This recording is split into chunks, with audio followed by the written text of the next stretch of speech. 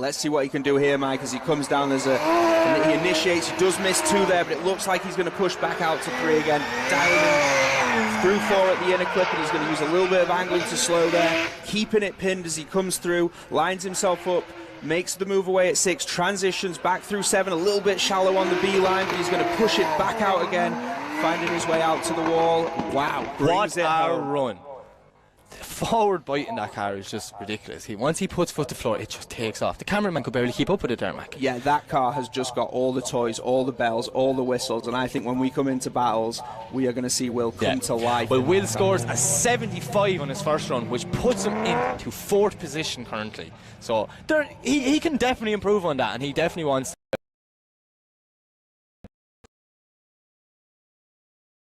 to. Lap by lap, he's getting stronger in that car. I think he's watched. Now, mind, we have a young kid. 13 this years kid. old. 13 years old, and he's already been drifting for like 5 years. I don't know where, like. I only started drifting when I was like 21.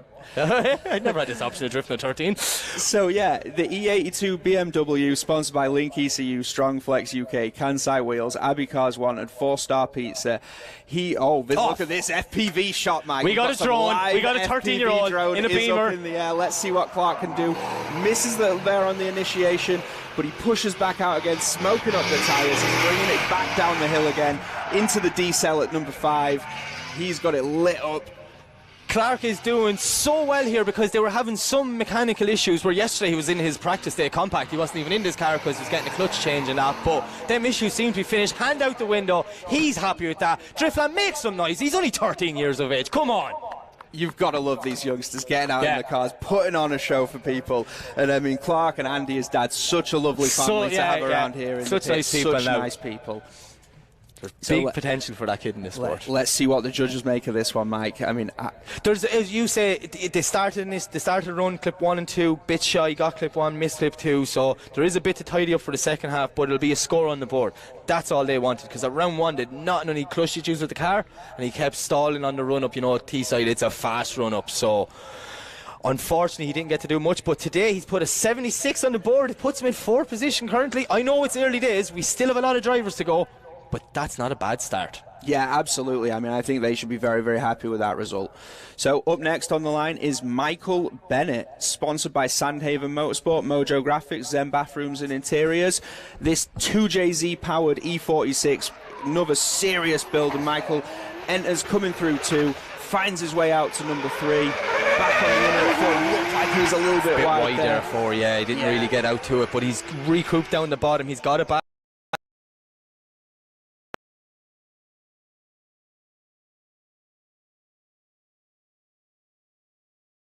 Like, oh no, Mac, he's just wheeled there. With that transition from just cut a bit in his first time actually rebuilding for over a full year. Yeah. Just they made all the upgrades there, and he's just still finding his feet with it. 49.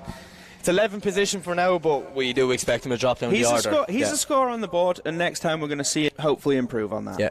So next up, it's Corey Mannett. Corey's 180 SX is lovely. I really like the look of this car. I think it's just, even on track, it looks amazing. What do you think? Yeah, I mean, the car's great. He's a lovely guy. He made his way up to BDC through our Battle Royale series last year, where, you know, he proved himself to be a very entertaining driver. They put a 1UZ into the car for this season, and he's really been trying to get to grips with that V8 power. Yeah. Here we go. Oh, lovely initiation from Corey. A little bit shy. I think he got the C-line in clip 2. Back out wide. Can he get it tucked in for clip 4? He can, Mac. This is a phenomenal run from Corey so far. Little bit shallow. Kieran wanted him on the wide line there, but he does get the clip. Snappy transition all the way out wide. Will he come away early? Yes, he does. Corey was obviously awake and listening briefing this morning, because that's exactly what the judges asked. That's it. And again, we're going to see where some of these local drivers, or at least the Scottish drivers, you know, who are here, they know this track inside out. So Kieran shook them up a little bit with some of the changes with 1 and 2, moving 6, so that they're actually coming away a little bit earlier. But they're quick to adapt, Mike. They know it. They know this track inside and out. And Corey scores a 77.33 on his first run, which puts him in 4th position currently. Yeah, Kieran is like, he's an evil genius, he is. And he just, he said every time we come to Driftland, the Scottish have an advantage because they know this place like the back of their hand. But what he's done with 1 to 2, okay, putting clip 2 in that position has threw so many people. I've seen local drivers, I'm not going to name names, say, no, that track's undrivable because they couldn't get it because they can't do a lap of Driftland. And that's what we want to see. It's a fresh, clean play for everyone. It's a new track. Eric Ladder is going for a big initiation here. Misses clip 1. Can he keep it out of the gravel? He does, just on that wide line. Slowing it down very early coming through 4, which puts him very shallow for the bottom section, Mac, as he's coming through 5. Yeah, Eric's there. He lines it up a little bit late, making the transition through, just skirting it onto 7 a little bit, finding it back out. Now Eric brings it across the line, getting to the he hits takes the wall. edge off the spoiler. Eric, showman. Yeah, showman. Nothing but a showman. No, Just he loves so putting on a show. Entertaining, and you know, someone who in the tower, they see him coming. Yeah, 100%. He's driving the longest car in the grid. So Eric scores a 54.67 on his first run, which puts him in 12th position. Yeah, and up next on the line is Josh Malone. So Josh from Sheffield in the IS200 with a 1UZ engine, sponsored by Form 7 Performance, Clark Customs, Slide Motorsport and Advanced Paint Solutions. Josh, fairly low power car. Yep. Not a ton of power, but another very, very precise driver who's very, very comfortable out here, and we know that he can do it. That's one thing I've noticed over here in the UK from coming over with the drifting. Everyone's so polite and nice until they get in the car, and that's when they become like evil villains. And Josh is one of them people. You'll talk to him, he's a lovely person, but he is such an aggressive chase driver. Like, he's well able to put it on door, and as you say, with a little bit lower power than the rest of the grid, Mac. Yeah, I mean, Josh is just very, very, very keen for it, so let's see what he can do. He's coming in. Oh, he's just a little bit shallow on his initiation there, a little shallow on 2, but he finds it back out for 3 as he's going to send it for clip number 4, back down the hill onto the inside for 5. He just about holds it, has to get on the handbrake to keep it on track, but he does. The score has dropped a small bit for that, but Josh is doing anything to try and get this car back on some sort of a qualifying line. He does by clip 8, brings it out to the wall. Nerves. Yeah. You can see it. You can always see it in the first runs because Josh has just been smashing run after run after run all morning, so I think the nerves maybe got the better of him there. Yeah, that's it. 68.33 dropping in, so that's going to put him in 9th position and give him a lot of room for improvement on the next run. Next up is this kid, right? We seen him for the first time at Foundation back in October in Teesside. Yeah. That was the first time we commentated together. Who thought to be a second? Mitch Gibbons is unbelievable. How his brain thinks is like he's about 30, but he's only like, wow, he is loaded up with a big entry. Now that's a flick, Matt, perfect on the A-line. Mitch is smoking Driftland out of it, pushing really well. All the training this kid has been doing, it's paying off. You see him there, barely any braking, taking it lovely all the way through 6, transition back to 7. Just one wheel, a small bit over it, maybe will deduct the score a small bit, but he gets it out to the wall either way. That kid needs to calm down to get more scores in his run. That entry, 1 to 3, wow, he was on fire. Absolutely brilliant. And as we've seen, a lot of drivers are opting to go for the straight line handbrake, playing it safe to get a score on the board. Mitch was like, nope, risk reward, and it works. And 9.33 him in fashion. Sitting in top of the grid for this weekend so far. Definitely. Next up, we have Jack Bennett. So we see Michael Bennett, the father. Now we've the son. Both of them are students. And Jack blew me away with his initiations. I'm hoping he does the same thing along the wall he was doing all weekend, because he was coming in hot. Look at this, little bit shallow on that B-line, but he gets out wide for clip 3, pulls away a small bit earlier than the judges would have liked, but he's back on now, coming into that D-cell zone. Small little dab of the front brakes just to steady up the car, keeping it wide, keeping that wheel on that white line, exactly where the judges want to see it. Lovely transition, push him wide. Will he bring it all to the wall? Come on, Jack, get it on that wall. It's what we want to see. Yeah, and like you were saying, like, some of those entries we've seen from Jack this weekend, so let's hope on his second run. He gives us, yeah, definitely. If Jack Spotter's out there, and I know you're listening to us, just tell him to do what he's doing in qualifying for me, please. And the 74, it's a good run, it's a safe run. Position. Yeah, he's getting that safe run, and we're going to see that big entry next time, I'm sure, Mike. So, Jack Coburn comes to the line, the E30 Touring, BMW V8 underneath the bonnet. He is sponsored by J. Coburn Kitchen Fitters, Bathroom Services and Blackworks Body Shop. Jack has been killing it all the last 2 days. Like, he's one of the local boys, he's one of the strong favourites for today. He's pushing wide, not as aggressive initiation, he's straight minded, which he wasn't really doing in practice, but not doing a bad job at all now. He's collecting the points. You see your left hand corner, the judges' points are dropping a small bit because he was a little bit shallow there, just going through 6 and 7. Back on line now, dropping a wheel just over and taking it to the wall. It's not a bad run from Jack. Yeah, it's just that entry when you we should stop saying they were doing good. They miss that entry and that leaves them off at 1 and that pulls the line away from 2 and 3 because it's just such a natural arc that brings them through to 4 for that inner clip, and that's what we saw. 73.67 for Jack. Not bad for your first run. Yeah, I think the second half for that been reasonably clean's probably pulled him back up. Now here we go, Mike. This is it. This is not Stephen Fitzgerald. This is Nicky Davey in his new monstrous car. This car is a weapon. It's unbelievable. Like, I loved this car for so long, and when I didn't even realise Nicky got it till I got to Scotland.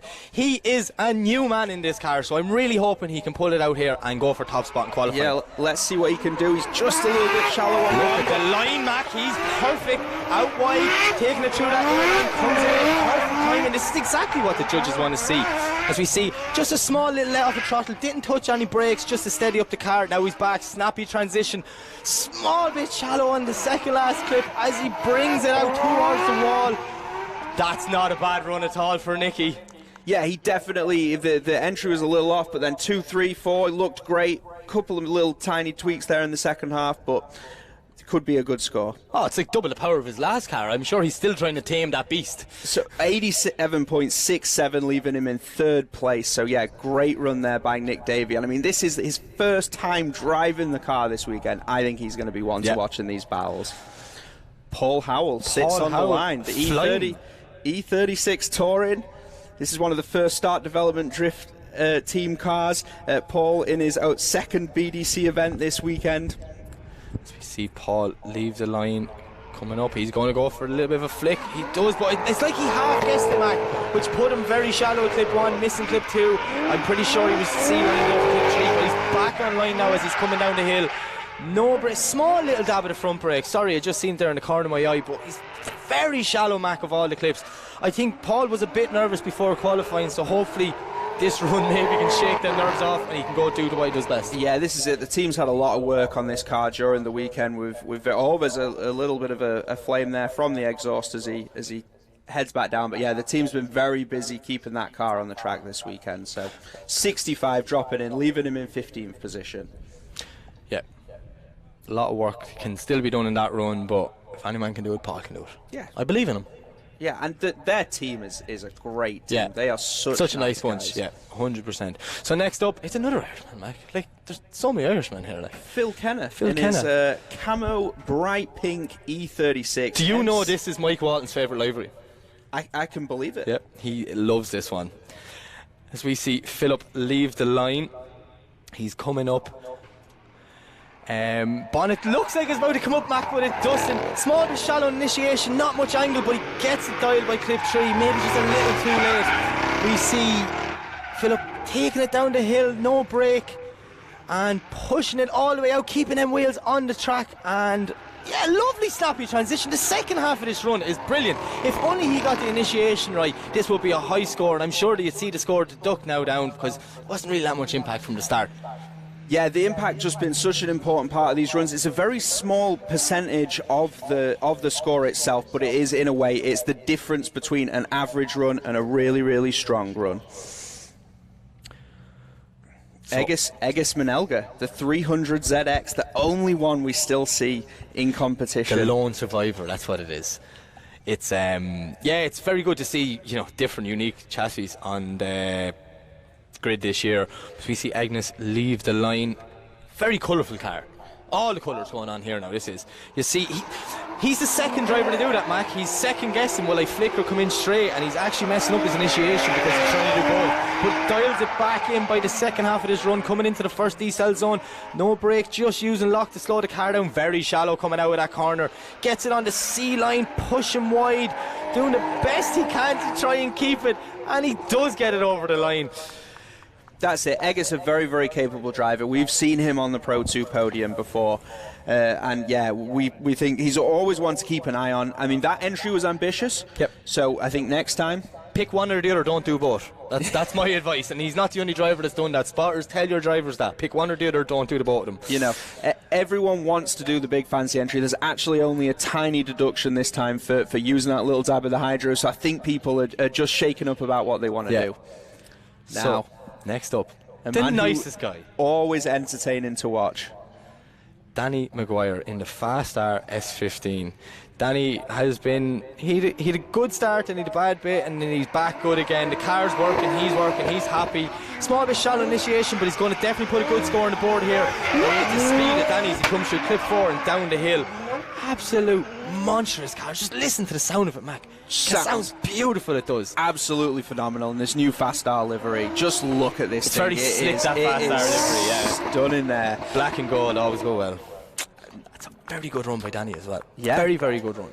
Like, if we're going to get nitpicky here, a little bit shallow in clip 1 and 2. That's all. So Other than that, I think he did a good job. Danny at round 1 qualified second. We know he can do it. We know he can hold his own. So yeah, 77 dropping in, leaving him in 7th place. Harvey Moore sitting on the line. The Drift for You E36 LS3 under the bonnet. We've seen Burkov's use this car in the past. Now Harvey's the new pilot helping out here with the Drift for You team. His second ever BDC event. Competed overseas last year in the NES Championship out in Latvia. And what's he going to be capable of here as he flies down towards clip 1. Little handbrake entry there as he comes through, keeping it pinned on that wide line. Finds clip 3, looking good. Looks like he dropped a wheel there on the inside at clip 4, but through 5, keeping it pinned. Is he going to line it up? It comes away just about the right time. Transitions back out to 7. All the angle, using every bit of that lock kit to keep it and foot the floor to get it over the line. He does a cracking job there. What a run by Harvey. Yeah, I think over the weekend he is going to be one to watch. Sponsored by Morlands, CJP Automotive, DMS Automotive and Lost Soul Tattoos. So that's a 79.33 for Harvey, which puts him in 5th position. That's not a bad first score. Yeah, he should be very, very happy with that. That was a great run. I love this car. R34 Skyline. No, not only R34 Skyline. This one just looks so cool, sounds amazing. The driver is so nice. JJ is a legend, and he is flying this weekend. Yeah, anyone in the pits should go check out their setup because there's a greenhouse on the front of their setup. So JJ coming in there. Oh, he just a little shallow on 1. Makes his way back through 2 and 3. Is he going to get to 4? Looks like there might have been a wheel drop there on the inside, but 3.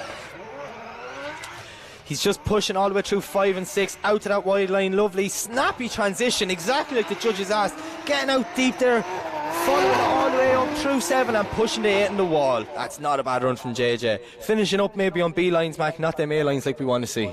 Yeah, and that's the difference. So the A, B and C line, which has been introduced in the last couple of years, just really allows the judges just to define the difference between hitting a clipping point and then fully fulfilling a clipping point. There is a big distinction there. But a 76.67 for JJ, dropping him in at 9th place. Here's a man that we both know very well. And he is... He's really, really, really doing anything he can to get the most out of that car. It's Josh Goodhall in a standard 350. This thing is gripped up within an inch of its life. Anymore, it would be a touring car. He's that much grip in it. And Josh is killing the runs out here this weekend. Lovely initiation, putting that 350 out wide. Foot to floor because he cannot lift. If he lifts, this car's going to try and straighten on him. It's that much grip in it. All the way down. Barely any slowing down in the decel zone. Small bit shallow of 6 coming out there. Transitions bit too early for 7, making the car work getting out there, but he's really pushing it.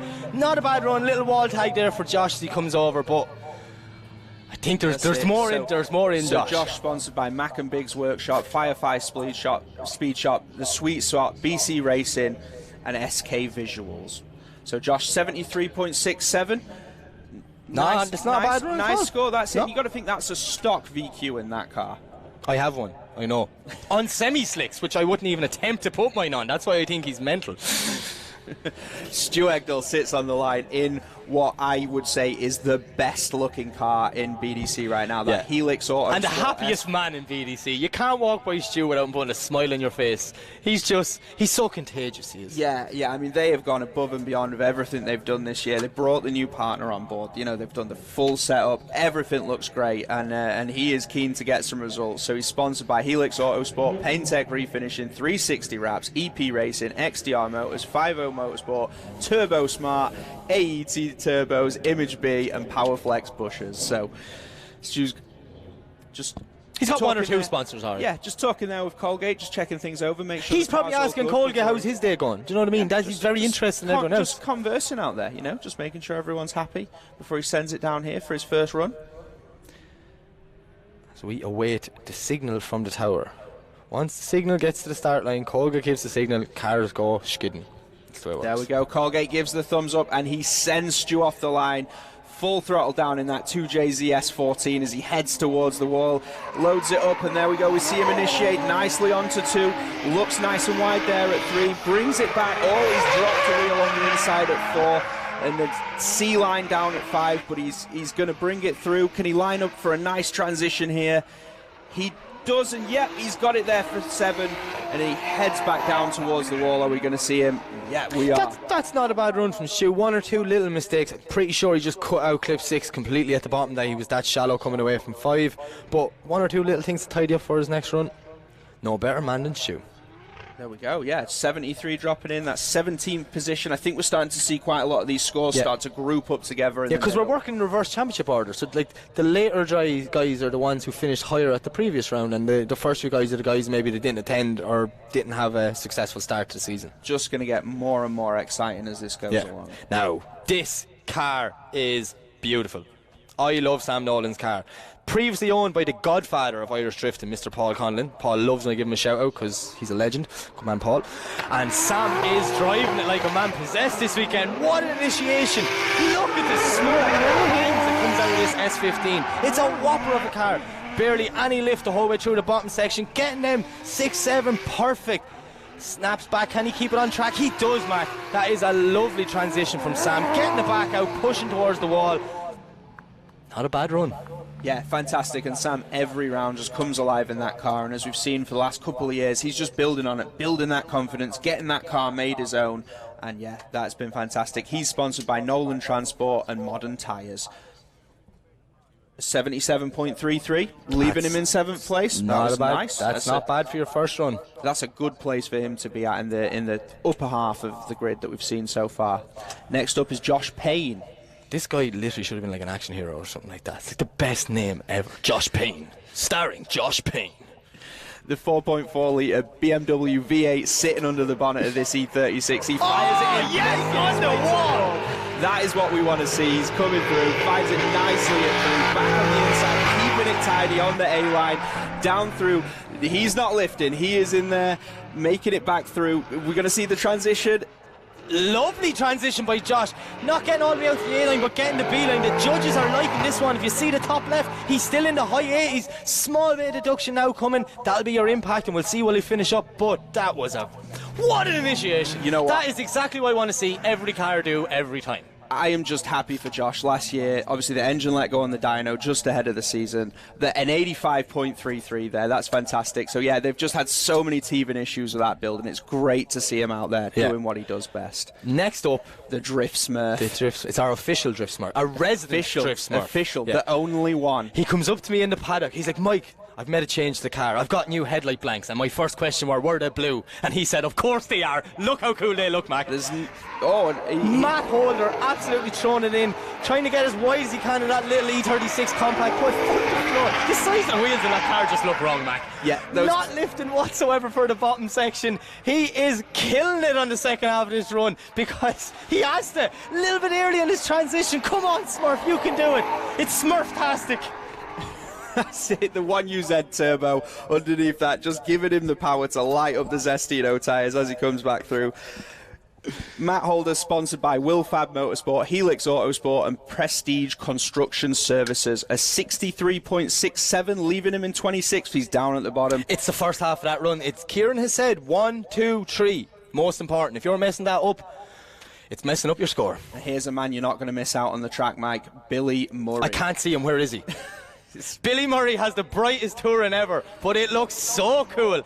Another local boy here, throwing it in on the wall. A little bit shy of 2, but getting it back out for 3. Putting foot to floor. Listen to him screaming as he's coming down the hill, Mac.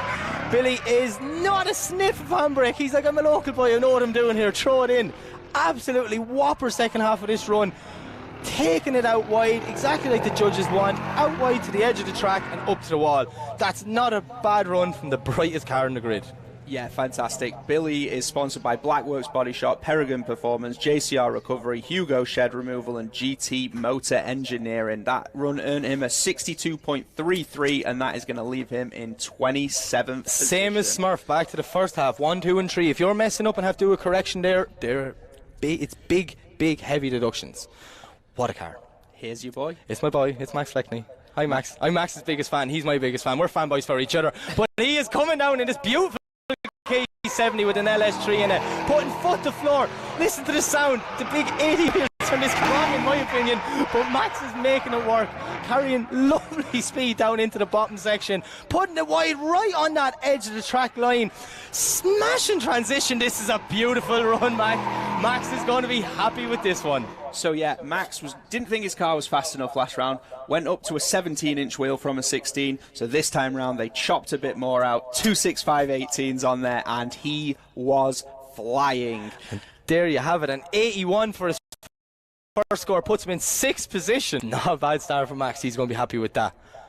This is your pick of the day. Yeah, Craig. You've been saying this all weekend.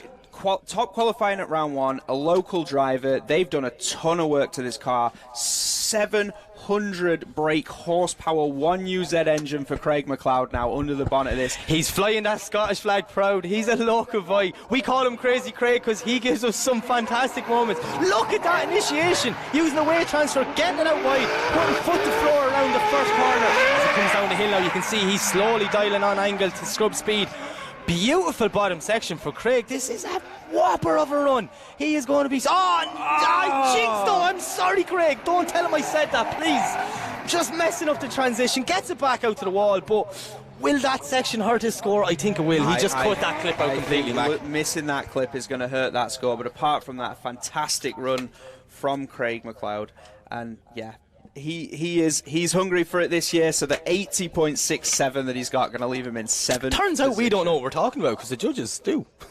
They've seen a different run than us. That's why we're in here, Mike. Yeah, that is why we're in here. We're only mere commentators, and I'm going to say that a lot over the next 2 days. So Mark Chapman, 3rd place finish at round 1. This E30 Touring, you know, he's got it dialed in. He's looked strong during practice today. He's confident walking around. Like, just from chatting to Mark, he is actually confident in his ability and the car's ability. The car's working, he's happy, and I'm excited to see what he's going to do today. He's going to go for the flick, just really get it out as wide as he wants, putting one wheel over. Does he drop it into the stones? He does. Gets it back going just at clip 3. Stables up for 4. He's going to have to hit the brakes to try and just get it back on some sort of a line for the bottom section. He does the snappy transition, but maybe it's just a little too late as we see the score dropping heavy on the left-hand side.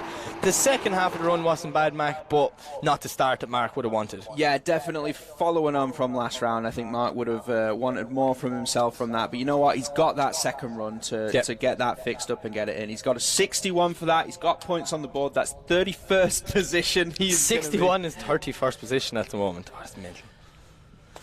Right. I always do this to Mike Walton, so I'm doing it to you straight away.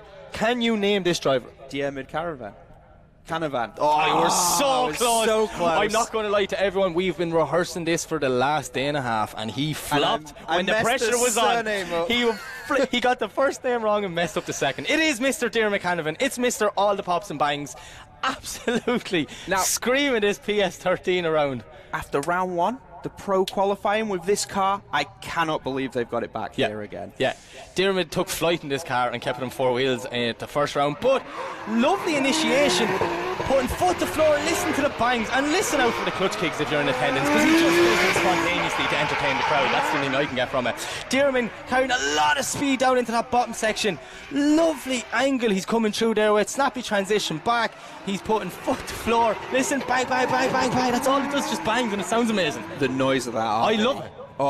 It's one of them cars that came out with Quinn M Sport, and it has this Quinn M Sport sound. That's all I can describe it as. That they all just sound very, very similar. A 75.33, 16th position.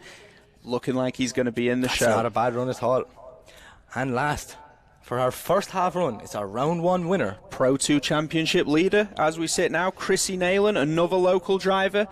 What are we going to see? The E92 2JZ leaving the line as he goes flying down. Whoa! He loads it up. Big flick. Messed it up doesn't completely. pay off. Missing number 2. Finds number 3. Where's he going to be for number 4? Drops a wheel on the inside. Sending it back down through the D-cell, unfortunately there. Just that entry was huge, but he's just not quite kept it together. Back on for the clip, and he looks like he's tidied it up a little bit in this last section, yeah. But yeah. I think Christy just got a bit excited there. He's coming in, he's like, I'm a local. I got to come in He hard. said, I am going to make people pay attention to this entry. And he was like, and they did. He just flicked that little bit too early, in my opinion. But look, it's a 64.67. He does have a score on the board. It's 29th position for now. Wow, his second run is going to be crazy. And with this is where it counts now, Mike. Second runs. This is it. Them nerves should be gone by now. It's back to the start. We're back to Miles Moore. Miles scored an 86 on his first run. Mr. Consistent, I'm going to call him. His line driving has just been phenomenal this weekend. 4th position. He is right up there. Are we going to see him put in that 90-point run or above now? That famous 100 run that just thinks, oh my God, on the wall by Miles. The compact is so small and he touched the boot lid off it. This is a lovely run, so much aggression. If you look at them judges' scores, they're barely coming down. He's in the high 90s now at the moment as he puts foot to floor, proving that this is his local track and he knows it like the back of his hand. Oh, Miles just getting the wrong drop in 3 wheels. The judges' score takes a heavy deduction, Mac. Unfortunate that simple mistake maybe cost him the top stop podium. That was so close, Mike. The entry, that initiation, that was just beautiful as he brought it there. So it looks like that 71.67 on the second run, meaning his better score stays as the first run with the 86. But that's good. He is right up there. And we're excited to see what he's going to do in battles this evening. That's it. Matt Smith sits back on the line again. So Matt, always an entertaining driver to watch, and he is going to be flying down towards clip 1 now in his S54 M3. Oh, nice. Keeps it out to 2, pinned it down through 3, a little bit shallow there, maybe back through the inside at 4. You see, he has to jump on the handbrake there just to keep the car on track. It is a diesel zone, so it won't be a big deduction. Does a lovely job on the transition, pushing wide all the way out, keeping that back wheel on the line and out to the wall. What a run by Matt. Matt scored a 68 in his first run, currently in 26th possession. I think looking like we're seeing some improvement on that there from that entry, I would imagine. 75.67 puts him in 15th position, and him and his team are going to be really happy with that. Yeah, fantastic to have Matt back in the championship again. Jack Mawhinney, another man who is still getting used to this monstrous car they're after building. He's got an 89 on his first run. He's in second position, and he's going to go harder. I know for a fact, Mac. So we see Jack leave the line coming down. He's drifting up the straight. Lovely initiation out wide. Put that back wheel on the line. Foot to floor. Not within an inch. This is a beautiful run by Jack. Can he hold the speed? He does. Throws on huge angle to keep it in.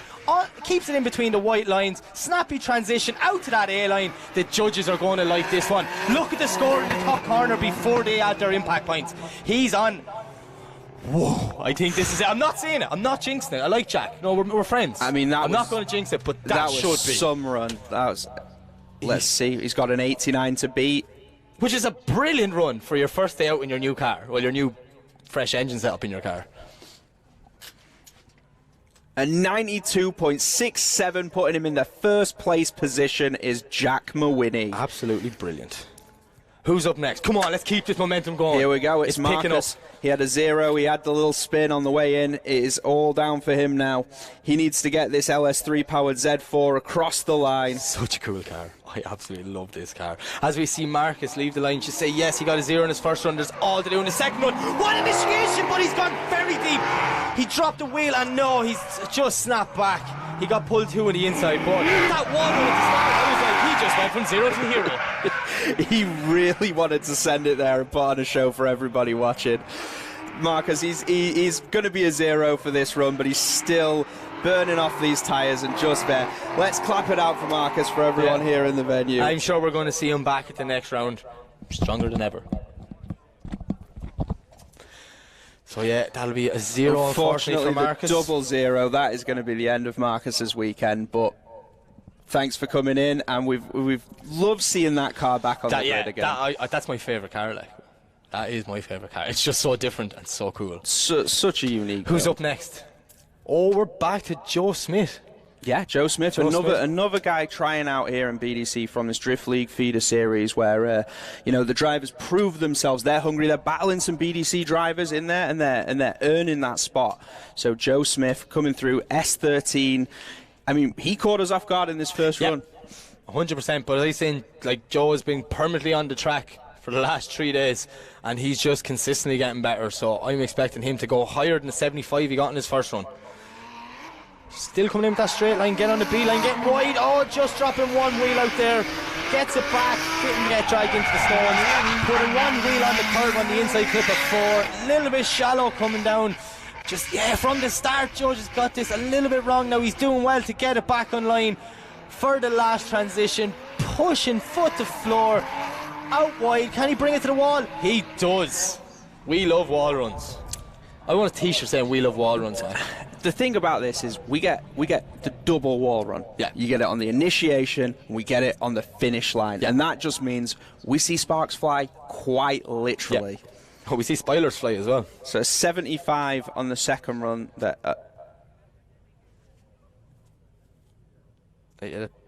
Next up, Andrea Fabry, Mark IV Supra. Is that a Supra? It is a Supra. 72 in his first run. You see coming in straight line, good speed, putting foot to floor, a little bit shallow on 2, but he's not doing a bad job this time at all. We see him coming down. You can't even see him, there's that much smoke. Look at the smoke coming out the back of this Mark IV Supra. Lovely line in the bottom section, snappy transition too early, misses out on clip 6, pushing for 7 and out to the wall. Not a bad finish. You can see the 2 clips he missed there, though. Yeah. The judges' score dropped dramatically in them moments. So that's it. They can deduct, depending on how much you miss. Kieran was saying it's at least 10 points per clip that you missed, and if you miss it a long way, that can be a heavier penalty. It's what we've just seen there with Andrea. So Andrea 55 in his second approve, so he's 64th position. This is it. Ryan Miller, the R33 Skyline, RB25 underneath the bonnet. He is going to be sending it down towards the wall. Let's see what he can do. Nice initiation from Ryan, keeping on B line. It out for clip 3 as he starts to come away towards the inside section. All foot to floor going down the hill. Little dab of the handbrake just to settle the car. It's a big car, Mac. He needs to settle it. Taking the bottom section, perfect. Transitioning too early. I've seen a few guys doing this. Like they're cutting out that clip completely, and then once they miss a clip, the score dramatically is dropping. Yeah, you need to tick them boxes. That's what the judges want. With clip 6 been moved forwards, that so many people are pushing too far. That's messing up the transition, and that's putting them off so that they're missing clip 7. It's that evil Kieran Hines. Like he does these little make a big deal. Next up is another one of your boys, Ross Ogilvy, SDC champion, knows this track like the back of his hand. His first scored him a 65. No, sorry, that's the wrong one. Ross didn't make his first run. I'm just been told in the rear, so I see him. He didn't take his first run for 1-1. Ross coming down fast. How E36? I love red cars. Beautiful line. 2 and 3. He's putting foot to floor. He's trying to show everyone this is my track and I can do it in one run. Oh, maybe the mechanical gremlins coming into play in the bottom section. Flicks it back, gets out lovely and wide. All the way for the Ross. Wall. Do love. Struck got to 6.3 with 30. His high in his Mander. 31st. just line in his from third at this power day, but winning a double run. Getting out wide as he can. And then first section, keep foot to the floor. You can hear the poor little engine in the BMW screaming. He's like, I still wonder how he's smoking Zestinos in a 325 compact, in my opinion. But Ben, a well capable driver for his age and experience, doing a brilliant job to get it out there. Maybe not as good as his first run, but still a good run for what he's got. He's brought a banana to a gunfight, let's be honest. For what he's got and for what he's doing, like you've said, cannot lift, has to go fully committed 100% of the time to be able to get that car around this track. And doing a credit job. He gets a 71.33, so that leaves him in 9th position from his first score. Next up, another Irishman, Andrew Malloy. Andrew Malloy gone from the 350Z to the S13. 2JZ underneath the bonnet, making about 500 brake horsepower this car. And like you said, first time driving on semi-slicks this weekend. Let's see what he can do. Fourth time driving the car today, first competition, everything. Andrew is just feeling it out and getting used to it, which you have to do. As you see, he comes in, straight line handbrake, gets out lovely and wide, Andrew does. Absolute beautiful first section as he comes down inside the hill, nailing the inside clip. Small little dab there, not much, just to settle the car before the decel zone, keeping that back wheel lovely on the outer line. All the way out, he nails the clip. Mac, this is a beautiful run from Andrew. Maybe getting rid of that 350 was the best thing he ever did. Yeah, massive improvement there for that second run. Just looks so much more clean, so much more precise. He got a 61.67 on his first run. I'm expecting this to be a massive improvement. Yeah. And it is! 82. It's an 82 for Andrew Malloy. Puts him in 6th position. His second time ever on semi-slicks, Mac. Just proving to be a serious competitor. It just shows weekend. There's a well-capable driver in that car. Yeah, Will Gibbs is back on the line in this absolutely rocket ship. That's what car. It is.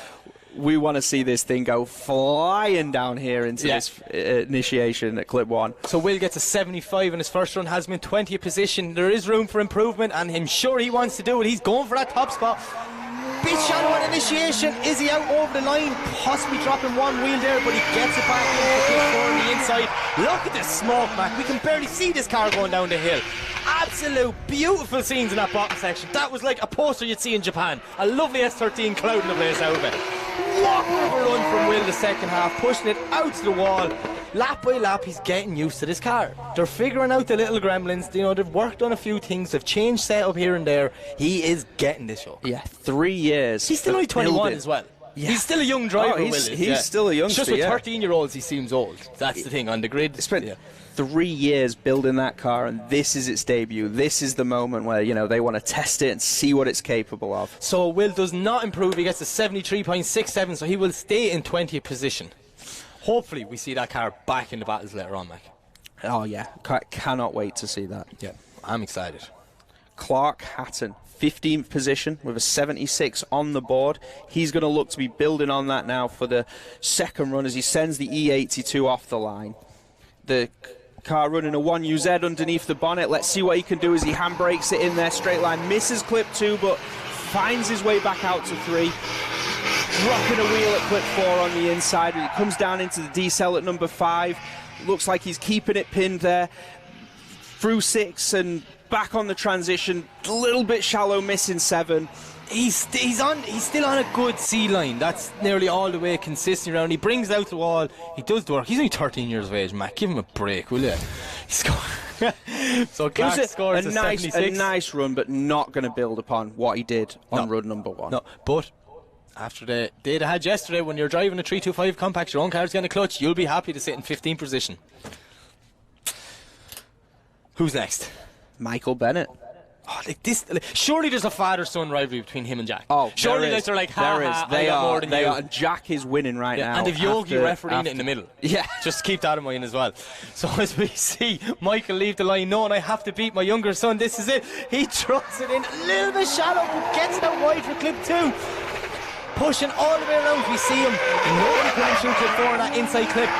Taking it down the hill, small dab of the handbrake just to settle the car. Oh, he's gone 3 wheels off there in that bottom section, Mac. That's going to hurt his score. Heavy.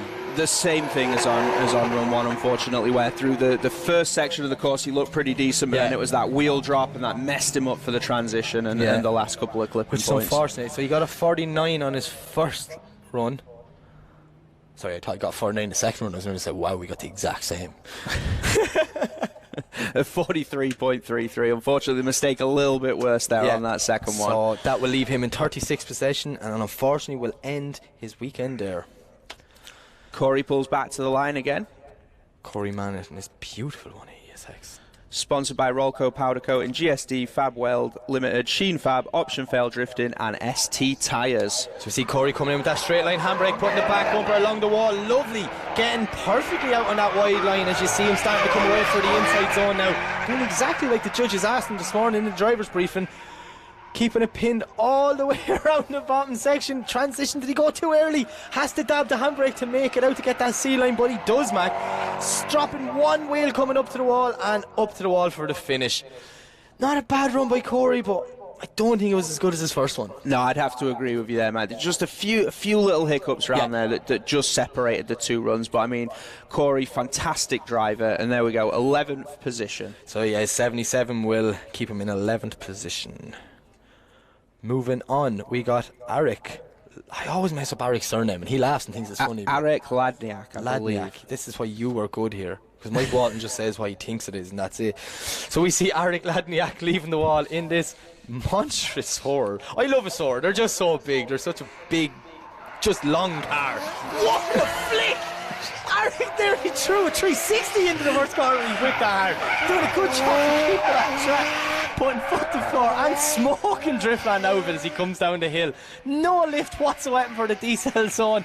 Small bit on the left foot brakes to try and get him out to that second last clip as he puts foot to floor. Look at the angle he's carrying, man. That is it. That is crazy angle. That is why they call him Angle Arik. Angle Arik. I had to throw off. Get a sticker med and put that in the car. That snap, the angle at the initiation was just crazy. That was one of the wildest entries that we have seen so far. Arik sponsored by AR Car Servicing and M&M Engineering. So Arik gets a 54 in his first run. He's currently in 35th position. He gets a 76 on his second run, and now he's in 14th position. He is going to be thrilled with that result. That means he's coming in harder in the battles. That's all I know. Such an entertaining driver to watch. Next up, we've got Josh Moore. Josh Malone. Sorry. So many Joshes. So in many BDC Joshes, right now. Yeah. And they all have a black car, believe it or not, if you think about it. Josh Malone getting a 68.33 in the first run, currently in 28. Tags the wall, but it straightens him, maybe hitting a little bit too hard. He does a good job to keep it out of gravel and keep it on line to try and get a score on the board. But he messed up clip 1 and 2 completely, Mac. Steadies the car up on the bottom section. And he fires it back across for the transition, getting in nicely on the B-line.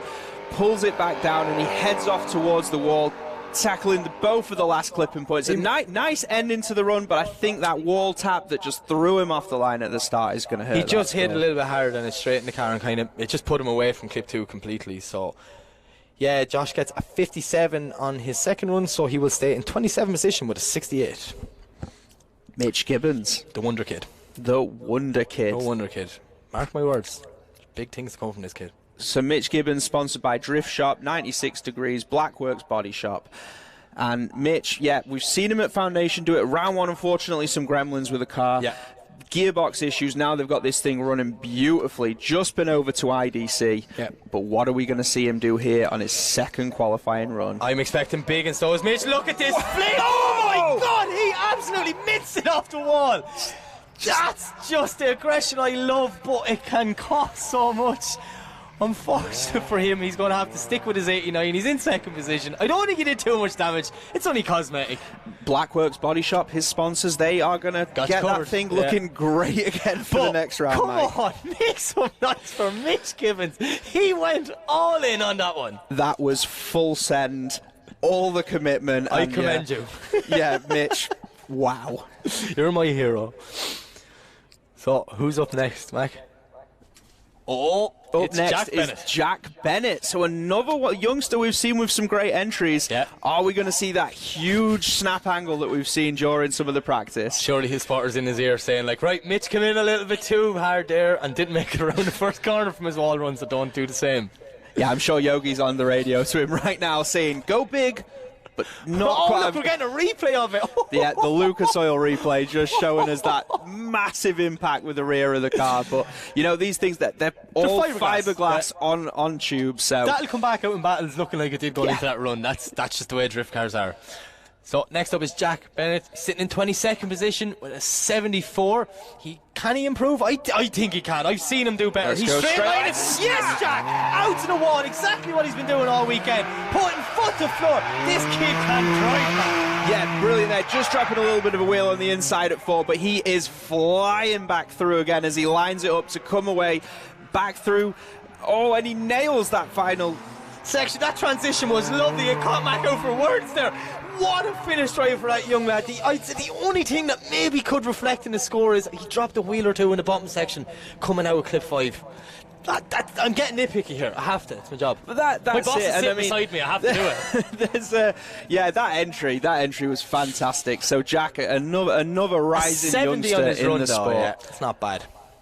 He will currently stay in 22nd. Jack Coburn is on the line, the E30 Touring. Another one of Driftland's local drivers. He didn't get it how he wanted on run 1, which is leaving him in 24th position. So what are we going to see? Luckily he was lining up for a big flick. He doesn't. He straight line handbrakes, gets it out wide. Lovely through 1, 2, 3. This is what we've been seeing off Jack all weekend as he comes down the hill, no lift. Just Sean, it's Driftland. I know it like the back of my hand. I'm a local. Putting foot to floor as he comes around on that A line. Look at that, hugging the white line around the last corner. Can he touch the wall to finish off a perfect run? Yes, he can. I like that one. That was beautiful. That was just a masterclass through that second section of the course there from Jack Coburn. He's got the 73.67 on the board, so he's in 24th position now. Let's see what the judges are going to make out of that. An 83, that is going to move him up to 6th place. Fantastic. He's going to be delighted with that. Yeah, Jack's going to be very happy, and that's going to set him up nicely as we go into the battles. Yep. Next up, we've got Nick Davey. Nick Davey, RB25 S15. Monster. He's currently sitting in 3rd position with an 87.67, so I know Nick, and he is absolutely loving this moment right now. And all he can do is improve from here. Comes in, lovely initiation, gets out wide on that white line again, Mac. Absolutely putting foot to floor. Smoking Driftland out as he comes down the hill. Small little bit of handbrake to keep him on the track there. Maybe his score might drop for that, but it's not going to drop by much. Lovely transition out wide on the A-line. Look at this run from Nicky Davey. Absolutely smashing it in this new car. Yeah. Wow. Yeah. Just this. Is Stephen Bouchard sure he wanted to sell that car? Because that seems like a crazy car. Why would you not? I think he's going to be on the phone trying to get it back. Yeah, that's it. Hey, I was alone. So there we go. The second score dropping in. It's an 80. Not quite matching his first, but it leaves him in 3rd position. He's going to be so happy with that. Here we go. Paul Howell is back on the line again. So Paul, sponsored by First Start Drift Developments, Wire Monkey, Violent D Graphics, MB Automotive, and CW Signs and Graphics. As we see Paul leave the line, he's coming out of straight over the straight line handbrake. Small bit early, puts him on the B line through 1, 2. Little bit shallow, maybe C line for 3. Gets a foot on the curb to the inside, but he's keeping it. He's fighting this car down the hill there, Mac. Dabbing the handbrake, trying to keep it on some form of a line to keep the judges happy. Lovely transition this time, pushing it out wide. All the way, bring it out to the wall. That long BMW is going to run the wall, and it does. Yeah, that's a big car. And again, we're just seeing some flames out of the exhaust as that thing crosses the line. This car went on fire yesterday morning on the first run it did. Yeah. And the guys thought that was it over, and it turned out it was just a pipe. And luckily, the legends of KD Custom had the exact pipe they needed right there beside our merch tent. Run into the car, and he was back out 10 minutes later. Yeah, everyone in this venue, get over to Neil's tent at KD Customs and see what he has got for I you. actually hate going to Neil's tent because my shopping list is just getting longer and longer and longer, and Neil's taking a mental note of all of what I want. Phil Kenner, another car that you will not miss with his wild pink camo livery on there. Let's see what Phil could do as he sends it back down towards the wall. Nice initiation by Phil, maybe not as deep on 2, but he gets it through the clip, putting foot to floor. This car sounds like it's struggling a small bit this weekend, whether it's down on power, just struggling fighting Phil, but he's doing a good job to try and keep it on track there. Bit of a late transition, not as snappy as the judges would have wanted, but he's putting it where they want. Okay, it mightn't be fast, but it's a good line drive. Yeah, absolutely. For what he didn't have an impact, he was getting some of those clipping zones, and that's what's going to give him the score. So as we await Phillips' second score, it's an improvement. It's a 72.67, which puts him in 26th position. He's going to be really happy with that. Yeah, he's looking confident with it, and let's see what can happen as we progress. So up next, Egis Manelga, the 300 ZX, sponsored by Pulse Motorsport. The car's running some nitrous in there. This thing is fast, and let's see what he can do. Yeah, as we see, he's coming in with that straight line on the wall, out wide. Oh, he's dropping the wheel, spraying the stones. Takes the bumper off, gets it back on track, but yeah, that wheel drop will be a big deduction. As we see him putting foot to floor in the bottom section, a little bit wide through there. But he's doing well to get it back online for the second part of this run. Absolutely beautiful looking car this is. It looks so different. That's why I can't stop staring at it. It's like it's a 300 ZX. Like when you see them on the road, you get excited about them. It's a unicorn. You're right. It's a unicorn. It's a unicorn. No one's driving these things. And this guy's thrown it up against the wall twice in a lap. Yeah, he was not afraid. He was fully committed. A 65.67 dropping him in. So his first score going to leave him in 19th position. Next up, it is Mr. Fast R, Mr. Danny Maguire. Danny Maguire. Danny scored a 77 on his first run, so we know he wants to improve that. He's top qualifying before. He's well capable, and he knows that himself. Yeah, this car is a serious piece of machinery. So he's in there a little bit shallow on one. As well. But yeah, he holds it together through 3. Can he make it down there to 4? He looks tidy as he comes through into the D cell at 5. He is keeping it pinned. He's making it back through. Will he line it up here for the transition as he moves back across the track again, hitting the B line? He's got to dial it back in as he pushes it out again towards the wall. Not a bad run by Danny at all. I think it's going to be an improvement on his first run. I think that's definitely going to be an improvement. So Danny's sponsored by Fastar, IGT, Air Filters, KT Detailing and Extreme Clutch. As we await Danny's second score. And 80.33 moves him up to 10th position. That was a nice run from Danny, and he is going to be happy with that. That's going to be putting him in the show for some battles. Harvey Moore up next. Harvey Moore, LS3 E36. This car coming all the way from Latvia to be here and drove by a man from the UK. Yeah. That confused me into that. International team, local driver. So yeah, Harvey Moore is just a little bit on the inside there at clip 4 as he makes his way through the D-cell at 5. Tiny dab of the handbrake, but he's balancing the car, bringing it back through again, lines up that transition, a little bit shallow, but he's pulling it back out again and pushes back to the wall. Yeah, 1 or 2 mistakes in places probably have hurt his score. Yeah. I don't think this is going to be an improvement in his first run. Yeah, he looked a little bit cleaner on the first run, so I think this one's currently 11th position. Yeah, 66.67, so that will leave him in 11th place. Next up is JJ Stevens. Beautiful car. Like, if this was part of the show car, you'd believe it. Like, as we see JJ leave the line, he got a 76.67 on his first run, currently in 16th position. Coming in, messing up for the initiation, maybe just a little bit too early on the handbrake drag. He's fighting to get it back on line, but he does not. Yeah, that's unfortunately there. He's missing 5 as he comes through the bottom section of the course. Just perhaps not quite getting this one dialed in. Finding his way back out to the clipping point there again. Yeah, you can just see from the start that run just went all wrong. He did well to recuperate in the second one, but the judge's score was dropping dramatically as he was going around, and it just came back to initiation. JJ sponsored by Precision Garage Services, MGT Motorsport, Firefly Speed Shop and Living the Driftland. So he gets a 68 on the second run, which will leave him in 15th position. Some of these guys going bigger on these second runs, but not always paying off. Yeah, it's a risk-reward game. Here we go, Josh Goodall in the Mac and Big Workshop 350Z, this VQ under the bonnet. Is that your workshop, by the way? No, different Mac. I was wondering who Big was. I was like, I thought I was your friend. Anyways, we see Josh leaving the line, coming in on the weight transfer. No, he kind of half did a flick there, doing a good job keeping on that wide line. Absolute foot to floor, because we previously said he doesn't have the luxury of lifting. Doing a good job using all the line to slow that down, coming into that bottom section. Comes through, snappy transition, gets out to the C line at clip 7, fighting all the way up to A. Clutch kick, and one more clutch kick to take it home.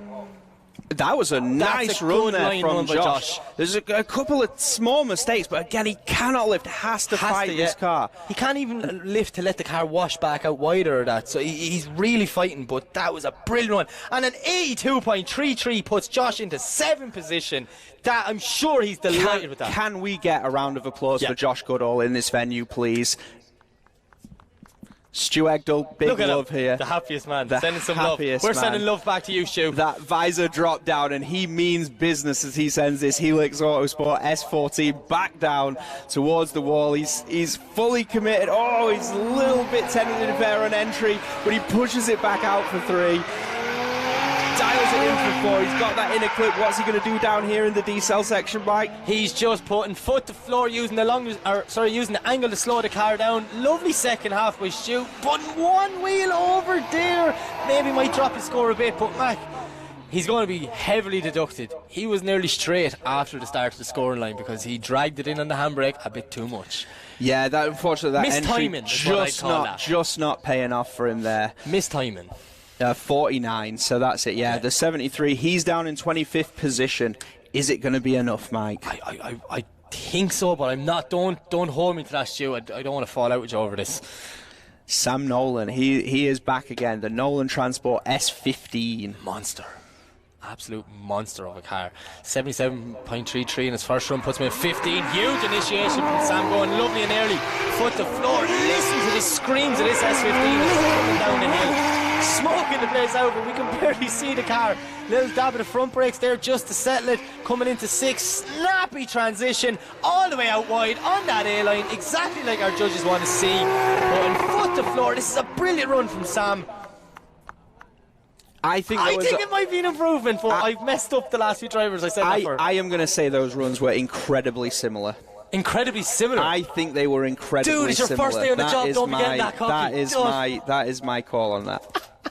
Wow, I won't make predictions for the top 4. Watch me regret this in just a second. But. And it's 100. I know, no scores up yet. 75. 75. So pretty close. 14th position for Sam there.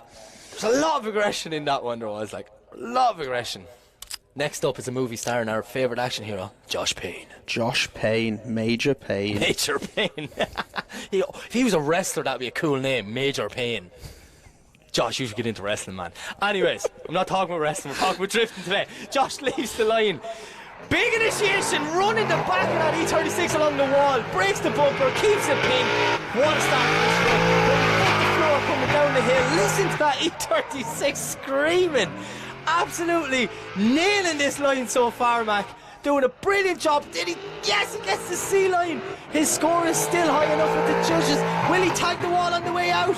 He is very close to smoke ruined my shot. I can't tell if he did or didn't. Just those last couple of clipping points just shallowing off a little bit in that one. I think that might hurt that score. Yeah, because he made it from a saloon to a compact on the first clip. That's why. There's just not enough of the back of the car left. His previous runs, it would have been a 66 for that second run, but he is in 5th position. He was just going all out for that one. Next up, it is Matt Holder, a resident drift smart here at the BDC. Yeah, Matt Holder, sponsored by Wilfab Motorsport, Helix Autosport, Prestige Construction Services. This car is an animal. Yeah. Some serious upgrades for the new season, and Matt Holder is not going to be messing about as he sends it in. Nice initiation. Yeah, he's on the outer line as he comes through to 3. Bringing it back, looks tidy 3-4. It's a nicely dropped down into the decel there. He's keeping it pinned. Is he going to make it back through again? Comes away from 6 pretty early. Good Lovely transition by Smurf. Yeah, he is just getting it back out there at the end, and I think that, wow, yeah, that's going to be a good score. I do think that's going to be an improvement on his first run. So he got a 63.67. He is sitting in that spot. He's in 32nd position. You don't want to be there. You want to get so far ahead of that. The judges maybe just deliberating this one a small bit. Do you think he dyes his hair every day, or is it once a week, or just around? Oh, an 80 for Smurf puts him in 12th. We may talk about his hair later on, Matt, because we got to go back to qualifying. Yeah, I've heard many stories about hotel room pillows at events from Matt Holder leaving his signature blue trail behind. So next up we've got Bill Murray. Billy scored a 62.33 in his first run. He's in 34th position. He's outside that battle bracket. He's in all to do. What a wall run. Takes the bumper off. The boot lid open. Something goes flying out. He doesn't care, man. He's putting foot to the floor and not giving it an inch. Absolutely smashing this run as we see him on that white line, following the 8th line. Why are you laughing? You're making me laugh. Billy Murray deploying that active aero and still holding together the run as he brings it back across the line. Some of these second runs, these lads are going wild. So big on these entries and just tagging that wall, going all out. He absolutely annihilated the bumper, and then the bootlet just threw up like a massive spoiler. It's an improvement, and I think that is down to that big entry. Of course it is. Risk reward. That's what we want to see. That's why we're in Driftland. 29th position with a 71.33 on the board. Ready to go. Max is... He looks good enough after his first run. He scored an 81. He's in 9th position. He would like to get higher. Oh, I feel like he's after that top spot. He's been in Driftland for 2 months, drifting every day. He'd want to be getting that top spot. Max Fleckney, sponsored by A&F Motorsport, Auto Finesse, Fold Me Close Pizza, AJ Brickwork, Tucked Motorsport, and Must Weld Motorsport. And Billy's Speed Shop. As we see our track marshals just removing Billy Murray's bumper from the track. Picking up various bits of Billy Murray's car. I think like a high-vis or something blew out the back of it as well. His shopping, you know. That's what it looked like, a shopping bag or something. Oh, that's brilliant. But we see Max leaving the line. Absolutely. Listen to the screams coming out of that KE70 Corolla. Oh, just not getting as deep on initiation. He has to let off to get it back out wide. He does. Now he's coming down the hill. Back on that correct line. Oh, not as tidy as his first run, Mac, but he is doing the best he can. The little Corolla that could. Listen to the sound of it screaming. The big 18-inch wheels as he brings it out to the wall. The first half's going to hurt him there in that run. Yeah, that's just going to take a little bit away from that. But Max, an absolute fan favourite here at the BDC. And this car, so special, so unique. We've both been out in that car before. It's a weapon. Wow, what an experience. So as we wait, Matt, he gets a 72, so no improvement. He will stay in 9th position from his first score. It's Craig McLeod flying this Scottish flag this weekend. He was my pick for top qualifier. We didn't see it on his first run with a few little mistakes there, leaving him in 10th position. Are we going to see him improve on that now? I think so as well. I think Craig has a lot to prove. He took the flag in at the back. Obviously the downforce was wrecking up his run on the first one. So you see him coming up straight line. Lovely wall run from Craig, getting out deep. 1, 2, 3, perfect on A-lines. Absolutely foot to floor. Listen to this S14 screaming. No lifting at all, using the lock to slow the car down. Nailing these clipping points, Mac. Absolutely perfect. Beeline there for 7 as he comes by the transition out wide, bring it out to the wall. Driftland makes some noise for Craig McLeod. What a run. Massive improvement from that first run. Craig, sponsored by MG Auto Tech, EK Blast and Powder Coating, Dynatune and SMT Motorsport. That score dropping in as at 85.67, leaving him in the 5th position. So we're back to our top 3 of the last round. We have Mark Chapman. Yeah, Mark Chapman representing the Mapped Motorsport team here in Driftland this weekend. He is going to look to take back that trophy to Norfolk with him if he can. He had a dream weekend at round 1, but he's sitting outside the top 32 with 1 run to do it, so all pressure on Matt. Not as deep as we want him to be. It just seems like the car maybe gripped up or something went wrong there in initiation. He has it back online now as he comes down the hill into clip 5. Absolutely swinging out the steering wheel to keep this E30 touring moving around the track. Pinpoint accuracy for the second half of the line, but is it enough, Mac, to get him in that top 32 bracket? Yeah, that car just really fought him there on that initiation, but he did a great job of holding it together and filling that run. Let's see what the judges are going to make of it. 78.67. It's a big improvement on his first run. He's in 15th position. He's in the bracket. That's it. He's happy now. Diarmid Canavan. No, close. It's like what I gave it a good go. I gave it a go. It's Diarmid Canavan. Diarmid Canavan. Oh, that was like, man, you from Ireland? Part-time. As we see Diarmid leave the line in this monstrous S13, running the wall perfectly. Absolute whopper of initiation. Gets brought down to clip 3. which you'll see a score reflecting in that. Putting foot to floor, listen to the amazing sound of this at PS13 as we see Dermot a little bit shallow for the second half after the transition. I think he maybe frightened himself with that initiation. He thought he was going up the bank. He just threw that thing in there, and unfortunately the rest of the run not living up to that. But what a showman. Let's make some noise for Dermot. No, Dermot, you're close though, Dermot. Am I doing better than Mike, or? Oh no, you're equally as bad. Okay. Yeah. Michelle's the worst. She's not getting it at all. Right, so last up, Pro 2 Championship leader Chrissy Nayland, a man who says he is notorious for the bad luck at Driftland. He's in 34th position. We need to see something big from Chrissy here. As we see him coming flying down, he's coming in hot. Beeline through 1, 2, 3. There's not a bad start to run. I think Chrissy just knows he's outside that bracket. He needs to get a score on the board. If we see using all the lock to slow down there, barely any braking, keeping it wide the whole way through the bottom section. C lines for the transition, and I think it's going to be an improvement, but he might just scrape inside this bracket. He had his hand out the window, waving to his friends and family here at Driftland as he crossed the line. Is it going to be enough to pull him in there? Chrissy Nayland, sponsored by NHP Motorsport, Nutsoff, HJS Garage Equipment, Spray and Bake, Alex Brown Motors, and Zestino Tyres. So he scores a 75, which puts him in 26th position and will bring him into the battle bracket for later on. And there you have it. That is going to be relief for Chrissy Nayland there. Can he keep this lead in this championship today? We are going to find out. So, here we are, Mac. Who is qualified? Paul Howell just scraping in 32nd position. Billy Murray 31st. Andrea Fabry, I may get used to saying that one on the break, at 30th. Philip Kenna in 29th. Stu Egdale in 28th. Jack Bennett 27th. Chrissy Nayland 26th. Will Gibbs 25. The boys that just scraped. Now I have to wait for the bracket to change before I can read the rest. So that'll be 24th, Joe Smith. Diarmid Canavan in 23rd, 22nd, Egis Manelga, 21st, Matt Smith, 20th for young Clark Hatton, 19th, Arek Ladniak, 18th, JJ Stevens, 17th, Corey Manette, 16th, Sam Nolan, 15th for Mark Chapman, 14th for Ben Rogers, Harvey Moore in the 13th position, the Drift Smurf Matt Holder in number 12, Danny Maguire in 11th, Max Fleckney in 10th, Andrew Malloy coming in the top 10 in 9th position, Josh Goodall qualifying in 8th position, Jack Coburn at 7th, Josh Payne at 6th, Craig McLeod with a 5th position run, Miles Moore in 4th, Nick Davey with a brand new car in 3rd place, Mitch Gibbons in 2nd, and Jack Mawhinney topping qualifying with a monstrous 92.67. Woo!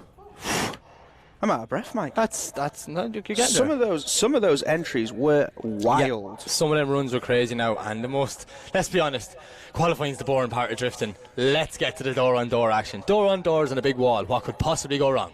From what we have just seen, this is going to be one monstrous battle session. Yeah. So as we go for a quick break before the battle section, for everyone in attendance, pro practice will be commencing shortly, and me and Mac shall be back for battle actions shortly. Talk to you soon.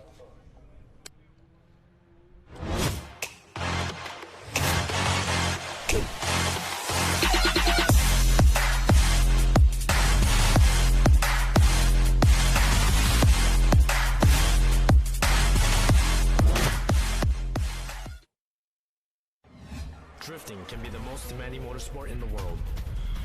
My name is Jun Main. The high RPMs required to keep my tires spinning and rubber burning are brutal on engine oil. That's why Lucas Synthetic Oil Stabilizer was formulated for performance on the track and the highway. Lucas Synthetic Oil Stabilizer keeps my power on for split-second decisions, making every shift and turn count. When it comes to my engine and engine oil, I give it every advantage with Lucas Synthetic Oil Stabilizer.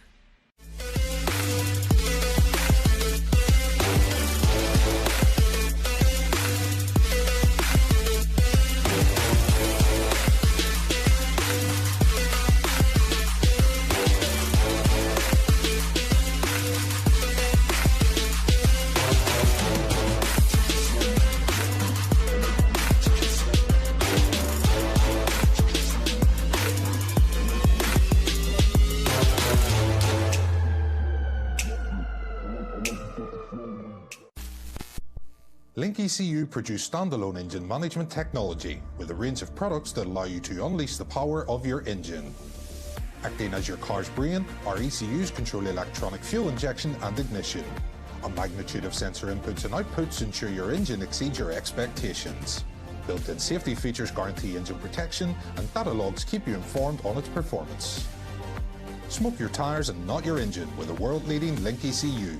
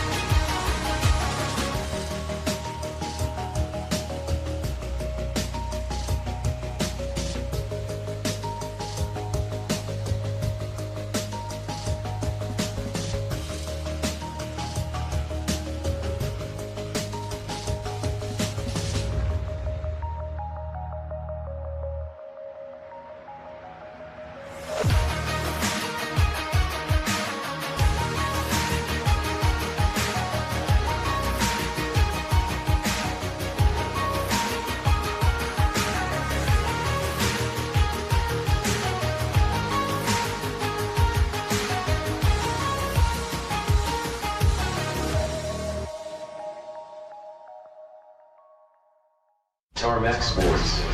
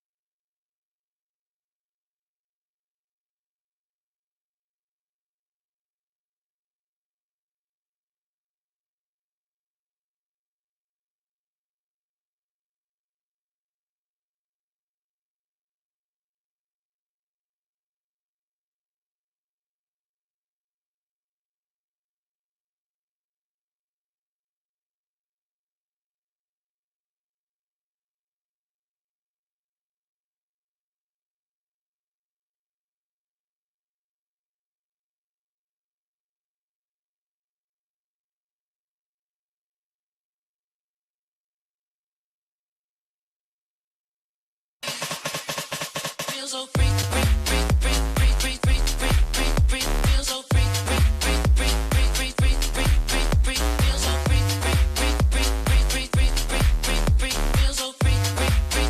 Feels so. Hi and welcome to round 2 with Driftland. So, as you can see, I'm not joined by my usual partner in crime, Mr. Mike Walton. Unfortunately couldn't make it, so I'm stuck with Michelle Westby. Michelle, how good has it been here in Driftland and how good is this Pro 2 grid? It's been absolutely incredible, and you can tell there's been a bit of a break, so I feel like everyone's on point and going to be fighting for that top spot this weekend. And the Pro 2 standings, it's completely changed for one reason only. Ollie Baker, who got a top 4 finish in the first round, went to Pro, got a top This weekend.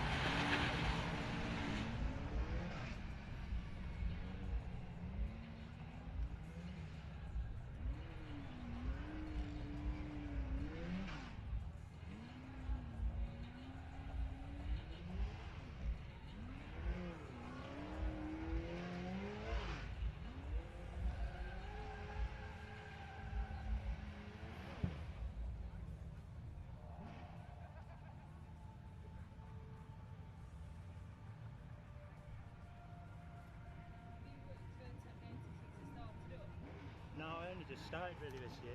Like, I was pretty sure it'll work, and it just came up at the right time, and everything will work as well. I'll see if there's something I can pop out.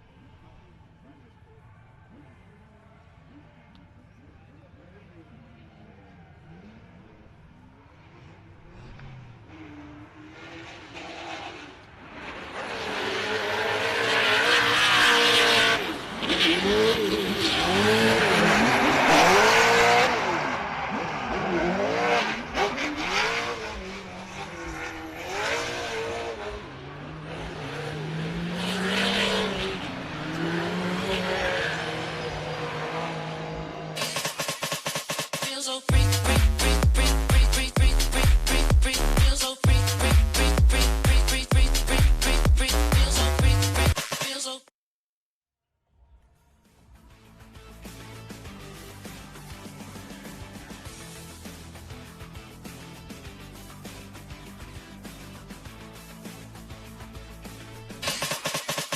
Feels so free, free, free, free, free, free, free, free, free. Feels so free, feels so.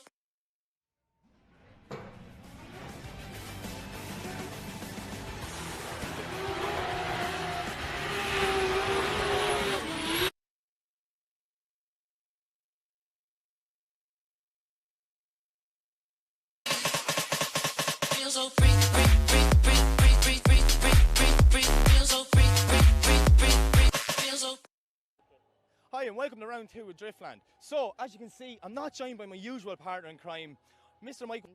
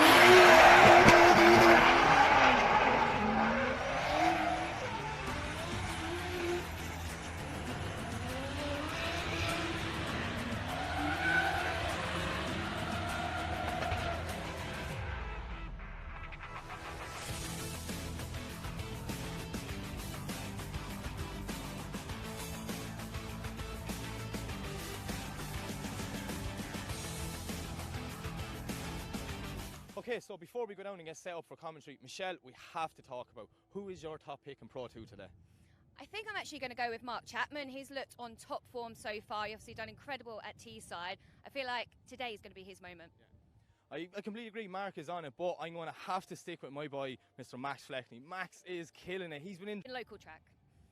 Chrissy Nayland, what an incredible first round for you at Teesside. You ended up on the top step. Are you still buzzing from that round? I still can't actually believe it happened, but I'm home to repeat it again anyway. Later on.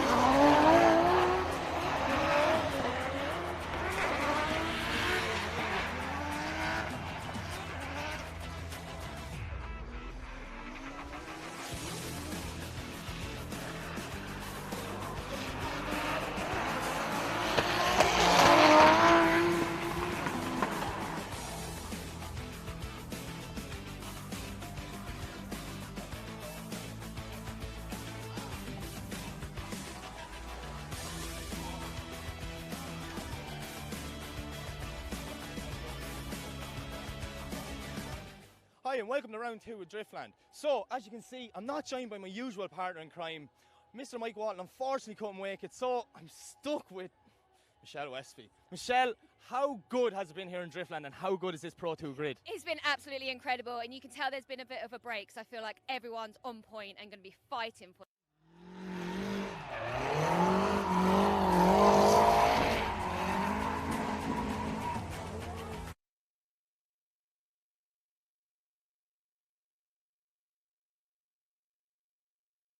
My usual partner in crime, Mr. Mike Walton. Unfortunately couldn't make it, so I'm stuck with Michelle Westby. Michelle, how good has it been here in Driftland and how good is this Pro 2 grid? It's been absolutely incredible, and you can tell there's been a bit of a break, so I feel like everyone's on point and going to be. Pro got it completely. I don't think. Mr. Mike Walton.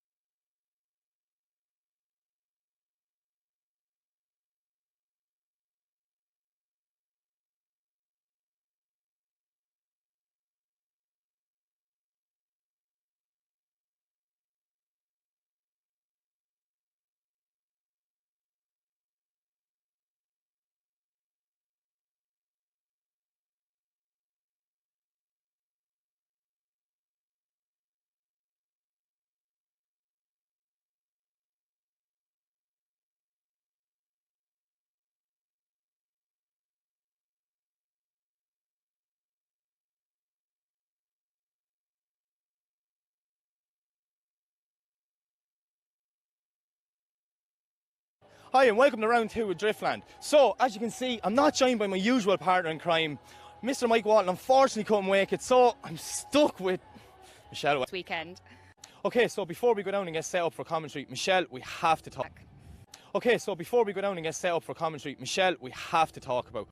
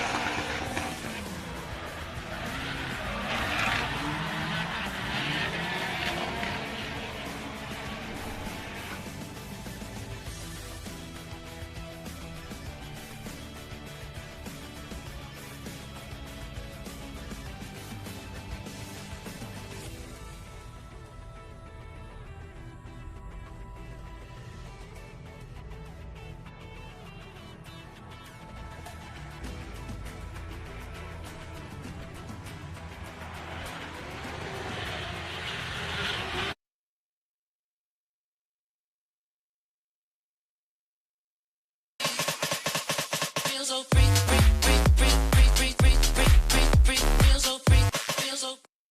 Hi and welcome to round 2 with Driftland. So, as you can see, I'm not joined by my usual partner in crime, Mr. Mike Walton. Unfortunately couldn't make it, so I'm stuck with Michelle Westby. Michelle, how good has it been here in Driftland and how good is this Pro 2 grid? It's been Went to Pro, got a top 4 on Sunday, and now he's a Pro driver. He's going to mess up the Pro 2 standings completely. I don't think he can even believe it himself, to be honest. Absolutely incredible performance, and I can't wait to see what he brings to the table this weekend.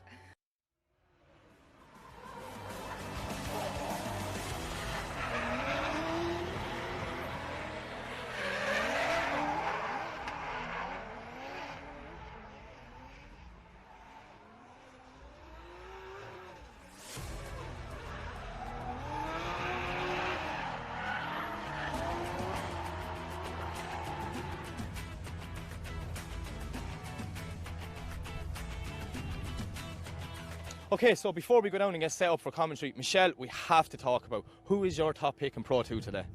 I think I'm actually going to go with Mark Chapman. He's looked on top form so far. He's obviously done incredible at Teesside. I feel like today is going to be his moment. Chrissy Nailing. Chrissy is killing it out there, and he is a local boy. I agree. To be honest, I keep forgetting he's only Pro 2 driver when I was watching him in practice. So yeah, I've got high hopes for Chrissy as well. Been local track. Chrissy Nailing, what an incredible first round for you at Teesside. You ended up on the top step. Are you still buzzing from that round? I still can't actually believe it happened, but I'm home to repeat it again. Else you're just basically sending it as hard as you can. Well, being home track, best of luck. I can't wait to see what you do. Brilliant, thanks a lot, Michelle. I'll see you later on.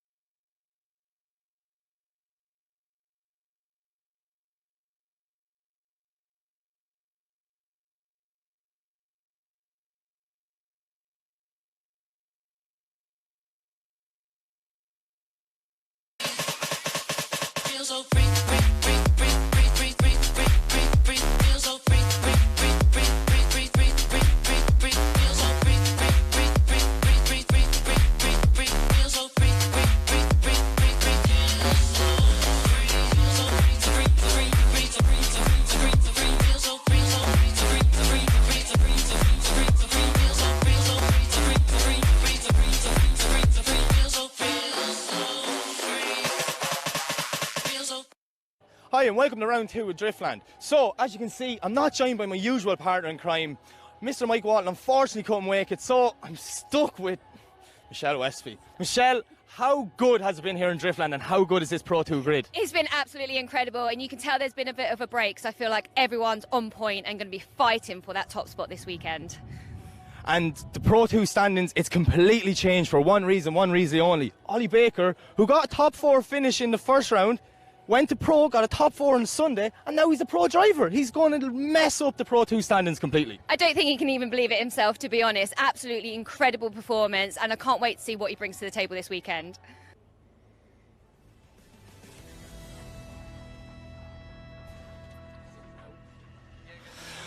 So Chrissy Nayland is, as we see, VT of his last run. He finished in first place. He's leading the championship, Mac, with 50 points.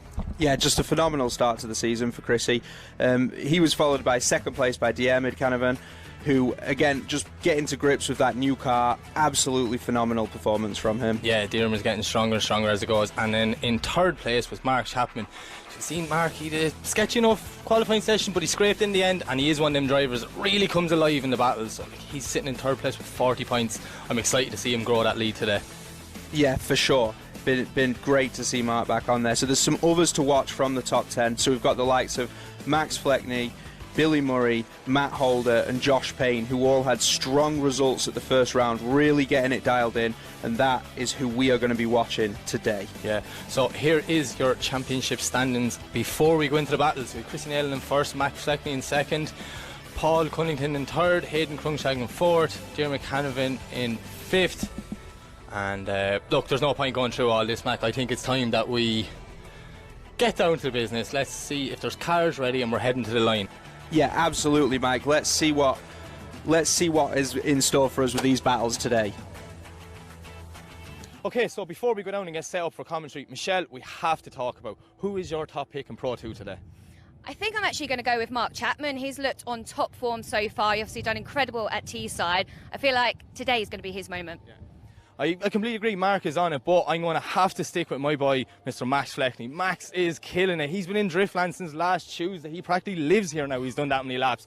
Bigger wheels, faster car, and he's looking good. But we cannot forget about Chrissy Nayland. Chrissy is killing it out there, and he is a local boy. I agree. To be honest, I keep forgetting he's only Pro 2 driver when I was watching him in practice. So, yeah, I've got high hopes for Chrissy as well. Been local track. Chrissy Nayland, what an incredible first round for you at Teesside. You ended up on the top step. Are you still buzzing from that round? I still can't actually believe it happened, but I'm home to repeat it again anyway. I was about to say, so you're now at your home track, so feeling confident? Aye and no. Even though it's my home track, like I've said a million times, I always see problems with this track, just with cars or me just making stupid mistakes, but I am going to go for it this time. Aye. The controlled tyre, how do you feel about that? Do you feel like it's brought the battles closer? Definitely, aye. And I'd say that's probably part of the reason why I've maybe done as good, because before I used to line up next to somebody with a set of tri-aces and they were away. You couldn't catch them. So, and I've always used it as the steros anyway, so I know them. I am happy with it now. I think it's the best thing that's happened. So obviously your final battle at Teesside was an incredible one against Diarmid. If you managed to make the final today, is there someone you'd love the chance to go up against? Mark Chapman, aye. Me and Mark have had loads of battles through Drift Cup and through this.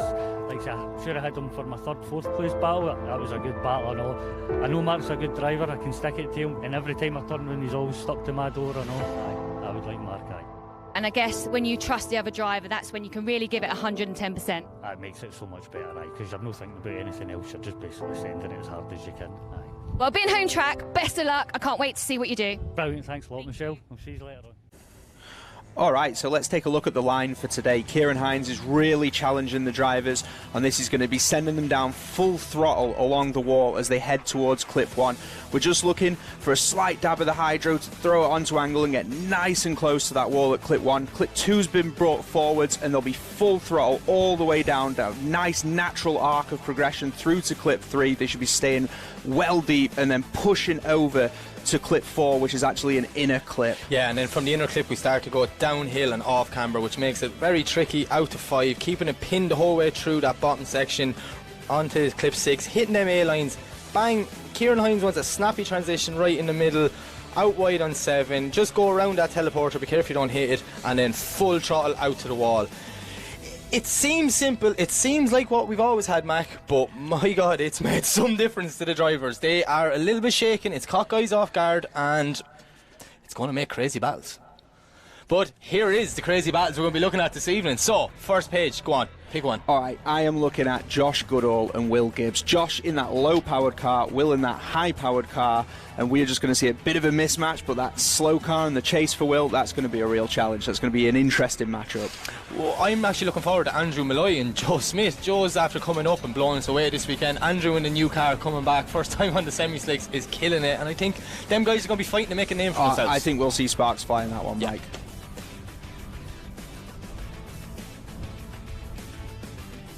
Okay, so we'll be back for our first battle just after a quick word from our sponsors.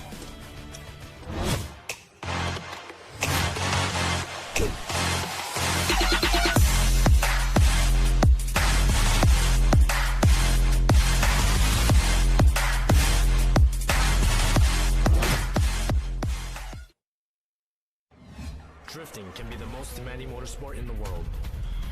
My name is June Main. The high RPMs required to keep my tires spinning and rubber burning are brutal on engine oil. That's why Lucas Synthetic Oil Stabilizer was formulated for performance on the track and the highway. Lucas Synthetic Oil Stabilizer keeps my power on for split-second decisions, making every shift and turn count.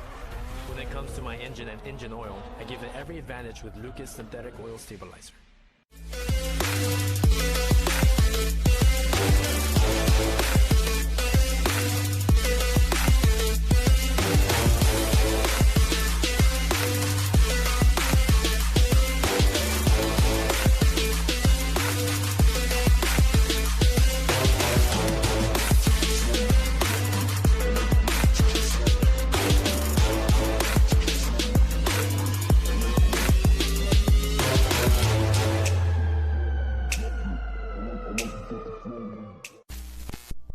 Link ECU produce standalone engine management technology with a range of products that allow you to unleash the power of your engine.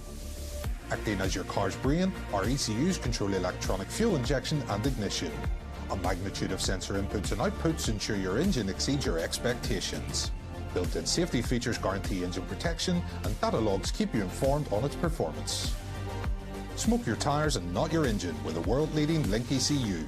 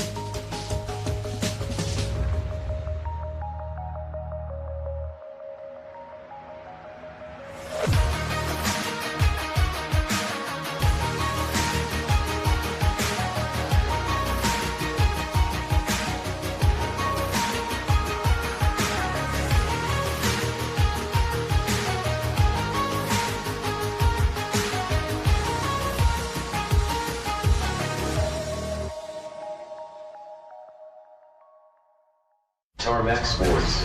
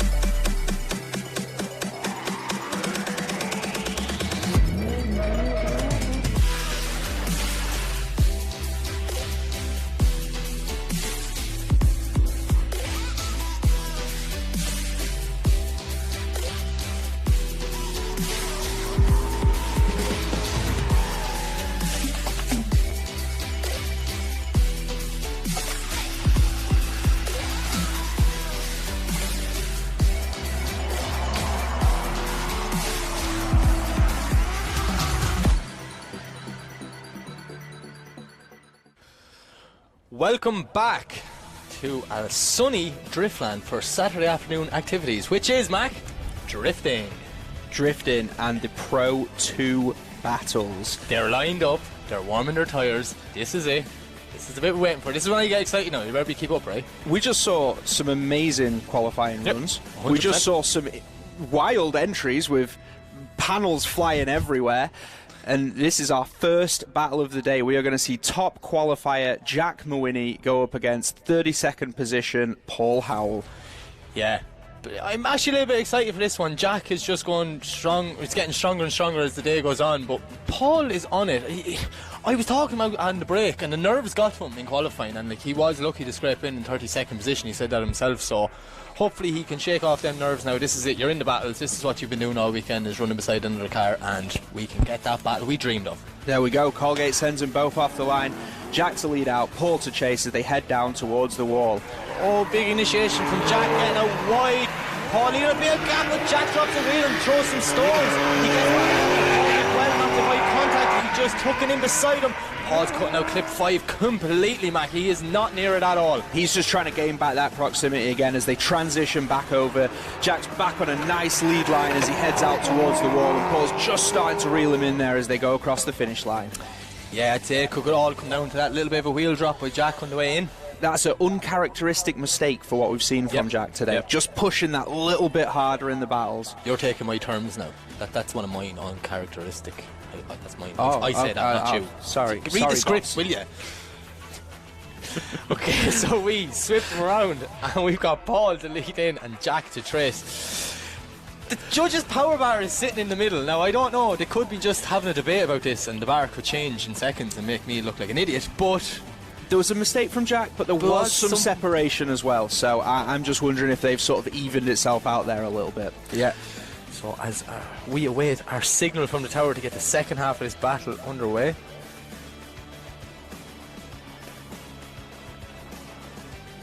You can hear the wind at the start line. It's so intense. Yeah, this is it. This is the anticipation building here. Are we going to see an explosive chase run from Jack Mawhinney? We've seen him lay down an impressive lead. Well, we don't have much longer to wait because it's going down.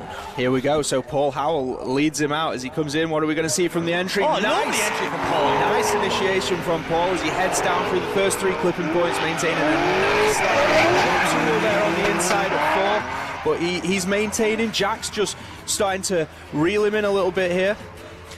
And you see a lovely transition from Paul. What a lead line this is. Jack not as close as I was expecting. I'm not sure what that's about. Maybe they could be still getting used to that new engine setup and all in the car. It's a teething problem issue, but that's, lead run by Paul. That was a good lead run. Very nice from Paul there. Yeah. That's a great improvement from what we saw from him in qualifying, so he's just really getting comfortable with it. And that's the Paul we were watching on Thursday night and on Friday. Like, absolutely. Nice, consistent, wide lines, very comfortable. So I'm actually glad that he's got back to the swing of things. Yeah, let's see what the judges make of this.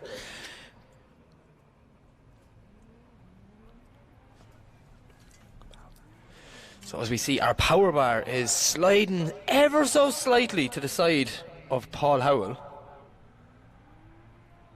But this power bar now, it jumps up and down. I'm telling you. This is it, the deliberation's happening. It's moving back a little bit now. Back to nearly 50-50 with a very slight advantage. Oh, it's nearly on 50-50 again. This is an intense battle between the power bar. Look, there's Robson just listening in on the engine. Can you hear me now? And so one more time. Judges can't separate that. So we're going to send them around and send them again. Mate, this is unbelievable start. That's it. You see, sometimes when battles are this close, just need to get it round one more time and just get a more decisive result. So as we see Jack Mawhinney getting out of his car, they're just going to check their tyres to see if they can go again, or do they need to go up to the pits and, fuel, tyres, go again. Oh.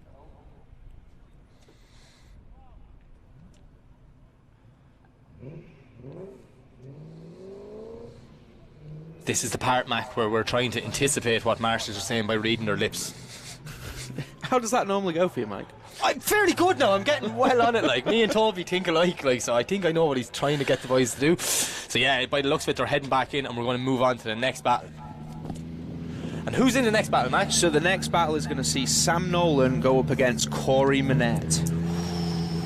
Two lovely looking cars now, in my opinion. Yeah, two fantastic cars, two great drivers. Corey with maybe the little bit of local advantage, but Sam as the higher qualifier. So it's going to be a very, very close cut here. Yeah, I'm actually excited to see how this one goes. So as our start line marshal awaits the signal from the tower to send the cars off the line, we'll just sit here patiently looking at the back of that beautiful S15 and beautiful 180. Yeah, there's definitely a clear power advantage for Sam, running nearly 700 horsepower. So are we going to see some separation? But no, it doesn't look like Corey's going to give him an inch as they come down. Oh, Sam is on a perfect initiation. Corey getting a small bit wrong, tucking too much into the inside. As we see Sam have to let off to stay on the track. He cut a little bit shallow towards the inside clip 4, but now he's back on that perfect qualifying line. Corey's just getting it all wrong in the chase position. Mac, I believe he's just getting lost in the smoke from that monstrous S15. Yeah, that's a hard car to chase when you've got that much smoke coming in. You've got that bit of separation, so you're just falling back into that smoke trail. Yeah, so I'm sure Corey's spotter's going to tell him, he's like, you're going to have to push hard and you're going to have to force a mistake out of him. Yeah, will we see Sam have a little bit of difficulty chasing the slower car perhaps here as we turn him the other way Sam around? is a well capable driver though, so I think he should be able to adapt. I'd be very confident if he does. If it happens, his commentator's curse tonight just messed it all up for him, and I apologise, but I'm sure it will be alright. We hear Corey revving away. He is eager to get going because he knows there's a monster chasing him into that first corner. He is going to be out of that start line the second that Colgate gives him that signal.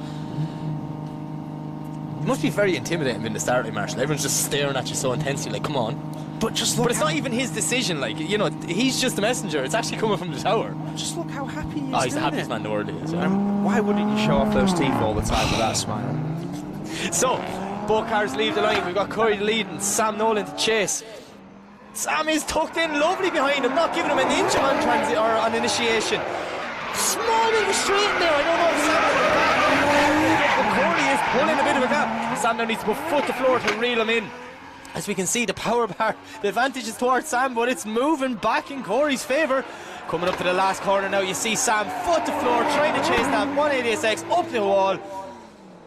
Whew, I was expecting a little bit more than that now. I don't know what happened. I want to see in the replay coming into clip 4. Corey was a little offline in a couple of points there, and that just Sam was just hanging back. He knew he potentially had a bit of advantage there, and he didn't want to overcook it back here in the top 32. Yeah. I believe it. Yeah. You know what you're talking about. You got this. Yeah. So, as we await the judge's decision, the power bar has a nice advantage to Sam now, so if that's anything to go by.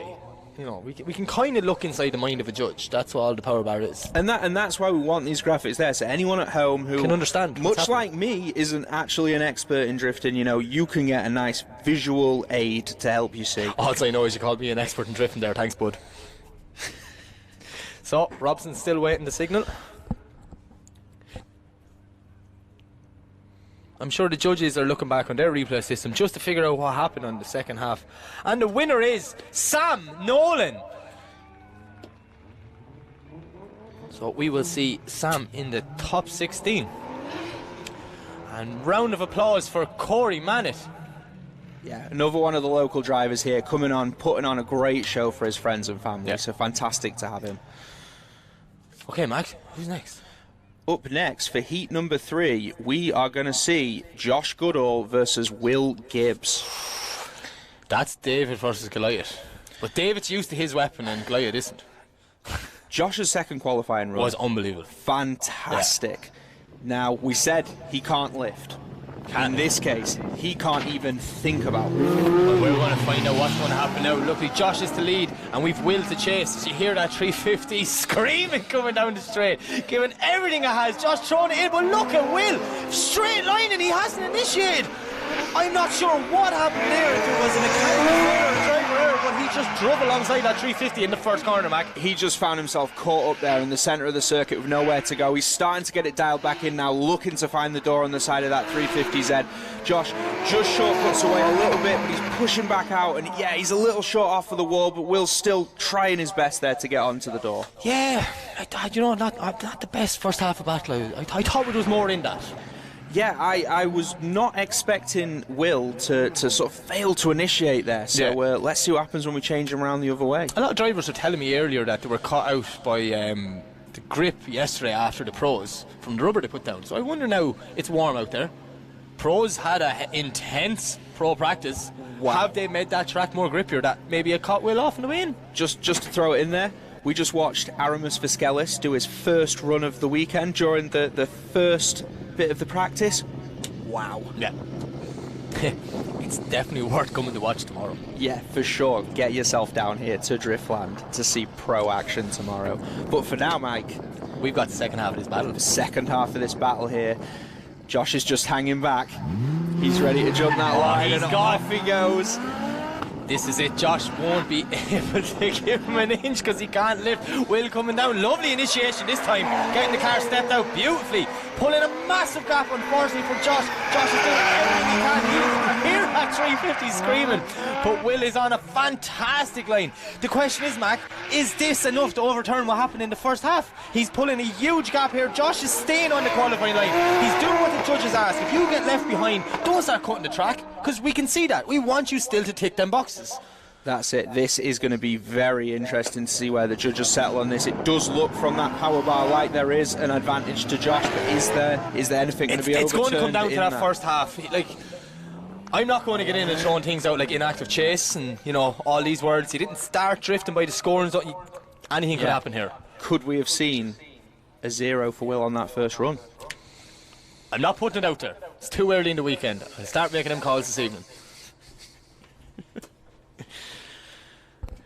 So you can see the slight advantage is still to Josh Goodhall. Can we talk to the judges after this one, please? I tell you, I think we might need to just pick a brain on this. I don't know, sorry. Let's see what happens first.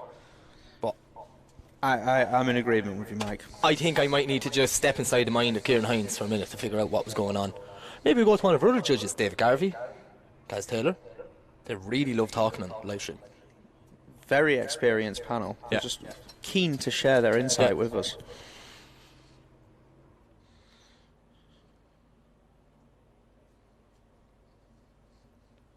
Oh, they're having a good debate about this one.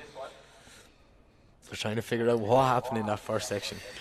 So we're just looking at two-part cars, but they are going through intense replays from several angles, so they have a completely different system than us. We're just watching the boys check Will's car. There's multiple cameras around this track, and what the judges are actually able to do on their screens in the tower now, they can use the cameras in other angles to what you see on the live stream to be able to review very specific details around each clip, each initiation, whatever they need to see. They have got the tools to do it. Oh, looking like we have a bit of commotion going on here. Is there a fire? Just our track marshals there, just... Well, fair play to the guys, because I seen Robson sticking his head towards that bonnet 3 or 4 times, so obviously they were paying attention there and noticed there was something smoking. Oh, we probably need a recovery to get that car out the track just in case. Yeah, definitely don't want to be taking any chances with this.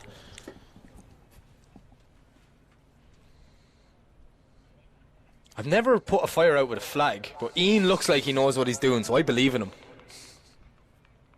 And Josh just getting out of the car there just to check everything's all right. Oh. Hello. Hi, Kieran. How are you? That's very grand. Oh, that's good. That's good. Kieran, we just want to know. So we just seen came up on the graphics on screen that Josh Goodhall gets the win, and we wanted to pick your brain about what ye saw from that battle. Yeah, it's not good to be picking my brain, to be fairness, Mike. There's not much to be picking. Anyway, look, the first run, Josh made a big error between clip 2 and 3. Big straighten. Not completely straight, still on a very, very tiny bit of angle, but he was away on the inside of the track. So he, after the first run, we scored the first one, a 7-3 to Will. And when we swapped it around, Look, Josh did pull out a gap, but both were on a good run. So even though Josh took a 6-4 advantage on the second run, he not enough to overtake or overturn the mistake he made in the first one. So there you have it. It's good. It's always good when you can just kind of get, you know, the information out of judges rather than just listen to me and Mac assuming. We get the facts. And that's what's important, because we want everyone at home to know why these decisions have been made. Yeah. So many new fans are drifting. We're now out there on the TV. All understand kinds what of happened. tens of thousands, hundreds of thousands of people listening around the world. Yeah. So round of applause for Will Gibbs as he makes his way off the track, and I'm sure that monstrous PS13 will be back for the next round. What an incredible car. Yeah. And yeah, all the best for Will and his team, and we'll be seeing them back next time. Right, Mac. Who's up next? So the next battle is going to see Andrew Malloy go against Joe Smith. This is the one now I'm looking forward to. Could be a little dark horse here. Two lads that are on it and trying to make a name for themselves. Joe Smith will be going harder than anyone else on this run, because if he wins this battle, he will gain his Pro 2 license and be able to stay here in the BDC. And if he doesn't, Andrew Malloy just took that away from that guy. Yeah. Wow. What pressure to put on that driver. Everyone wants to get along in the paddock, you know. So as we see Andrew in the black 180SX and we have Joe in the blue 180SX. Yeah, he called so them S13s over here, don't know why. Yeah, I mean, very similar cars, both running JZ platform, very similar power figures. Same tyres. Same tyres.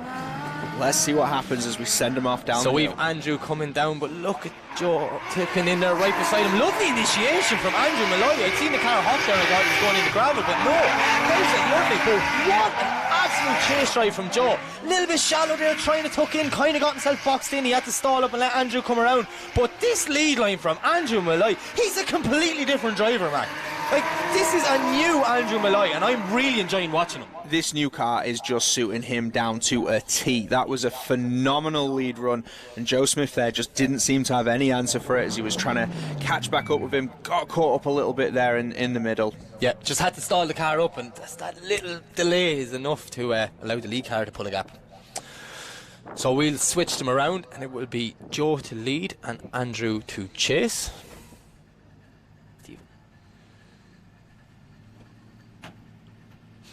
It's all serious down there now. Normally there's some people are waving and smiling and, you know, giving you a thumbs up. No, this one's all business. This is about like reputation versus license. So as we see our start line marshal Lee Lawrence gives the signal. Sorry, Joe cuts a cone there just as he leaves the line, but Andrew is tucking in nice behind him. Bit shot of initiation from Joe. He's missing clip 2, goes a little bit wide up towards 3, but Andrew is staying with him. He's holding off. The spotter would have been in his ear telling him, look, there's a bit of an advantage, but don't let him get too far away because you never know what's going to happen. This kind of looks like a similar version of the first run, just swapping the cars around, where Andrew's getting a little bit shallow and boxed up inside the bottom zone, and we see Joe bring it to the wall. Andrew finished as well. I feel like we just got robbed there. I think there was more in that. I'm hoping for one more time here. I'm putting it out there. We'll just have to see what the judges think. Right? This is why I'm a mere commentator, Mac Frost. We're seeing on the bar there just a slight... it just grew a little bit. Andrew Malloy, so perhaps it did come down to that first run and those few mistakes in the chase. Yeah. It was several mistakes where I think Andrew maybe just was a little bit shallow down the bottom of the hill, but he wasn't bad in the rest of the course though.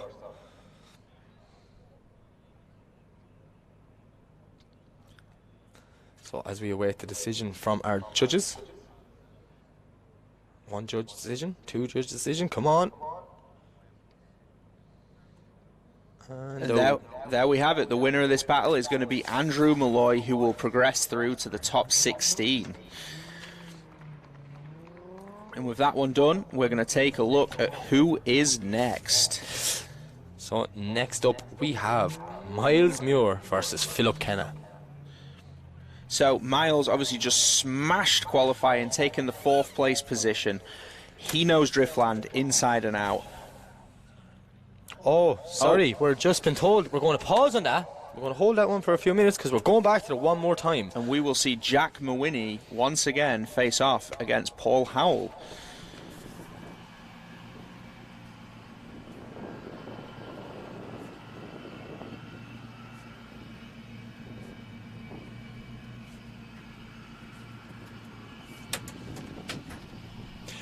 So we see Jack to lead, Paul to chase. Both guys have done a battle already. They feel each other out. They have an idea. Jack is, fingers crossed, not going to drop that wheel like he did on the first half. But lovely initiation, nice and wide from Jack. Paul is right with him though, putting foot to floor, man. Not letting Jack really get hit. They definitely dropped the tire, or the tire pressures in that BMW. Yeah, and I mean, Paul is just moving in there, trying to stick onto that door, and as they transition back across, there is just a little bit of separation opening back up, but we're seeing Paul trying to stick to that qualifying line as Jack pushes it back out with a beautiful final section, taking it back to the wall. That was a very nice run by both drivers. Yeah. Enjoyed that one though. Fantastic. You know, they know each other, they've felt it out, Yeah. they've had that first one, changed tyres, changed pressures, and here we go for the second half of this battle. It's official. They have to go hard or they have to go home. One Quite or the literally. Other. One or the other. So as we switch them around, it's Paul to lead and Jack to chase. Judges just having a quick little deliberation. They'd like to talk about the first half before they get on to the second half. Yeah, they'll just really want to be settled on where they stand on that between themselves, and because it was quite close, you know, they need to know that so that this time they've got the data for who had the better lead. Yeah. So as we see Paul to lead, Jack to chase. Both cars are away, coming down the straight. Oh, early initiation and very shallow by Paul. Kind of threw Jack off, but he did a good job not to make contact. Jack and Winnie now is tucked in. Right on the hit. Driftland makes some noise. Oh, they make contact. I jinxed it. God damn it. I'm sorry, Jack. We saw some fantastic aggression there from Jack. He was just really closing in on that rear quarter as they entered into the D-cell, and Paul just seemed to slow up a little bit more than Jack was predicting. It did look like there was some contact, and did he push him off the track? It looked that way. I know the judges are already looking at it from a different angle. I definitely want to see a replay because I was in the heat of the moment there and I didn't really see what happened. I just seen two cars close and savage. Oh, here's the replay. Here we go. The Lucas Oil replay is going to show us exactly what happened there. Oh, it's beautiful. Oh, just ever so slightly. Oh. Did he just bottle it a little bit as he went in, or was the contact enough? I don't know. It did seem like minimal contact in my opinion, so. But it's hard to know because that corner, you know, you don't really see it from the live stream. The people in live attendance are seeing it. It's downhill and it's off camber, so it's naturally pulling you out there. Now, what we see on the live stream, we perhaps didn't have the best angle of that contact, but where the judging tower's positioned, where they look down, they are right over the top of that.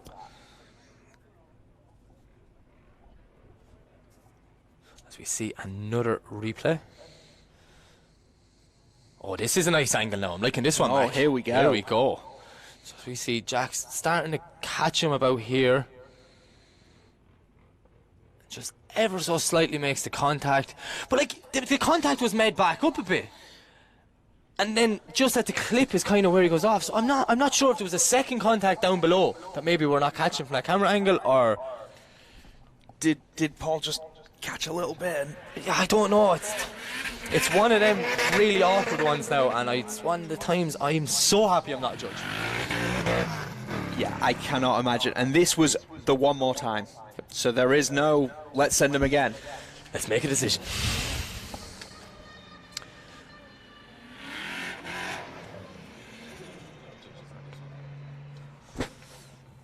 Oh, there's the bar moving a small bit, and it's moving in Paul Howell's favour. Are the judges saying that Jack Mawhinney was at fault for that contact? I'm not getting into this. This is too technical. I'll lose friends over this. So we've two judges. Oh, three judges. No, I don't. So Paul Howell gets the win, and unfortunately, our first place qualifier, Jack Mawhinney, just pushing a little bit too hard and eliminate himself, Mac. Just once again, drifting, you never know what to expect. Never know what to expect. I could jump in there if you want. Oh yes, Kieran, I was just about to ask for you. Okay, look, the only way it would not have been Jack's fault is if Howell had actually slowed coming down through 4, which is not a D-cell zone, it's a full throttle area of the track. We just watched the replay there. There's no evidence of that. It looks more like Jack just came in a little bit faster and just made a little light thought, which was enough to just push him offline. There you have it. Thank you very much for that, Kieran. So, Mac, There you go. You're getting all of it in your first day on the job, aren't you? That's it. Very exciting. Yeah. Didn't know what to expect, and yeah, we're seeing a bit of everything. So we'll get back to the battle. Now we're going to Miles Muir versus Moore Philip Kenna. and Philip Kenna. Very similar power figures, 2 BMWs. It's just Miles, the stronger qualifier, and has the hometown advantage. Since I literally arrived to Driftland on Thursday, Miles has been on the same line consistently. So consistency is key. That's the way I look at drifting. Consistency is key. So I really hope Philip Kenna maybe has his work out from here. But we have seen some good runs out of him this weekend. He has pulled it out of the bag. Hopefully now that, he's got one more in him. Yeah, Phil drives with a little bit of style there. Miles perhaps a little bit more on the technical side, but I think that's going to make a great matchup as they head off here down the hill, Mike. So we see Miles come in, lovely flick along the wall. Philip's with him, not as close as he wanted to be, but he's starting to put foot to floor now as we see that pink E36 behind that E46 compact. Miles on that perfect line again. Oh, and Philip just straightened down the bottom section. It was turning into a lovely battle, and just unfortunate that I'm not sure if it was a misshift in gears or if the car gripped up on him, but he's going to be kicking himself over that one, Mac. Yeah, Phil was looking great there in the chase, but unfortunately quite a large mistake that is likely to have costed him that side of the battle. Yeah. So it's a lot of work to put in for the second half of the battle. That's the cruel world of competition drifting. One slight little mistake and that's it. Yeah, this is a chase run I'm really looking to see because Miles he's been hungry to prove himself in these battles, even in this car, and with Phil not having tons more power for him, we should be able to see some really great proximity. Yeah, definitely. I'd be expecting Miles to be on the door here. So as we await the signal to the start line from the tower. So usually you see a little pigeon Mac and it flies over and lands on Colgate's shoulder and he gives him a letter and then he reads it and then he sends the cars. Wow, that's you missed the pigeon. You missed the pigeon. On the budget for this one. So we Philip Kenna's lead and Miles Muir to chase. Philip coming down, flicks early, very shallow, pulling bit in, but he keeps it some bit on the sea line. Miles hanging back because he wasn't sure what was happening there at initiation. But now they're coming down the hill. Much better run by Philip Kenna this time, but I really hope it's not a little too late. Just drops a wheel coming out of clip 6. Transitions for 7, lovely. Miles is just sitting back, have the advantage here. Not a bad run. Like Phil just tagging the wall a little bit there. Both cars out the wall now, I like that. Yeah, just I see from what the judges, especially watching the power bar, 1 to 2 to 3 is like kill or be killed on this track. Like that, if you want to impress them 3 guys sitting in the tower, you need to be nailing them first 3 clipping points, because anyone that's shallow or barely getting them is getting heavy deductions. Yeah, just absolutely crucial for that section of the track, and we always say it, but without that good lead line, can't have a good chase. Yep, completely agree. So we wait the judge's decision. 1 judge, 2 judge. That 3rd judge is very slow, isn't he?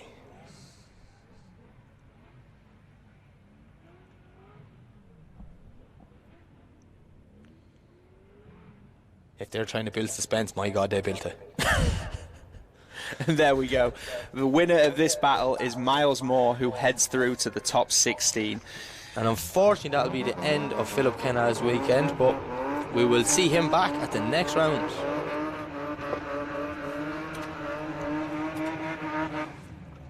Phil just there burning off his tyres as he heads back into the pit. So who's up next, Mac? So the next matchup is going to see Harvey Moore go against Clark Hatton. So 2 new drivers to the championship this year. Very different cars. They are both BMWs, though. And they do both have V8s. I take that back. They're actually similar but similar different. cars. It's okay. No one heard that.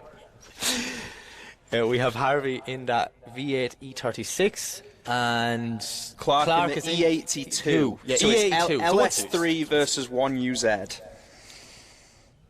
That's a battle I thought I'd never hear. You see the stats very close on power. They're not far off in weight. Like they're similar enough cars. Like this is going to be a interesting one. As we see, the battle has already started. We apologise at home for anyone that missed it, because me and Mac missed it too.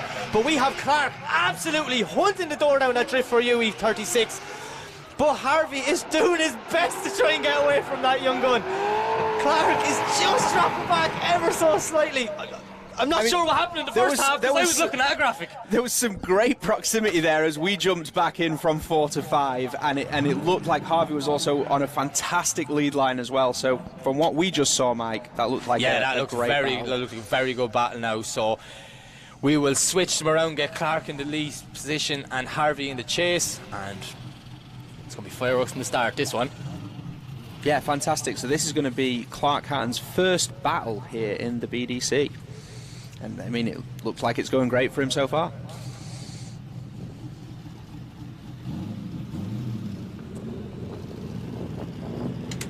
So as we await our start line to release them, release the hounds. Colgate's going to send them off the line. There we go. Off they go. Spinning wheels. Harvey is like nearly past him out there. He left the line that quick. But Clark, lovely initiation on the wall. Harvey's just drift back ever so slightly, but look at that. He's smoking it. But they drifted for you. E36 is back on door now as they come through the bottom section. Out through clip 6. Snappy transition. Did Harvey make it? He just did. I thought he was going to get boxed in and have to pull out there. Clark was on a lovely lead line as he pushed out to the wall. But what a chase run from Harvey Moore. Harvey was keen on that transition there, just hunting down the side of that E82. Nice. Doing some skid brakes at the end. I like styling it out. So as we send both cars up to get the decision, we can see our power bar has a slight advantage in the favour of Clark. Now, it was like that when that matchup started, so we didn't see what happened at the start of that other run. And was there something decisive there? I'm not sure, I didn't see it.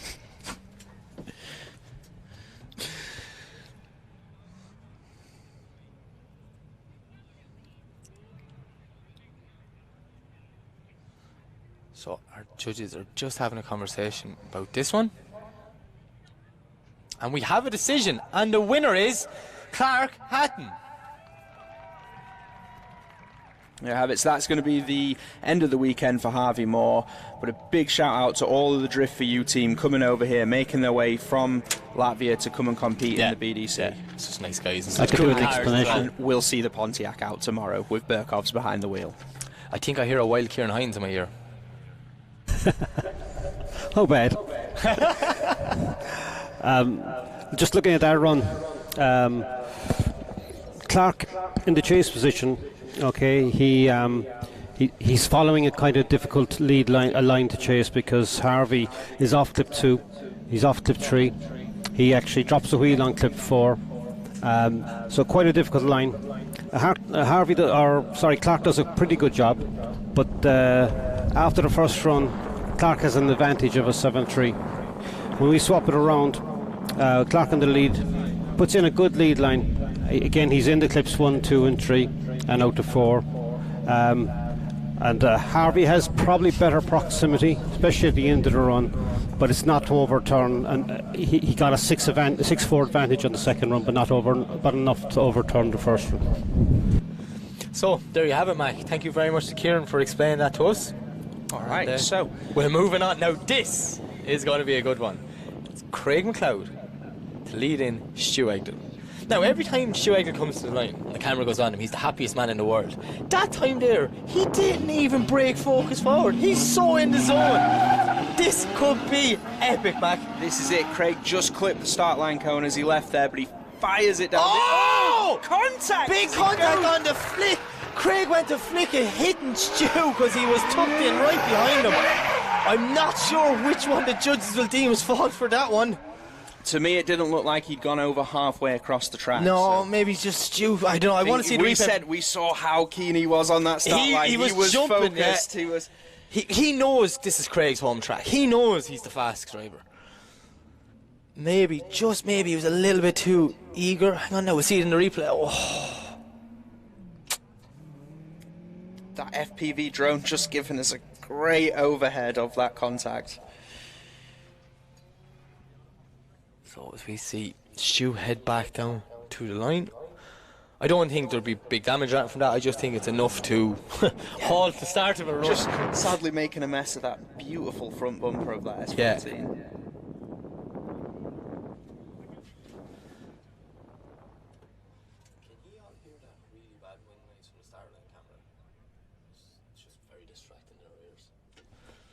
So yeah, you just see it there.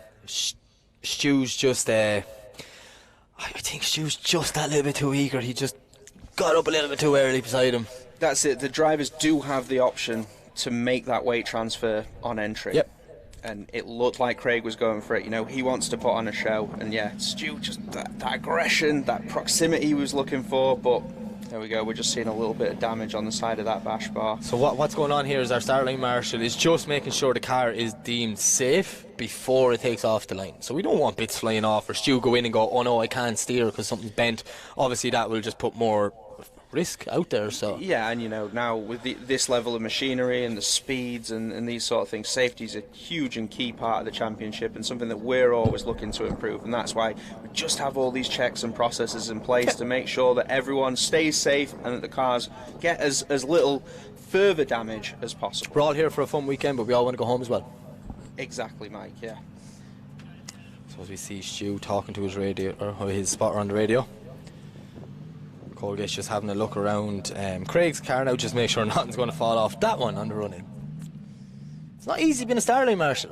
You want to be very flexible. He's up and down there like a yo-yo. It's a lovely initiation by Craig though after he hits Stu.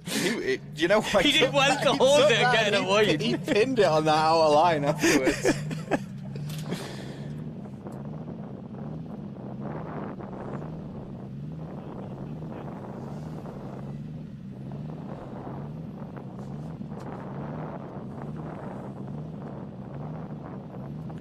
There's obviously maybe as a guesstimation, okay, there may be something wrong that Colgate's like just radioing up to see is this acceptable, and when I mean acceptable is like, oh, you know, his bumper's 3/4 wheel cracked, does he have to go in and take it off? That's the thing, and that'll come down to the final call of our track manager, Mr. Toby Appleton, the Viking Toby Appleton. Man who invented the phrase send cars, send cars. Send cars. I said it once, he said it twice. Okay, looks like Colgate seems to be happy. Yep, there's thumbs up, and away we go for the second half of this battle. We've Stu Egdon to lead, Craig McLeod to chase. Stu is like coming out like a bat out of hell, and Craig is just giving him that bit of room. Now he's going to start to dial him in. Look at this in that blue S14. Absolutely door hunting. Stu's magnificent looking S14 as well. Lovely bottom section from both drivers. Craig not with the proximity that, you know, we'll be expecting from him, but he does know he has that bit of an advantage going in, and there's no point going 110% when you have the advantage. I mean, absolutely. You know, it's far from an inactive chase, and we're seeing a 10-0 on the first run there, so an ultimate advantage given to Craig McLeod, and that is going to be, unfortunately, from this, the end of Stu Egdall's weekend.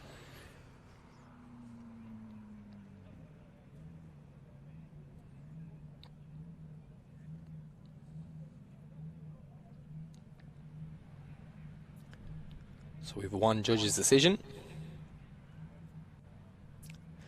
And there you have it. And your winner is Craig McLeod. And unfortunately, that's the end of Stu Egdall's weekend. And we'll definitely see Stu back happier than ever the next round. Oh, and they'll have that car back looking absolutely immaculate once again. So, Mike, up next, we have got Matt Holder versus Matt Smith. Two of the most lovely guys in the whole paddock. Yeah.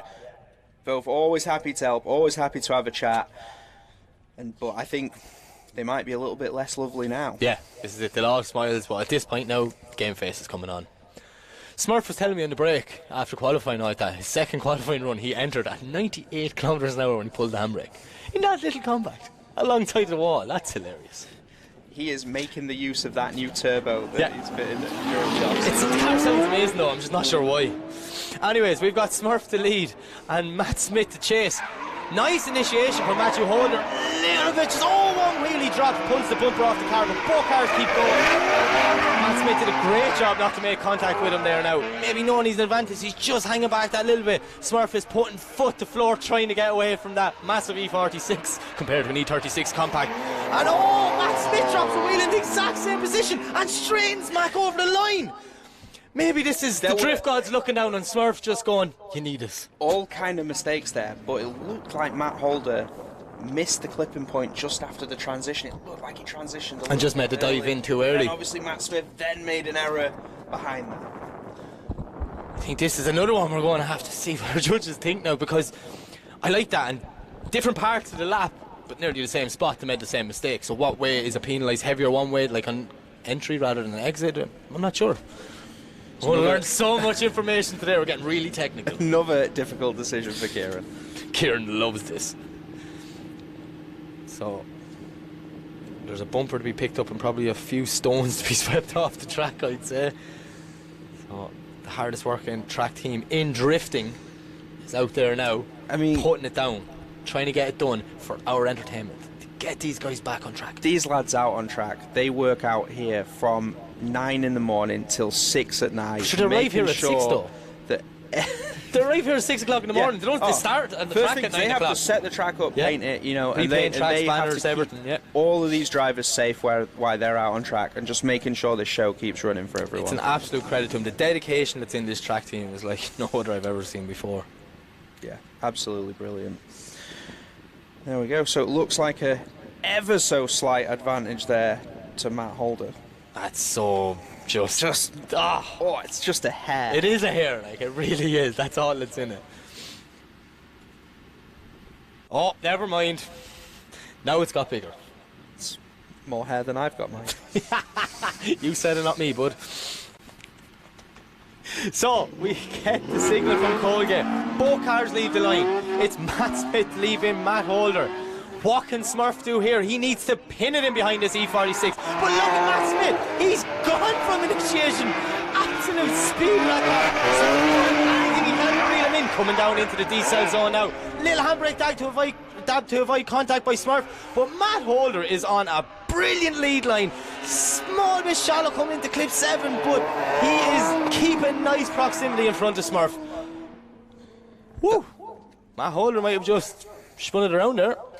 Yeah, it definitely looked like he was pushing incredibly hard to maintain proximity as best as he could. Yeah, definitely. Hands out the windows, giving the crowd a wave. Come on, Driftland, make some noise. These guys are spending every penny they have to come down here for our entertainment. The least we can do is cheer them on. I heard a bit of a cheer, mate. They actually cheered when I said it. Deadly. I've got the power. That's it. So we're going to find out which Matt will go through to the top 16.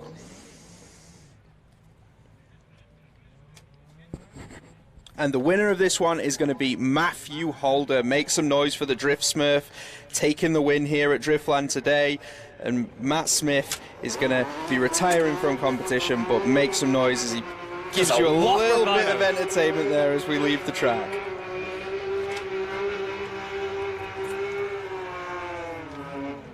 So from here we are going to go to Mitchell Gibbons versus Billy Murray.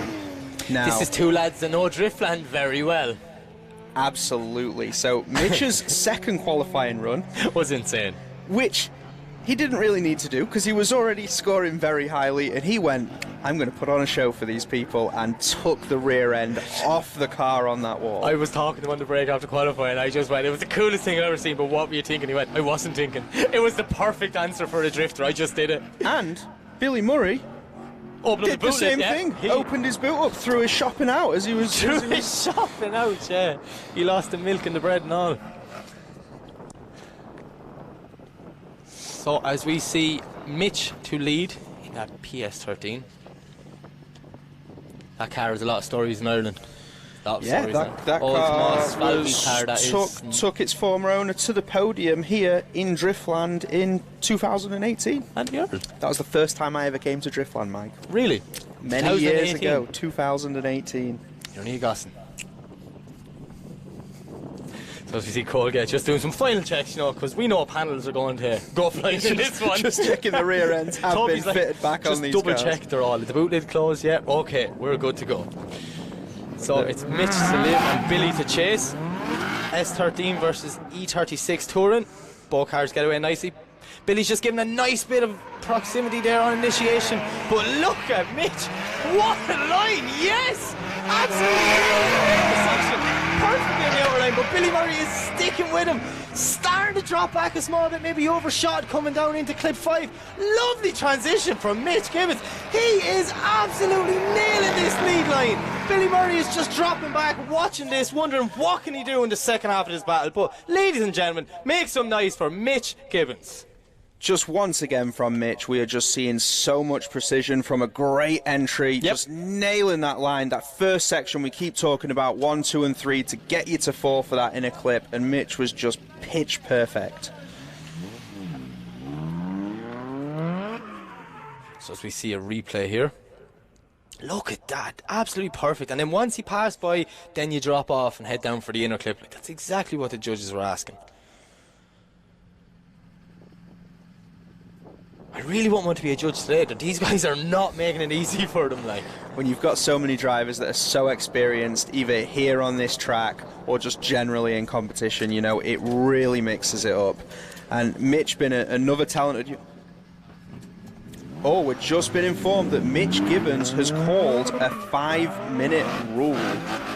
so that means Billy Murray will have to wait in the gridding area. He will not be able to touch his cars unless he calls a 5-minute rule himself. So yeah, we will have to resume the second half of that battle in approximately 5 minutes. Yeah, I wonder what happened there, Mike. That was unexpected after such a strong lead. If it was the other way around and Billy was calling it, I'd be kind of like, oh, you know, maybe there's something, could be like, could have DB'd the tyre, losing pressure, slow puncture, and didn't have as much grip. But yeah, anyways, let's move on to the next one. Mark Chapman is going to go up against JJ Stevens. No, actually, I'm not even saying it. Every time I say it, I ruin that. So, yeah, I'm looking forward to this one. So, Mark, obviously, round 1, 3rd place finish. Just a fantastic result for him. And JJ also with a really strong performance that weekend as well. Yeah. I just noticed, though, if we're at, 4 o'clock in the day and Mark has no bonnet on and we're still in the top 32, what does that tell me? The BMW's getting hot. That car, I believe, runs very, very warm.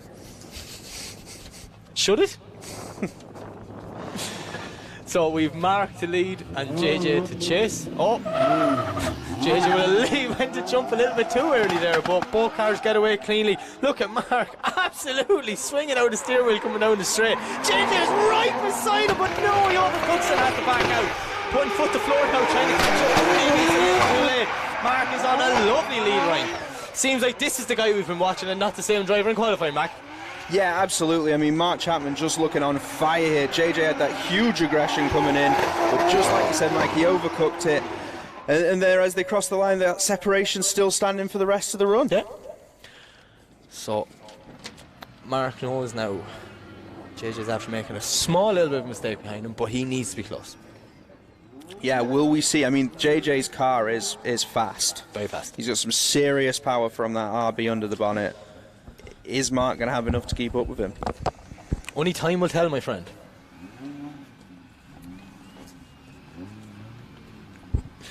So, as we can switch around, it's JJ to lead and Mark to chase. Green versus blue. What more do you want? It's a classic battle of the colours. BMW versus Nissan.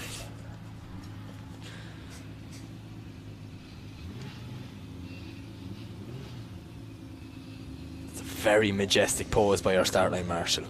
He kind of looked like a statue there for a minute. Regal. Yeah. Did you see him on his electronic skateboard flying around? I just wonder what he's going to do next. Yeah, I know. He always has to keep up to that. Here they go, as they send him off the line. We're in the FPV mode, looking down as JJ Stevens does pull a little bit of a gap there on initiation. He's pushing out to be as wide as he can, but Mark Chapman starts to hunt as they come through clip 4, down into the D-cell. Chapman is there. Oh, it just separates back a little bit, and can JJ line up for a nice transition? Mark dives through the smoke, again trying to find the side of that R34. JJ pushes it back out to the wall, and this is not the Mark Chapman we looked at in Teesside of round 1. He's really fighting that car, and there was some like silly mistakes. Now I'm wondering maybe the car could be just running hot and actually not running correctly. But yeah, you watched the initiation there, it was very shallow, and then he caught him coming down the hill, but then he like stalled up completely, which allowed JJ to get on. As you say, a fast car like that, you can't give him an inch. Yeah, definitely not. And I mean, these machines are pushed to the limit with what they're doing here. And like you say, you do wonder if Mark's just having some issues there with that car. This is the part of being a commentator, right, where we're like, oh, we don't know what's happening. And then when you walk outside, everyone's there to tell you exactly what you asked. I'm like, I forgot what happened in that moment when I was asking that question. But, you get the answers. It's good to get the answers.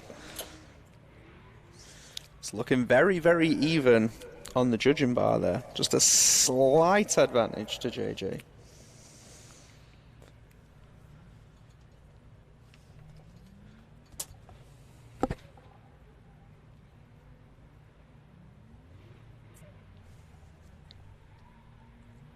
So our judges are having a nice conversation about this. I'm sure they're looking from all camera angles to try and figure out what happened to the second half run to avoid the separation. If there was, I don't know, something could happen on the run in that we didn't really see from our angle, but it just seemed to me that Mark came in very shallow away from the wall, and which put him on the inside and he had to slow up to get back on line.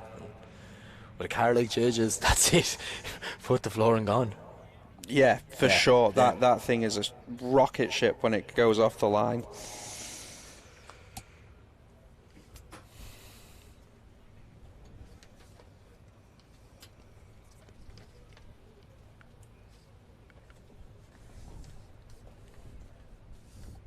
The nerves are killing me. Like, what are they talking about? We need a secret judge mic that they don't know about so we can listen. There we have it, and that's the winner, JJ Stevens. And that would be the end of third place finisher in the first round and third in our championship, man.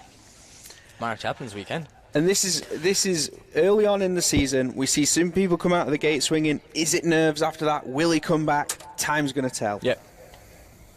Still early days left. We've 3 more rounds to go. One more time? What's going on? Hang on now, we need to talk to our judges. We're after seeing 2 results on the graphics. So me and Mac are confused here. So apologies to everyone at home, but I've even wrote down on my sheet is wrong. There we have it. So, slight issue somewhere. Kieran, can you hear us? Can you just give us some confirmation on what happened in that battle, please? There was a little error made there at the end with the graphics, but yeah, so one more time for us. The first run, there was a little error there by the chase coming in at 2. He had to stall up and drop the wheel, and even though overall the rest of the running he had an advantage, that advantage was taken away by that error in the first corner, so that brought it to a 5-5. And when we swapped it around, he had a really good lead. He did drop a wheel over at 6, which he should have taken advantage on that run as well, but he didn't because of the wheel drop. Brought it back to a 5-5. It's a bit too close for us, so we'd like to see it one more time. And there you have it, and I just want to say apologies for that mistake on my behalf. Just me and Mac have a graphic in front of us, and all we can do is read the name that comes up. Yeah, we see a winner pop up and we get excited. That's it, we get excited. So, but the best thing is we get to see that again. And third in our championship is not out. That's all that matters. That's it. And this is 2 local drivers here. This is going to be good. Chrissy Nayland, Jack Coburn. These guys know this track inside out. And Chrissy's got the Pro 2 championship, on the line. He's leading the championship here now. And it's someone he knows very well that can take it all away from him. Yeah, these guys must have battled here over the years. Countless amounts of You heard Chrissy times. saying to Michelle earlier on, he's unlucky in his local track. He says he does well when he's not in Driftland. So we could see an upset here, Mac. Absolutely. And I mean, Jack is a fantastic driver. He's looked strong all weekend. He's got himself here into the battles, and this is what's going to define He's it. been doing some crazy entries along the wall, so I'm really hoping for a bit of that. But here we go. Collier gives the signal. It's Jack to lead and Chrissy to chase. E30 Touring versus E92. Oh, look at this from Jack. Lovely initiation, and Chrissy's just dropping back ever so slightly, but now he's starting to reel him in. Jack all the way down the hill. But look at Chrissy nailing. Absolute beautiful chase drive from him. Jack is giving it everything. Just drops a wheel there coming out of the last section. Lovely transition. But Mac, look at Chrissy nailing. He is stuck right with him. Chrissy did not want to give him an inch at that point. I mean, that was a great run from Jack. Did just drop that wheel, just going a little bit late, coming away from 6. And Chrissy, he was there. He was waiting. I don't know now. This is. There's a lot on Jack here, but if any man can do it, Jack can do it. Yeah, this is it. So, Chrissy's got the 2JZ, E92. Jack's in the VA E30 Touring. Jack's sitting back there. He's ready to jump. He knows Chrissy's got that little bit of a power advantage on him, and he does not want to give him even a millimetre as they're going to fire off down this hill. So we see there is an advantage to Chrissy Nayland. Colgate gives the signal. As we see Chrissy coming down, and Jack is right with him, tucking in behind her. Weird initiation from Chrissy, but he has pulled a bit of a gap now. Jack honestly has to just do everything he can to try and catch back up with that blue E92. No proximity really on this. I'm kind of a little bit disappointed. I was expecting better, but Chrissy's on a lovely lead line, Mac. He is pushing that car everywhere. He wants that Pro 2 Championship this year. He could have ran off the Pro, but he didn't. Yeah, as that run sort of progressed there, Chrissy looked more and more comfortable in the chase, and as he picked up that pace, Jack just didn't really seem to have an answer for him.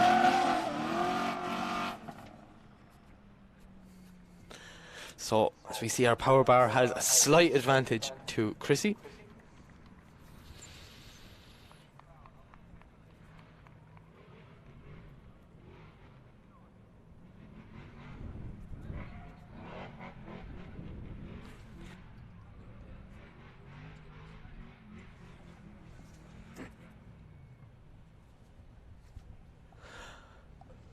Oh, these judges are not having an easy one today, Mac. Oh, we have a decision. And the winner is Chrissy Nayland. That was teamwork. So I liked how we did that. His Pro 2 campaign will be continuing, but can we make some noise for Jack Coburn putting on an awesome show for the home fans here at Driftland? And there you have it. So, we're going to move back to the second half. Mitch Gibbons, Billy Murray. Apparently, I got some rumbles. Thank you, Dan Martin. Says that Mitch's car just went into a bad misfire when he came over the line. So that was why he ran to do the 5-minute rule. So it seems like the car's back working. Both guys are on the line. That's it. We're looking at a very slight advantage to Mitch, but Billy is still in this. Yeah, this is Billy's now, just to, prove himself here. He's got to get that great lead line in. Mitch's lead line was fantastic, so Billy needs to be able to match that, and Mitch just needs to go on some fantastic. Mitch needs to kind of not go in too aggressive in the chase, and if you remember round one, he crashed into someone on the straight and knocked himself out. So let's see what happens. Lovely initiation from Billy, but look at Mitch Gibbons, absolutely stuck to the side of that E36 corner. Billy Murray is on a lovely line. As you said earlier, Mac, you can't have a good chase without a good lead, and both drivers are giving us that today. Billy just pushing a small bit wide there, but he is still nailing these clips. But look at Mitch Gibbons, absolutely stuck to the side of that car. He's getting blinded from it. Yeah, you just saw that smoke trail, and Mitch just came diving through of it and stuck back to the side of that bright yellow car. He could probably see it through the smoke. I'd say he was wearing sunglasses. He had to go in and get them. That was what it was for the 5-minute rule. But what a chase run from the young Mitch Gibbons. Like this, I seen this kid in October, and I just couldn't get over how he just, the way he thinks when he's driving is so intelligent. Like he's definitely a massive future star in this sport. Yeah, and Billy as well, fair play to him, coming through SDC last year, had to build a car in about 2 weeks to get to night fight, showed up on a grid, probably the biggest Pro 2 grid we had, about 65 drivers, and qualified, I think, in the top 20, and you know what, we said, Billy, come back next year, and then last round, and there we go, Mitch Gibbons taking the win. But ladies and gentlemen, huge round of applause for Billy Murray. Absolute whopper of a battle that he gave us there. He didn't go down without a fight.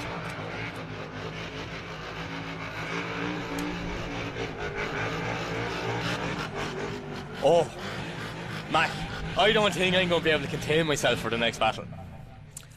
Yeah, so this is definitely two of your favourite drivers who we're going to see out here on the grid. If you like flair-style aggression and unbelievable sounds of cars, have I got the battle for you? It's Mac Fleckney to lead in Diarmid Canavan. I'm going to lose it. I'm going to lose it. Yeah, these are two exciting drivers, two drivers who are just building themselves a name over the last couple of years with just so much excitement. Two serious machines. I mean, we talk all the time about that Corolla, but Diarmid's car is a weapon. It's Ross Barr's old Yeah. RB powered. It's another one of them Quinn M Sport Frankenstein cars that are just crazy. And I mean, just the effort that him and his team had to go through after that, you know, the damage to the car last round, and they've had to basically bare shell and rebuild back up this car again for this weekend. So it's actually a credit to all the guys from getting here and getting Dermot back on the track. But here we go, we don't have to wait any longer. Mac, you might have to call this one because I'm going to get too excited. There we go. So Max Fleckney leads in Dermot down the hill as he flies through, just coming a little bit off at 1, but he's pushing back out, and Dermot does quite a bit of separation there. Max gets back on nice at 4 as he drops down to 5, and there's a huge separation. Dermot's trying to cut the track to gain back that proximity, but just doesn't seem to have the answer, and as they transition, he's just getting left behind him a little bit. Max Fleckney looks like he's on a third qualifying run here. I'm not 100% sure what happened there. I don't know if Dermot was caught napping or maybe he wasn't expecting Max to be as fast. That just didn't seem to be the pace that we've seen from the rest of the weekend. Yeah. Uncharacteristic. Uncharacteristic. Uncharacteristic of Dermot. Do you want to rob that one as well, do you? I've already written I it haven't down. wrote down. Okay, you can use that tomorrow then. So as we swap both drivers around, I'm sure both are onto their spotters. Max's spotter saying it has to be your advantage. Dermot's spotter saying why is the car going so slow? Like, it just doesn't make sense what happened there because he was flying all morning.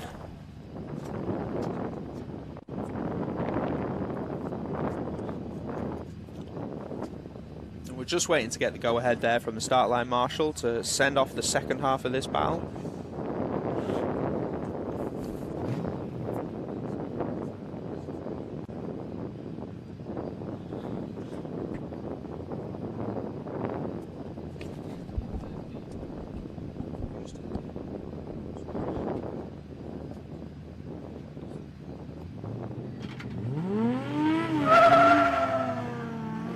And here we go. We have Dermot on the lead in, Max Fleckney chasing. Dermot coming down, very tentative initiation, but look at Max, absolutely stuck inside that PS13. Moving that little KE70, trying to get up on the door. Dermot not lifting at all, but he's very shallow going through them clips, Mac. Gets it back on the line now, but Max Fleckney is still with him. What an aggressive chase drive. Dermot ended up on the inside of the track. Max doing what the judges asked to stay on that qualifying line and takes it over the line. Yeah, fantastic chase driving there from Max Fleckney. Just really pushing very, very hard. He's on a different level this year. Like he wants that pro license. He's told me several times, like, I want that pro license. And you know what? Driving like that, he might just do it. And that car now on these new wheels, 265s on a car that small is insane. That's crazy, that is. But ladies and gentlemen, big round of applause for both drivers. Give it up for Max Fleckney and Dermot Canavan.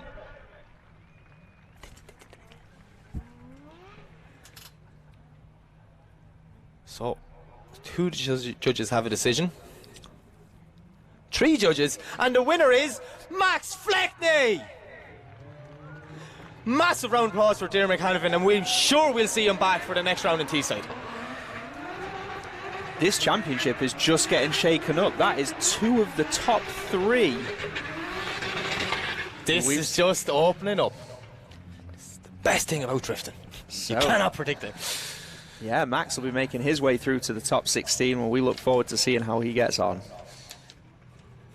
So who do we have next? The next battle is going to be Nick Davey versus Andrea Fabry. So Nick Davey in his new car is a new driver. New man, fresh start, absolutely nailing this track. This is his first battle now in the new car, so I really, really hope that we see the same consistent driving we've seen for the last 2 days. Yeah, definitely. And for Andrea, you know, 3 times Maltese champion, come over here to the UK to compete. A well-capable driver. Yeah, well-capable very driver. established. As we see Nick coming down, Andreas to chase. Lovely initiation by Nick. Andreas just dropping back ever so slightly. Nicky Davey putting foot to floor. Huge gap. Look at the speed of that super down the hill. He just dived right up on it, but a massive slowdown from Andreas. Nicky is staying on a lovely qualifying line. Andreas just getting a little bit lost in the centre. He's going to end up a bit shallow, just very well using all the lock to keep it from over-rotating. Oh, good lead. Bit of a scrappy chase. I don't know if he was caught by the pace of the car, not expecting it, or got lost in the smoke. Yeah, I think there might have been a little bit of both there for that. I mean, that Aneem Super is definitely like a well-kitted out machine, but that rocket ship that Nick Davies just purchased for himself is just making a huge difference. I mean, great lead. Great lead. Great lead. Great driving. Like, absolutely great driving by Nicky Davey this weekend. So we can see the concentration, Andreas. Nicky's probably smiling, giving a thumbs up, loving it. Colgate's just awaiting the signal from her judges. Andrea is going to have to go hard in this lead run. The last lad that went hard on the lead run here now didn't go too well. So we're still awaiting the thumbs up from the tower. There's the signal. Colgate lets him go. Nicky getting the slight jump as you're allowed to in the chase position. Super kind of stalled. Nicky is right with him up there. Bit shallow from Andreas' initiation. Nicky's just followed him in. He couldn't go any wider. Now look at the small Supra. But listen to the roars of that S15 as he hunts down the back of it. Massive angle of Supra, but he's nearly 2 wheels off there, Mac. More than 2 wheels off. And an over rotation. Oh. Nicky's new door just got wrecked. Yeah, it just looked like from there with the initiation from Andrea, he was just really sort of left himself in the middle of the track. Yeah. Came back through. Nick did his best to chase it. He was still pushing hard. You know, he doesn't want to fall into an inactive chase, but then Andrea just lost it. Yeah, it's just unfortunately just over-rotated after the transition and nowhere to go but around the circle.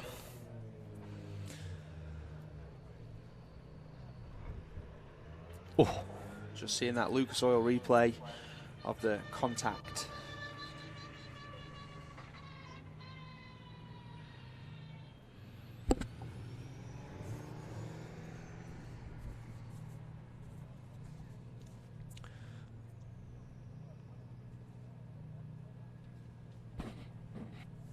Are Supras cheap in Malta? Not many people are throwing them around the drift track, especially competition drifting. So I'm just wondering, like, maybe we should all go there to buy a Supra, should we? Yeah, maybe it's a good It's priced for 46 in Scotland, I heard. Yeah, and you know, Mike, if anybody's wanting a cheap and accessible drift car... Are you going to shamelessly plug you're selling a drift car, Mike? No, we've got the raffle. Oh, the raffle, yeah. Raffle We'll plug the other one tomorrow, the one we're selling. So for anybody watching at home right now, you can go to the BDC website and you can, for £30, get the chance to win a 400 brake horsepower 350Z drift car, fully kitted out, ready to go, brand new body kit, painted in your choice of colour by Firefly Speed Shop, and some tuition from Yogi at PH Drift thrown in. I tell you what we do, right? We'll swap my 350 and your 350. I'll take the more power and then we'll go from there. And there we go. It looks like they're just confirming Andrea at fault there, spinning out, causing the contact and causing Nick Davey to take the win. You see Nicky under there checking. He's probably looking under going, I haven't been under this car yet. Jeez, look at all the bits I have. There's a Winters.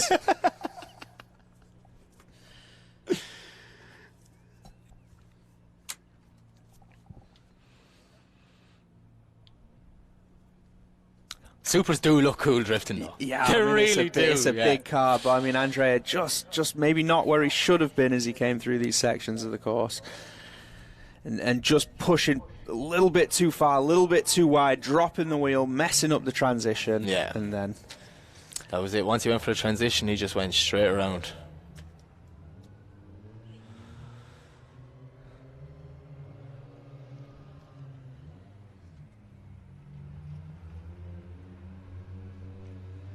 Christening the new car, a few little Bals cars. Make it your own. Right, so we have both cars off the track and the cleanup done. Who is next, Mac? Next we will see Ben Rogers versus Arek Hladniak. Ben Rogers in the little 325/328, I forgot which one it is, it's one or the other, compact, over horsepower. His like practice day car that he borrowed to just do a competition for the fun of it is the most consistent line driver I've seen all weekend. And he is going against Arek, Angle Arek, who made one of the wildest entries that we saw. No, I think we're after jumping the gun. We're going back to the one more time between Mark Chapman and JJ Stevenson. It's okay, we'll still get Arek and Ben, that's coming, it's still coming. We need to get what we deserved the first time. We have unfinished business, Mike. Unfinished business. No, I like that one. Business. I really like that one. That's on my list. I'm saying that one, Mike. Yeah, you can actually have that. You can have that one. You can copyright that.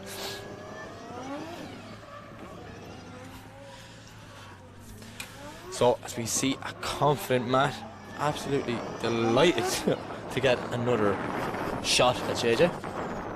Whatever issues maybe there was for the first time, I really think I hope they figured it out. I hope to God working, or at least hope it doesn't work for about 3 minutes so we get the battle we deserve. You know what? We want to see a cleaner battle. We want to see it a little bit more precise. Colgate sending him off the line. Mark Chapman to lead out JJ Stevens as they fire it off down the hill towards clip 1 on the wall. What's Mark Chapman going to do? He's going to enter a little bit shallow there on 2, but he's pushing wide back again to 3. Trying to move through, drop to wheel at 4. JJ's just hanging back a little bit, but as they move through the decel and line up for the transition, JJ's just starting to reel him in a little bit.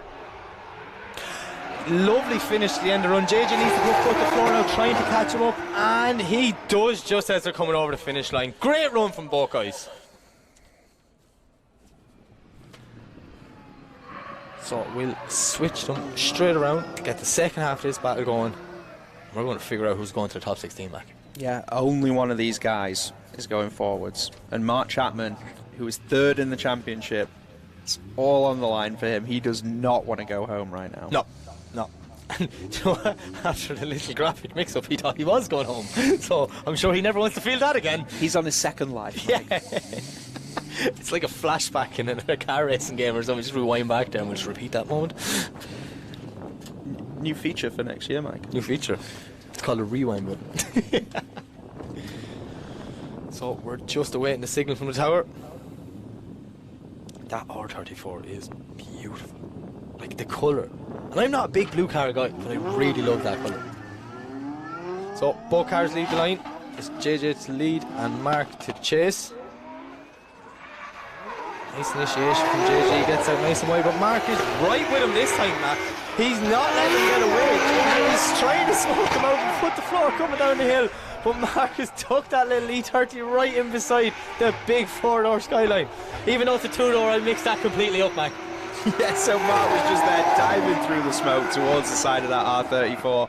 He didn't want to let him get even an inch away from him as they headed back towards the finish line. I said 4-door Skyline because I was lining up to slag you about your one after this, and I jumped the gun on my own joke, so I messed that one completely up. God, I look like an idiot. That's what you get. That's what you get, karma. Very close battle. It was a very close battle. Very that close. actually was what I was expecting the first time, so I'm really happy we got that. Yeah. 2 very, very good drivers and 2 very good cars. Yeah, just both drivers looking a little bit more comfortable, knew what to expect from each other. I mean, Mark, obviously there, fantastic chase.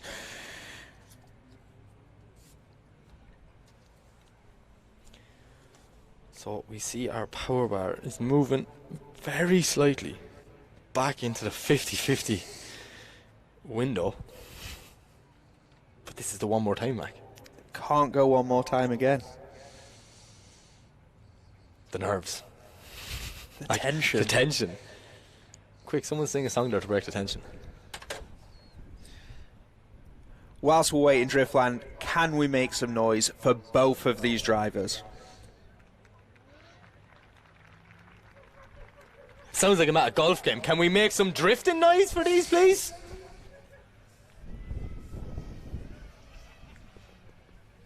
You alright, Mac? I think Mac has realised sitting in a confined space for me for so long is a challenge itself. I told you I get hyper. I don't know, Mike, some of those off-season road trips we made last year, driving the length of the country. And there we have it, Mark Chapman confirmed as the winner of this battle. That was very, very close. Can we hear a word from the judges on this one?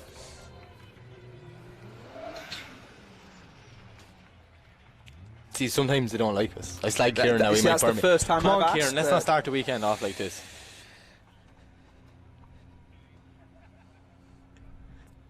Just twiddling my thumbs here. It's not nice when this happens. It actually happened to you this time, not me. I didn't call him. Yeah, maybe Kieran's upset with me. Why is Eric in a gravel trap before the battle starts?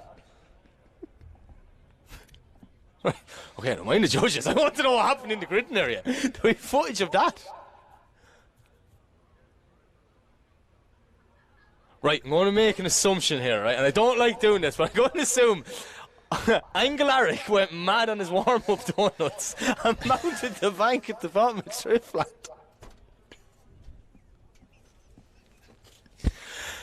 Oh, there's always a first for everything. I'm sorry, I think I just broke Mac Frost beside me here now. He has just lost it.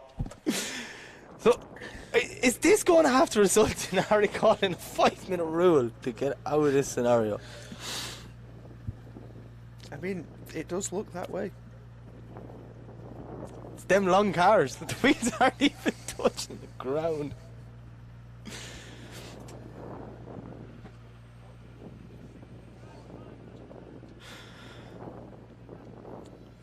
Yeah, so we can see that a recovery truck is here now just to give Eric a little. Just give him a little pull out there. Oh, I've seen a lot of drifting now, but this one is up there. There's always a lot of firsts, Mike. Yeah. The unpredictable nature that we talk about. Unpredictable. Sometimes you Uncharacteristic. think they're going to warm tyres.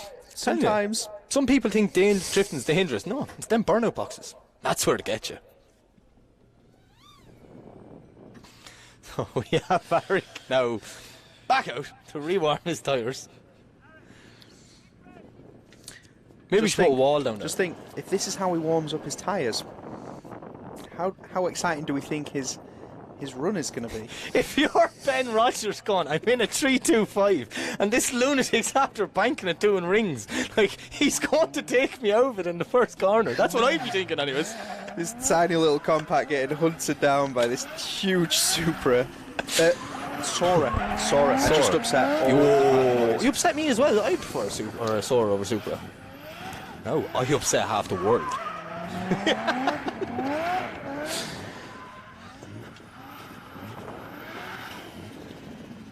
Oh, luckily he didn't do any damage. That's the main thing. So we can get to the line now and we can get moving. So it's Ben Rogers, which I'm assuming our starting marshal will be asking if he wants to rewarm his tyres, which he would because he's been sitting there for a few minutes.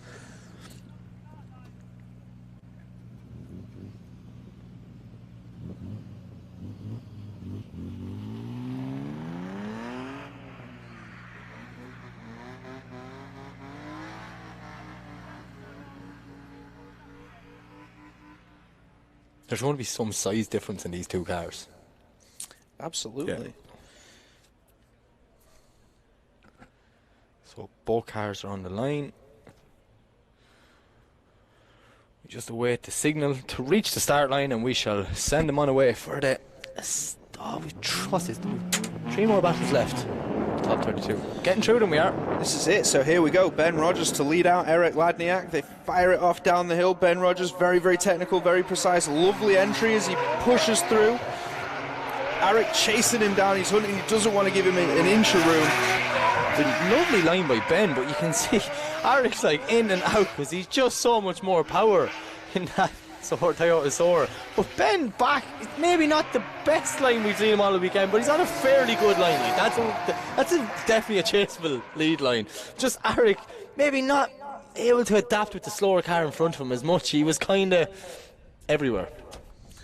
Absolutely. So, yeah, Ben's always proved himself to be very precise. We didn't quite see the same level of lead as we saw in qualifying. Yeah.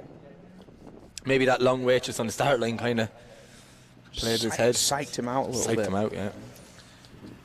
But we have both cars back on the start Now line. he's faced with a very, very difficult challenge of chasing this smoke machine of a Supra. This is going to come flying down the hill, snap on massive angle and light those Zestino tyres up. And we're going to love every minute of it. Absolutely.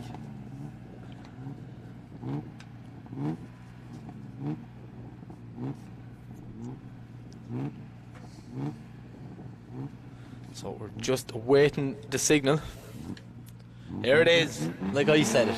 I'm the track manager now. And we've Eric to lead and Ben to chase. Ben is sticking in right with him, but Eric's very shallow on the initiation, which allows him to get to proximity. All Ben can do is just follow this monstrous car that's ahead of him. Both drivers getting very shallow down in the bottom section, missing that last clip there completely. So we see Ben is sticking with Eric here, like he really is pedaling that little Beamer. It's a credit to him because, like Josh Goodall earlier on, he can't lift. There's nothing he can do, just hold on and drive it on the clutch. Yeah, Ben was really doing everything he could just to stay on the inside of the track there and stay out of that smoke as they came down through the decel zone, and that just set him up beautifully for when Arik made that transition to dive back through the smoke again. And yeah, I've got to say I'm impressed by that proximity to say the power difference between these two vehicles. Yeah. It's going to be interesting to see what way the judges look at this one.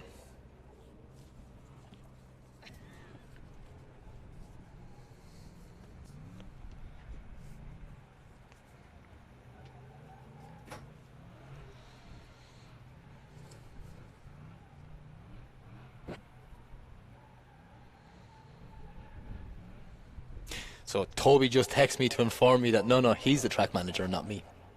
Oh, well. Well, if you're a track manager, you won't be listening to commentary, Toby. I think he's forced to listen to it through his headset. I don't think he's like censoring us, to be honest with you. Toby also came on the road for off-season. He came once and never came again because he said he couldn't be around us. He said he just wanted to see Silverstone. Yeah, that was it. Just wanted to go to Silverstone, that was all. So the judges are having a good conversation about this.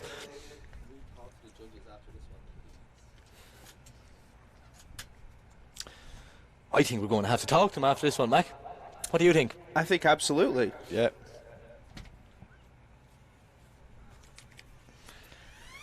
This is the hard part, because we're just sitting here waiting. We're like everyone in the crowd, everyone at home. We want to know who won this battle. And the three judges are like just having, we don't say a debate anymore. It's an argument. That's what they are. I was up there. They actually put boxing gloves up there this round just to, keep clean. You know, I'm seeing stuff flying out of the tower mic. We've three extra bouncers up there and all. The last round now, it just got very rowdy in that judging tower. You know, Toby just ripped down his signed photo from Mike Leeson. Oh, he didn't, did he? I gave him that for his birthday.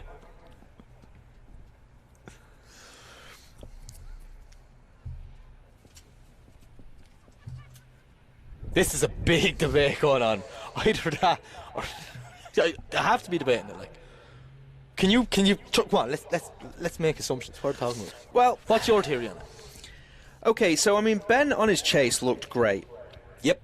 His lead did have some mistakes. Arik's lead also had some mistakes. You know, are they trying to go lead to lead, chase to chase? It's a battle of mistakes, I'd say. It's nearly kind of they're counting up. And it's a one more time. Okay, so we definitely want to hear from Kieran on that one, just to figure out what's going on inside the judge's head. Gaz is going to take this one.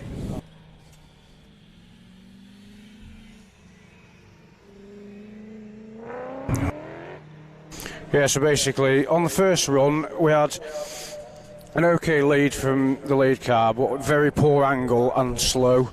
And the chase car also had a lot of corrections and that behind, but had good proximity. And we called it a 5-5 because there was just too many errors to call between the two. So, there you have it. On the chase run, when we flipped them round, the chase car had a lot better proximity from 1 to 3, but that we believe was caused by the bad line from the lead car, and he was cutting the track quite a lot later in the track to get the proximity as well. It was just far too many problems between both runs, both drivers, that we want to see it one more time to make a fair call. There we go, battle of mistakes, like we said.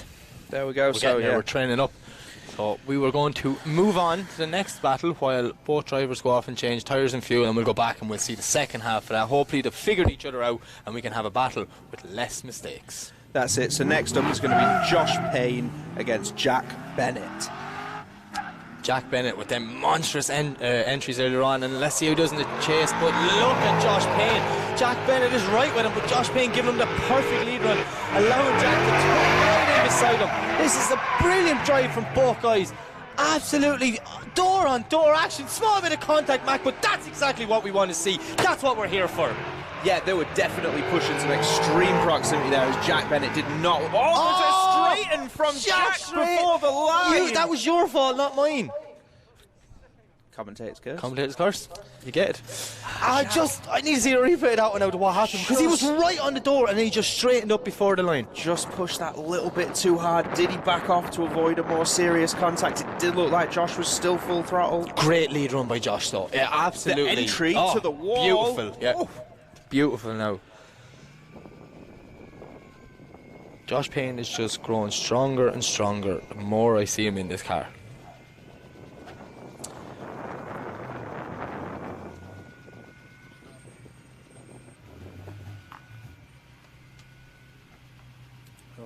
Oh, did something happen maybe to Jack? Something happened to this car. Okay, so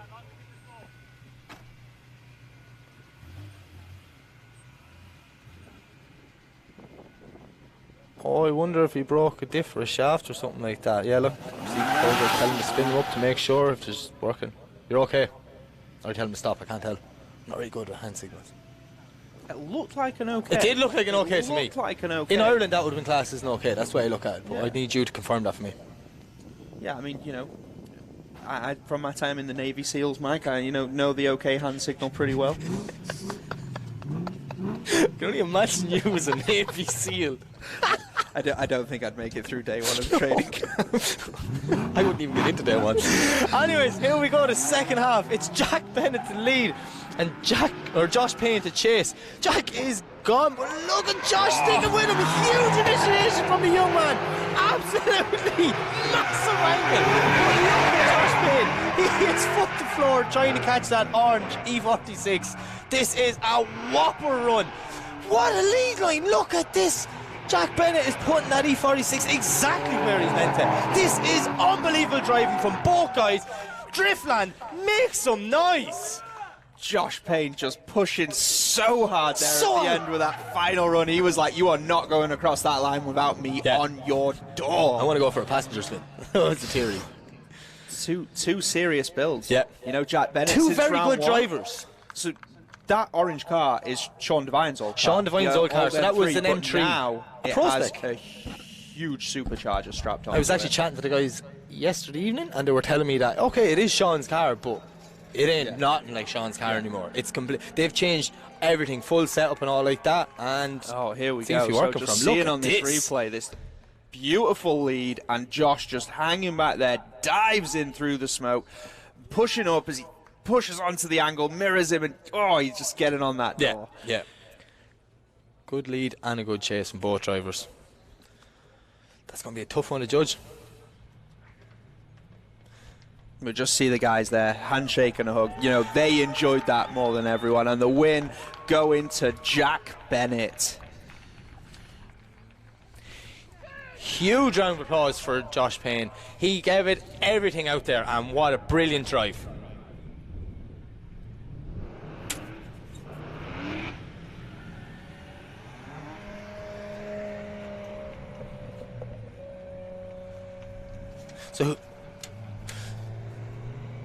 So up next, it is the last battle of the bracket, but we've got one more time to go back to. Don't forget that, okay? But next up, we have Danny Maguire versus Ignis Mignelga. Now, these lads have had a long wait for their battle. They're sitting down in that critting area a long time, just watching the queue get smaller and smaller. It's the worst thing been the last battle. But this should be a good one. It should be worth the wait. This is it. We know Danny's exciting, unpredictable, and Eggis great track record in the BDC as well. So both of these guys, Danny Maguire fires it off. What's he going to do? Locks up the handbrake on entry, and Eggis is right there with him as they push out to clip 3. Danny brings it back over to the inside. Looks like he maybe dropped a wheel there, but lighting up the tyres as he comes through. You can see Eggis is not letting him get away, but look at the smoke coming from Danny Maguire's S15. This monstrous car is blinding poor Eggis, but he is stuck right with him the whole lap. Driftland, huge round of applause for both drivers. That was some absolutely amazing chase driving there from Eggis. Yeah, definitely. Good lead line by Danny as well. Yeah, both of those guys putting in a fantastic show. Doing it for the fans. Man. Doing it for the fans, doing it for us all. So we're going to switch them around, get them back to the start line. It will be Eggis to lead and Danny to chase. You can see Danny Maguire smiling from here through the helmet. Like, he's such a happy guy. He is. Like, he really is. He is loving every second of this. Yeah. That car is beautiful looking. Really is like serious bit of kit. Yeah. So Colgate gives a signal. Both cars leave the line. All right, so Eggis off to lead him down the hill. Danny Maguire close in the chase as he snaps in, and Danny is diving right there with him as they head out, but does open back up again a little bit. Just doing anything. He's on minimal angle. He's cutting the track to try and get away from that S15, but Danny Maguire is not letting him go anywhere. He is crawling up the side of that 300 ZX. Absolutely. And yet again, just cutting any corner he can to try and get some proximity away. I'm sure the noise of that thing coming behind you is intimidating, Mac. Yeah, it just looked like there, like Danny just knew that Eggers was a little bit off the line, so he just held back a little bit through those last couple of clipping points. Another tough one for our judges. Yeah, very different halves of the battle there. Yeah. We saw really Eggers with a very, very good chase, but a very weak lead. And then we've seen Danny with a really, really good chase. It was a good enough lead as well. Like Danny, maybe slight advantage. You can see the bar is kind of trickling that way. As I say, I ain't making predictions to the top 8. There we have it. Danny Maguire taking the win. Sure, I knew it.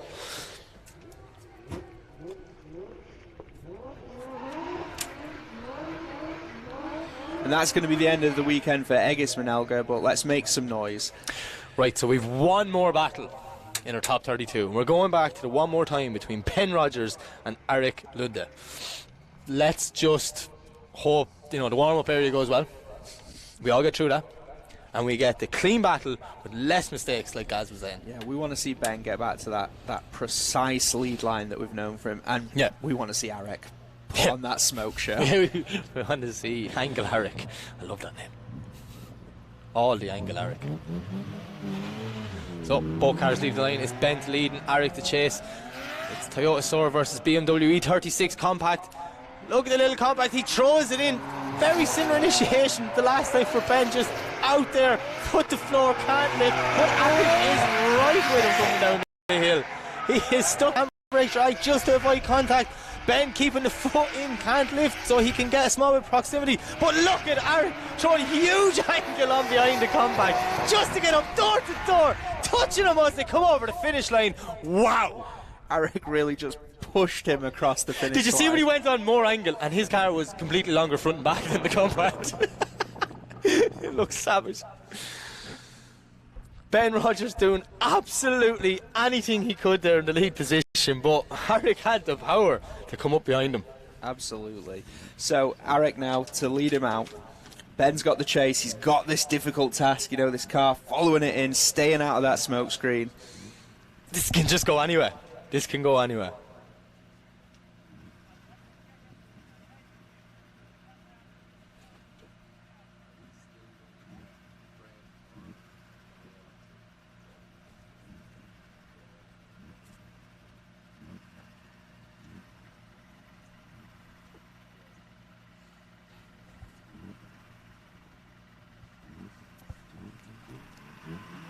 Right, Colga has the signal. Eric to lead, Ben to chase.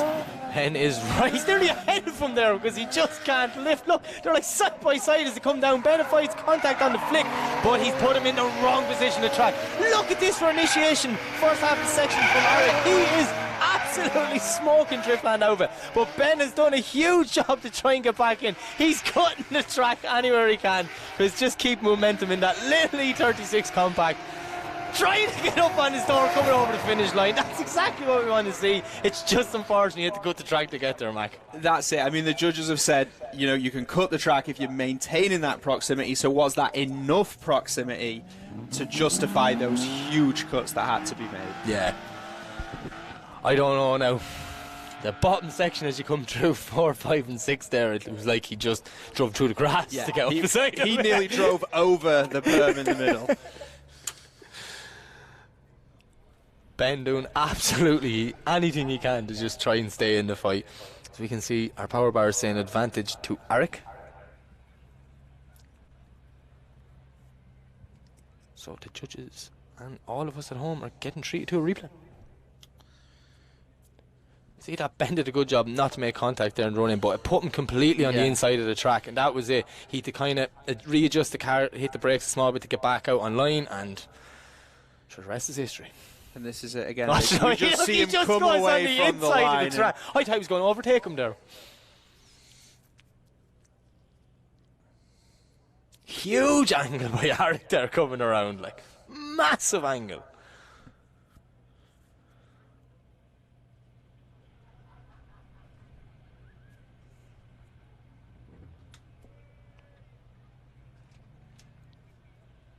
It's looking like there's an advantage to Eric after those runs. Judges just going through the finer details on this one. Crossing the T's and dotting the I's, that's what they're doing.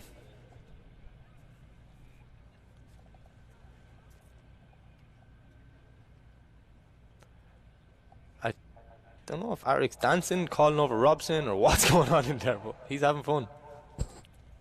And the winner of the battle is Eric Ladniak. Can we just make some noise for Ben Rogers for absolutely peddling that little E36 this weekend? Yeah, great drive, and hopefully we get to see him back in his own car the next round, because yeah, we would. That new setup's going to be crazy. Okay, so we're going to move on to the top 16. And first up, we have Sam Nolan to lead in Paul Howell.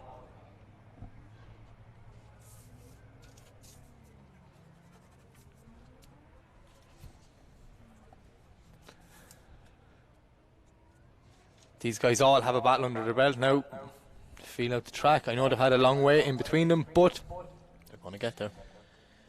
Yeah, exactly, Mike. So, I mean, Sam Nolan, fantastic driver, looking very, very confident today. Qualified in 16th position. Paul Howell, 32nd by the skin of his teeth, managed to take the win in the last battle, and he is just going to be pushing so hard to keep himself in this fight. He knows he got a bit of luck with Jack Winnie making the contact, which resulted in him progressing on, so he's like, I can't make that mistake again now. I need to be committed. 100%, and that's what these drivers do. They go out there and they will put it all on the line. Yeah. How cool do them Lucas inflatables look in the middle of the track? We have been trying to get inflatables for the middle of the track for years, so to finally see them out there, huge shout out to our partners at Lucas Oil for supplying. Would you think they'd mind if I just unstringed it and then did a massive somersault, like just ran and flipped into it? I've always wanted to do that with a huge can of Lucas Oil. Everyone can look out for that in the vlog after. That's it. Keep an eye on the BDC vlog. Okay, so Sam Nolan, Paul Howell, BMW versus Nissan, the greatest rivalry known to drifting. For sure. For sure.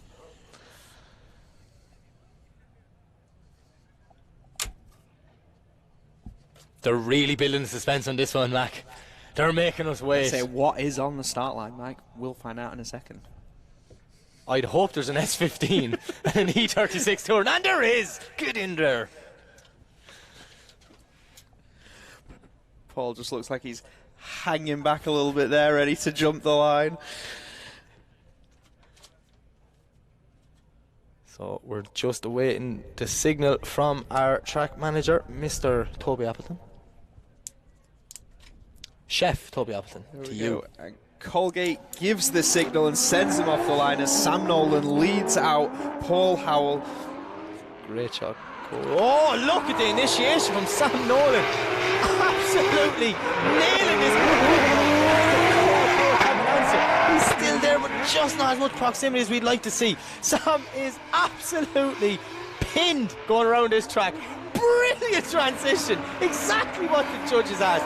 Sam Nolan has really got to grips with this new layout that Kieran Hines has put in Driftland. What an absolutely phenomenal lead run there from Sam Nolan. And Paul just not having the pace, not having the answer for him. That's that. I'd say the run in there now, Sam was just gone.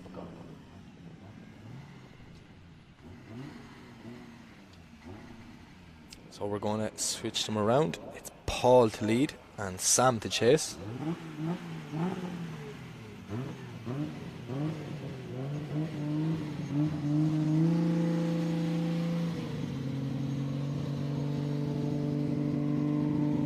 From hand signals, I think we're waiting for the smoke to clear.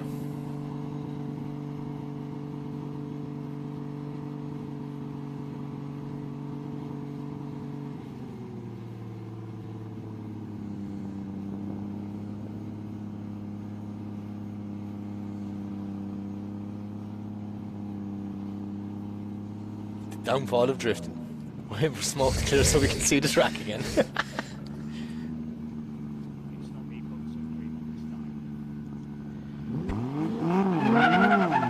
both cars leave the line is Paul to lead and Sam to chase. We see Sam Nolan tucking in right behind him. Lovely initiation from Paul Howell. Sam giving him a small bit of room, but now he's starting to reel him in, just coming up through approaching. No contact from both cars. Sam Nolan eating the door off that E36 turn. Paul is doing absolutely anything, but he has a serious built car behind him, just pushing him around the track. This is a lovely chase run from Sam Nolan, but credit to Paul.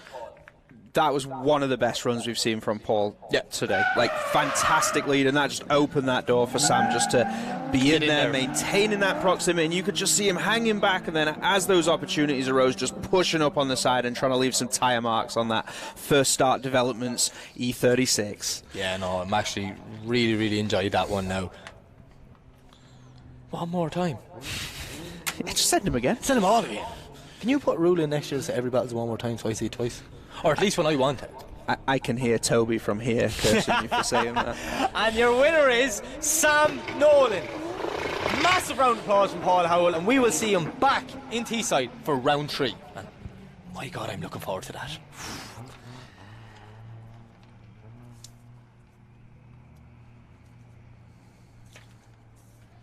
Okay, so we will be moving on to the next battle, which is going to be Josh Goodall against Andrew Malloy. A man in a 350.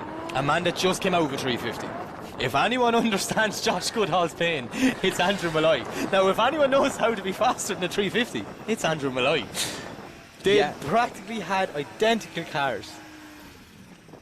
Yeah, so I mean, Josh is going to go all out here, flat to the floor. He's going to lead him out, and Andrew is just going to be trying to find that balance, chasing him in that more powerful car with the semi-slicks.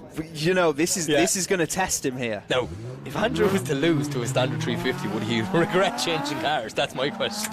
But we're going to find out. It's Josh to lead, Andrew to chase. Bit of a separation on the run, and Josh is coming in hard. Andrew a little bit shallow initiation, but he's going to have to start to reel him in now, and he does, Mac. Absolutely door hunting the whole way down the hill, pushing up on the side of that 350Z. Look at the smoke coming from the back of that 180SX. He's just playing with the throttle now, avoids contact. Beautiful transition from both drivers. Andrew putting foot to floor now, trying to bring it wide, out over the line and on the door of Josh Goodall. Driftland, make some noise. What a fantastic battle. I mean, a great lead line from Josh. Andrew just hanging in there, maintaining that proximity. He knew what was going to happen and when it was going to happen. He knew better than Josh where that car was going to go. So, I'm not sure what's going on. We're just checking a wheel bearing? So, well, Josh's car, because there's been so much grip and they've stiffened everything up so much, those wheels have been bouncing around a lot while they've been out on track, and it just... Is there a problem there with the rear end of that car?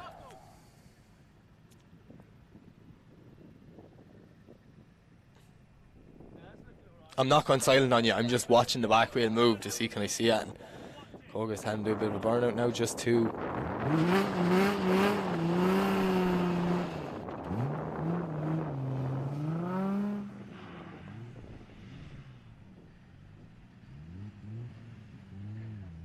I'm not sure now what's happening. Josh seems confident enough to go back to the line anyways, so... Oh, he isn't gonna. He's going to walk away he's from going to this. send it. Andrew Spotter's probably telling him that he needs to be fast. Do you know the way everyone drove away from you in the 350? Yeah, you need to do that. That's what his brother Peter's telling him right now, who also has the 350, so he understands it as well. All right, so Andrew Malloy heads off down the hill, fires it in there, nice entry. Josh has just not quite got that pace to match him as Andrew lights up the tyres, coming through clip 4, back down into the decel zone. Just phenomenal lead run there. Josh has just not got the pace to match him. Josh is more of a spectator now than Andrew's qualifying run, that's what it seems like. Absolutely smoking the place out of it is that 180SX. But look, Josh could just do what he could do. He didn't do anything wrong in the chase position. He stayed on his line, but just, I think it's going to come down to proximity, Mac. I would completely agree with you there, Mike. I mean, it just... You feel for the guys with the lower powered cars, but this is what it is. This is the top level of competition that we're seeing in the UK right now. So, you know, these guys trying to build a name for themselves, trying to get that sponsorship, and that's how they come to build some of these insane machines. And I mean, Andrew Malloy, what a beautiful car. What a beautiful car. And lap by lap, he's getting stronger and stronger in that. He's getting more comfortable, so I'm more excited to see what he's going to be like towards the end of the season. We're just going to wait for some confirmation from the judges. Oh, the power bar's changing. It went one way, it went back. No, it's going the other way. Slightly moving in the advantage of Andrew Malloy. One judge is locked in a decision. 2 judges locked in the decision. Come on, the 3rd judge. There we have it, confirmed. The winner of the battle is Andrew Malloy. Well, let's make some noise for both of these drivers for putting on an absolutely fantastic show here at Driftland. So next up we have Miles Muir to lead in Clark Hatton. The Battle of the Beamers. The Battle of the Beamers. I mean, Miles has been looking great all weekend. Yep. Fantastic driving. But the power advantage, and Clark has more power in a lighter car. That's literally all I got from that there now. So it's on him to see how he adapts to chasing the slower car. Well, slower-ish. This little E46 compact is ridiculously quick going around here, to be fair to Miles. Yeah, Miles is definitely going to be relying on his experience. GoPro just fell off one of the cars there and swelled down the back. I hope it wasn't Chris Gassens. But we see Miles starting to put a small bit of that track. He's dial him in, because this is his opportunity. When it goes swapping around, Miles will be stuck to that door. Clark's starting to reel him in now, a little bit shy of that last clip, kind of cutting it out to gain proximity. Judges won't be too happy to see that, but yet again, Miles had a mint line. Yeah, absolutely amazing work there from Miles Moore. And Clark Hatton pushing really, really hard, but just not having that answer for it. Miles knows this track like the back of his hand.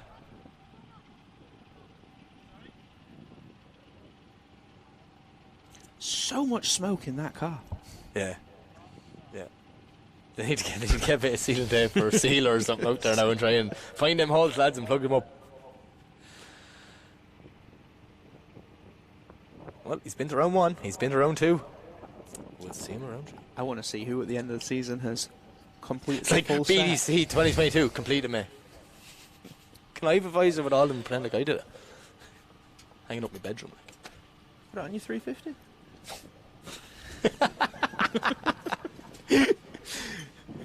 Don't like visors on drift cars. So we're going to play the assumption game again. Let's try and figure out what the conversations are having, right? I don't know if he's asking is there any nice restaurants or just something wrong with the car. What do you think? Well, I like the Chinese buffet down the road, man. Chinese buffet down the road. Asking what my favourite restaurant is. Right, No, anyway, no, yeah. so the battle. So, yeah, I'm going to say Clark, he looked a little bit scrappy there in the chase. Was there something that's gone wrong? Sorry, Mac, you caught me off guard. You actually said something funny for once. Yeah, you're right there. It seems like there's some sort of mechanical issue, or I don't know. I know they were having clutch issues yesterday. I know that. I know there's a new clutch gone into the car.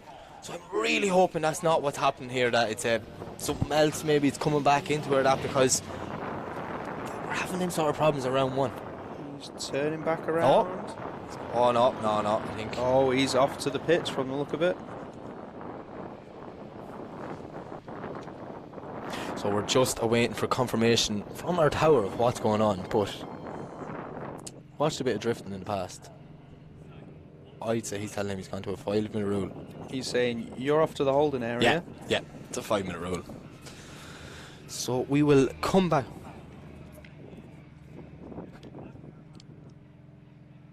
Okay, so hope we're getting information now. Clark is after taking a 5-minute rule so he can go and do a cool down lap because his car is getting hot. Oh. Now, the further we get into competitions, the later stages, end of top 8, top 4 finals, you would be granted a 5-minute rule or granted a cool down lap without taking a 5-minute rule.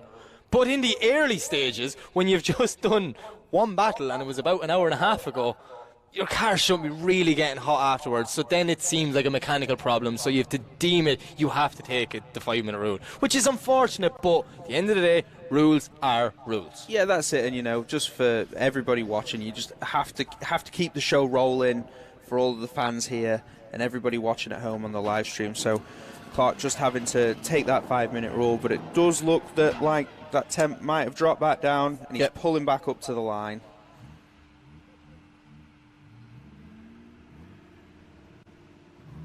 So we'll get to see Clark lead in Miles. Both cars leave the line. E82, E46 compact. Yeah, Here we go. Here we go. So Clark Hatton, what is he going to do on his lead? He initiates using the handbrake, does miss on clip 2, but Miles is right there behind him, just hanging back a little bit. And tucking in on the inside through 4, and Miles, he's just really right Brilliant there job with him. at not making contact in that bottom section, but Miles just lovely transition behind him as he is doing anything to stay with Clark. Lovely finish to the very, very good run from both drivers. Miles Moore is strong. I said that to you yesterday morning. I was like, he's going to do well. He's consistent. Consistency's key. Yeah, so they've got a brand new car that's been built, that's in the works for Miles, but unfortunately, you know, due to delays and COVID and all the usual things, that's not been ready yet. But they said it's Driftland. We're not missing it. It's the track we know. Get the compact back out. Grab the compact. Send for the compact, but send it in the compact. Send it in the compact. I like that one. So our judges are just having a little bit of a deliberation. The power bar is edging ever so little towards Miles. 1 judge in, 2 judge in, and there you have it. Your winner is Miles Moore. Ladies and gentlemen, huge round of applause from the young gun, Clark Hatton. He gave it everything, and I cannot wait to see him back at round 3. So from there, we will be moving on to the next battle of the top 16, which is going to see Craig McLeod go against Matthew Holder. Crazy Craig, Smurfalicious. Both of these cars 1UZ. Both of these cars are turboed. One of them has blue hair. Only one, like the Highlander.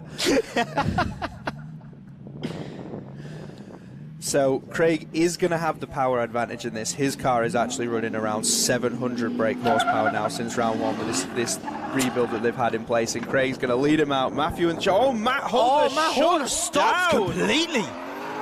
He is just left sat there behind. I wonder if something went on that car as he left the line. I'm not sure, because look, at the end of the day, we know Smurfy's a good guy. He's going to give it absolutely everything for a fair battle. So that's just very, very uncharacteristic, sorry to use the word, Mac, of him in that situation. Be careful there now, Craig. So I see Marshall's underneath the back of the car. Is it a drive shaft? So that maybe diff. That one's after hurting now. They're two of the nicest guys on the grid, and I was like, do you know what? I want them both to go in, have an enjoyable battle, and may the best man win. Yeah, you know, neither of these guys would have wanted to see that happen, and they would have wanted to have a proper, fair matchup. Yeah. So we're just going to have to play the assumption game of what happened to Matt Holder's car. Was it a shaft? Was it a diff? Diff exploded. I don't know. I can't tell you. I can tell you he didn't make it to the start of the scoring zone, so it'll be a 10-0 to Craig McLeod. I'm gonna tell you one fact here. I am surprised. Matthew Holder's bash bar is not blue. It's not very on brand. That was green. That was green, actually. Maybe that's not Matt Holder. Maybe that's why he stopped. Maybe he He's realised. like, hang on a second. Was that a green bash bar I just seen on the live stream?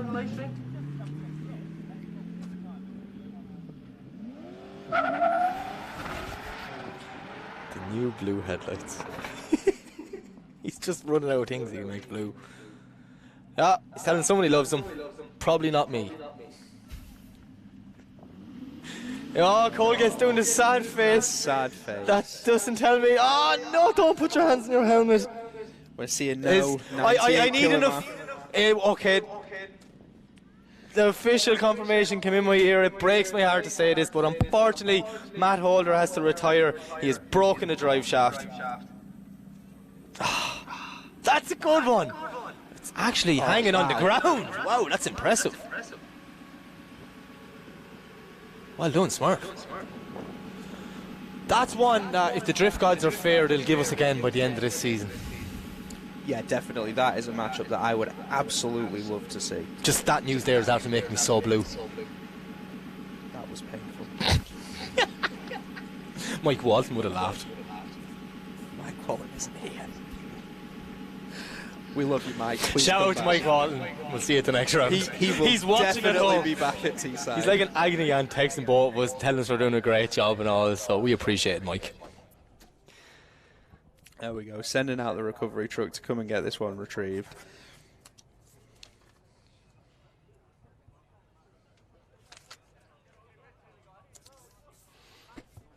I'm just looking here at my little sheet, okay? I've gone old school, with a pen and a piece of paper, and I'm writing things down and working stuff out and looking ahead.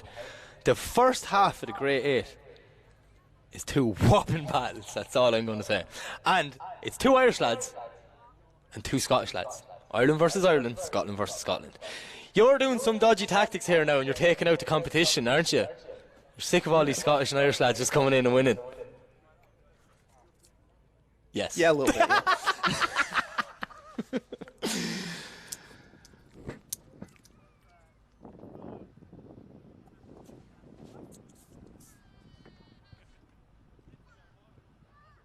So what's this? This is day 4 of Driftland for you. Yeah, day 4. So we've already seen the public drift day. I missed that one. That was I fantastic. didn't get over. That looked good now. The lads who came through here, you know, they got to run the BDC line in battle style, going from under the start line. They, you know, fantastic day. Saw some very, very great upcoming drivers, gave out some awards, gave out some prizes, and that led us into the Thursday. So there was some public hire time from the, you know, some of the drivers to get out during the day, and then at night we ran the media night, and our first time ever for the spectators to be able to jump into the passenger seat of a drift car and absolutely send it down. That's a sore subject, okay? I came over here with one lad I wanted to go for a passenger spin with. It was my good friend Ollie Silcock. And I just arrived. You were doing the sign on for passengers. I ran in. Hey, Matt, good to see you. It's been a long time, but I'm going for a spin with Ollie. Ollie went out to do one lap and was coming to bring me. And guess what? His diff broke. And they didn't get it fixed until yesterday afternoon. And Toby wouldn't let me go for a passenger spin because the passenger spins were on Thursday night. Not cool, guys. You know, not cool. Ollie so much didn't want to give you that spin. He actually broke his car, yeah. I felt bad. I jumped under a John trying to help out to see could we get him back out. And then I was like, oh, that's not going to be fixed until tomorrow. So yeah, I didn't get any passenger spins, but don't worry, Ollie, I'll get there one day. So that was it. Yeah, we saw those 2 extra days yesterday. It has made a difference to driving. Can we talk for 1 second about the final pro practice session from last night? No, let's talk about the final 2 runs of the pro practice session last night. It was Tomas Kiley and Lee McFadden, and every Irish person in the place said them boys need to calm down because that's a final. That did not even look like that was practice. insane. Someone got a video of it. I seen it on Facebook last night and I was looking at it going, that's better than like a final you could get. Like that's a dream final, as them 2 guys with 2 working cars, and they were on it. Just 2 serious drivers leaving tyre marks all over each other's doors during practice. Christian's Burkhoffs. Okay, as the day went on, he came out with less and less body panels, but he was doing some of the most aggressive chase driving I've ever seen in practice. And we said, you know, you can't win practice. I thought he won it in the Pontiac, but then Matt Denham appeared. And Matt Denham was just crashing into people left, right and centre. You just stole the words out of I know, I could see it in your eyes. Aggressive chase driving. I was going, the nicest man in drifting, Matthew Denham. He is just so unbelievably polite. And yet he gets in a car and he just thug lifes it on people's doors all the way around the track. Yeah, absolutely brilliant chase driving. And like, this is these guys practicing. So, can you imagine what's going to happen tomorrow afternoon? If you're watching this on the live stream and you were within like a 6-hour drive of Driftland, maybe more, get in the car right now. Do it. And just set off. Because tomorrow we'll see carnage unlike we have seen probably ever before. Yeah. Some of these drivers, Robbie Burgoyne. Oh, Robbie Burgoyne was on it. Callum Marshall. He only did about half an hour of driving yesterday, and the lad was sending it in unlike anyone else. It is shaping up to be a good day in Driftland. I cannot wait. Yeah. 26-degree forecast, beautiful sun. We've got demos on the oval. We've got the extreme bike battle in the house. In the Novus Finance pits, our partners, they have got a simulator set up for you to jump on and run the line. Don't worry. So After you this event, get I'm in going there. straight down there. That trade village, we've got KD Customs up there. The Lucas Oil guys are here. They're running the LORDC, the Lucas Oil Racers Club promotions, helping you get on track. Yeah. Discount on your oils. There's so much happening here. I just want to just actually say, you just said something there saying KD Customs in the house. I want to give a massive shout out to Neil from KD Customs, and I'm sure every driver in this grid, and you included, Mac Frost, want to do the same, because Neil has bent over backwards to help BDC out with this event. He has done anything that's asked from like taking in tyres, deliveries, parts for drives. I seen his recovery truck come in the gate about 20 times yesterday, full of tyres for drivers. That is a dedication to the sport like no other. He's a parts section down below in his shop that if anyone breaks anything, it's there. And a lot of people, you know, have said, I got back out because Neil and KD Customs had it in his tent. Stephen McConnell. Paul Howell. Fuel pump. He was down there. Neil bang on the shelf in stock. It's a credit. Neil is the things Neil does for this sport. It's people like him is what keeps this sport going. So, KD Customs, we love you. And I am doing the love heart symbol with my hands. Just no one can see it apart from Mac. Yeah, it weirds me out a bit, but okay. So yeah, Neil supplying those 59 North wheels, and where will you see those 59 North wheels, Mike? On the 350. 350Z that we are raffling off. Head over to the website now, to the merchandise section. Get the tickets. This is happening soon. Like, Get how much are the tickets? Come on, talk me through it. 30 quid. Right, 30 quid for a ticket to win a car that's going to be 400 brake, okay, with a brand new body kit and a respray in any colour you want. So you're not just getting a car, you're getting your own car, your customized car. Yeah. By the guys at Firefly Speed Shop. Firefly Like, put up all the aero for the car. If you saw Jolene last year in Pro 2, Yep. it's basically the same car, but just whatever colour you want. but just fresh. I paint cars. Like, for 30 quid to get a respray is just, that's a raffle in on itself. Now mine getting 350. Yeah, there we go. This is Mac Frost with the great ideas. You're You know, the one thing for the BDC we want to do is not just make the best battles, not just make the best championship, but we want to just keep building on the community and giving back to the people. Yeah. So the people like that support this- us. Yeah, exactly. Because, you know, there's a lot of support for different people here, but it is the fans who buy the tickets and come to these events that make the difference. We all know that like drifting is an expensive sport, and it's an expensive sport to get in. You know, it's quite a big purchase to get yourself a car, get down to the tractors and start to learn the ropes. But for 30 quid to win a car that's ready to go into competition, and then a day in PH Drift with Yogi to instruct you. 3 days. 3 days. 3 days. Here I'm entering this conversation. I'll leave 350 this side. Have one in each island. That's a price. Like, just go buy the tickets right now. If you're in the crowd and you're looking, going, one day I'd love this. 30 quid. You could be doing this next week. 100%. This is yeah, it's going to be the maddest thing. We're going to do the live draw. We're even going to throw in a couple of runner-up prizes for a couple of people who don't win the car. We'll find something cool for you. For me, personally, yeah, the 350, that's what I'm after. Yeah, you've got a cool job. What more do you want? Painted in red, will you? So I have two of them in red. Right, we're moving on. We've got Smurf off the track. Very unfortunate what happened to him with that drive shaft, but the show must go on, or the circus, whatever you want to call it. We've got Mitch Gibbons to lead in Mark Chapman. Bonnet still off, possibly car still getting hot. Yeah, I feel like that's something we see from Mark every round. Mitch Gibbons, big thumbs up, big smiles. Cool, He's ready. calm and collective. What a guy. Are we going to see a rear end on the car after this entry? Well, look, he lost it in qualifying and it looks mint now in battle, so it's fine. Ejecto rear end, cuz. Ejecto rear end. Here we go. Mitch Gibbons to lead in. Mark Chapman in the top 16 here at Driftland. Big flick from Mitch, out to the wall, perfect on that wide line, Mark, minimal angle, trying to catch up to 13, but Mitch is on that ideal qualifying line. This is exactly what he was asking the briefing this morning. Now Mark is dialing back in, door on door coming through the last section. Mitch a small bit wide, maybe half a minute over, but Mark is right with him. Mark, I really enjoyed that one. Mitch is just a phenomenal driver, such precision and accuracy, and Mark was just hanging in there, going for it with that chase, and I cannot wait to see the second half of this battle. Yeah, it's going to be a good one. It really is. I'm excited for this. Mark's talking to his spot. They're like, he's going to be on your door. You got to get moving. He is like, you need to fire it in for this entry, snap on some angle, and nail it through the first section of this course. So as we see them swapped around, we have Mark to lead and Mitch to chase.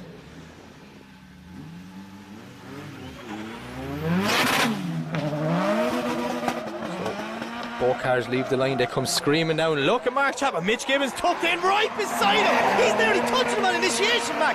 What initiation from both guys as they power through down the downhill section.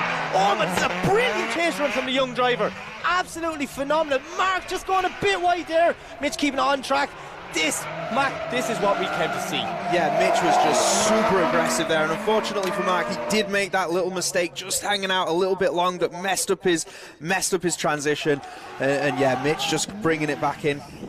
Could we be seeing the young man head through to the next round? I can't see why not. Unless the judge has seen something completely that we maybe missed on the cameras, can happen. Oh, we're getting a replay. The Lucas Oil replay is gonna show us what just happened, Mike. Yeah, you see this, look at that initiation from me. I thought he was going to take both cars clean up the bank there and land on Toby's lap. That's where I thought they were going. Nope, held it down. So much experience for such a young driver. Tucks back, coming down the hill, and watch here, right? You can see the judge is maybe looking at this, see the wheels were off there, but Mitch does some transition to get back in the door. Apologies to everyone at home that it's so glitchy, I'm not sure why, but it was savage.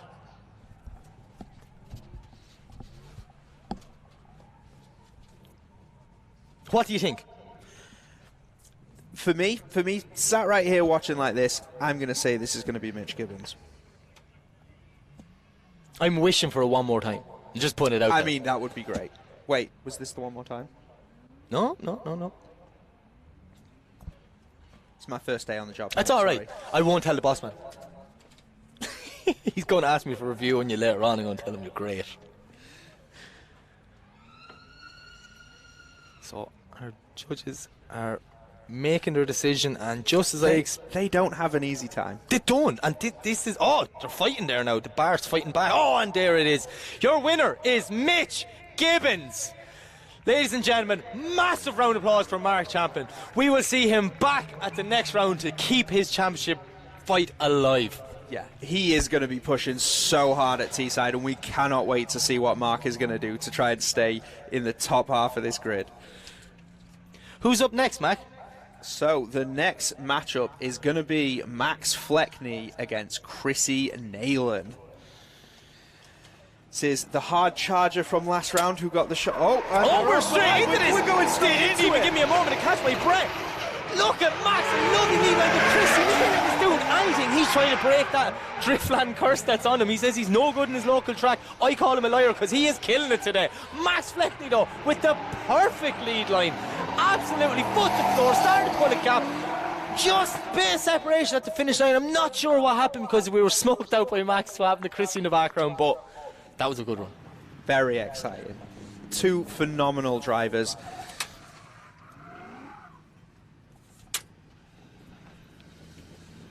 It's time to turn him around. Let's see what Chrissy's got in the lead, and can Max hang with him in the chase?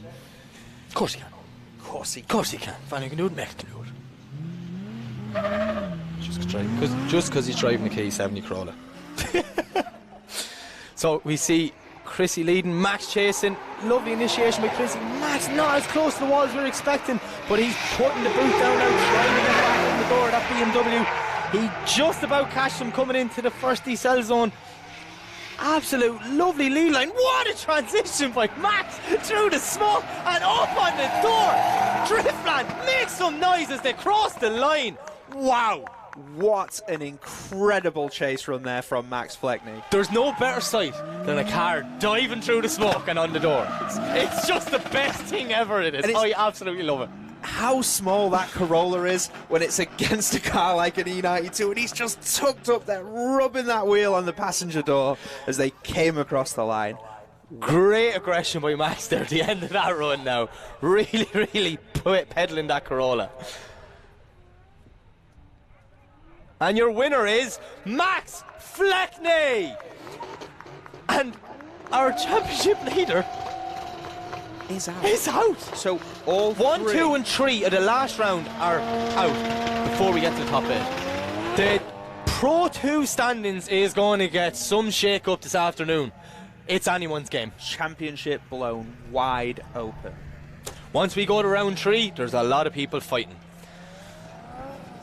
Here we go. So we are seeing Nick Davey pull up to the line to lead in Arek Ladniak. How's Eric getting on the burnout box? The cameraman can't look. It's not allowed. Toby won't allow it.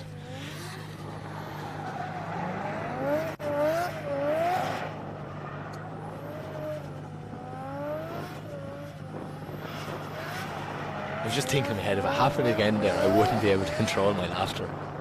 And I'm not being mean or anything like that, but it's just such a random thing to happen that, like, I've done a lot of events and I've never seen anyone stuck in a burnout box that we had to get recovery. It's a true first. It's a true first. But both cars lead the line. Nicky Davey to lead, Eric to chase. The blue S15 is flying up the straight. Has Eric got the answer for him? He's putting foot to the floor, but I don't think he can keep up with Nicky Davey. Straight there, just he's coming to the inside section of clip 4. But Nicky is running away with this. He is a new man. I've known Nicky a long time, and this is the best he has ever done driving in this. And the first day in a new car, like that rarely happens. Absolutely phenomenal there from Nick Davey. Arek just making all kinds of mistakes in the chase position, just trying to gain back some of that proximity, but it couldn't be done. No. Do you think Stephen Charles tried to get that car back by now?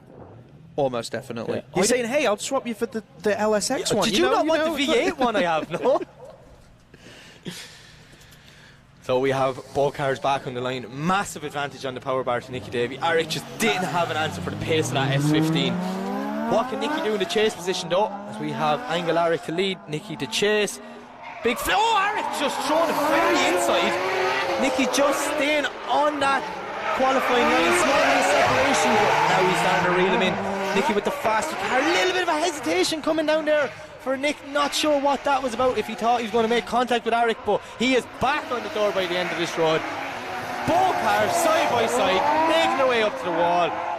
Wow. Yeah, I think he just had to back out a little bit. He with was coming Arek, down with that the hill at some entry pace. been kind of in the middle of the track and a little bit all over. So Nicky, you know, just playing it safe there. I'd look at that initiation from Eric and it did throw Nicky off a bit, because he was like, is he going up the bank or is he doing a 360? And then he just held it and went to mid-track.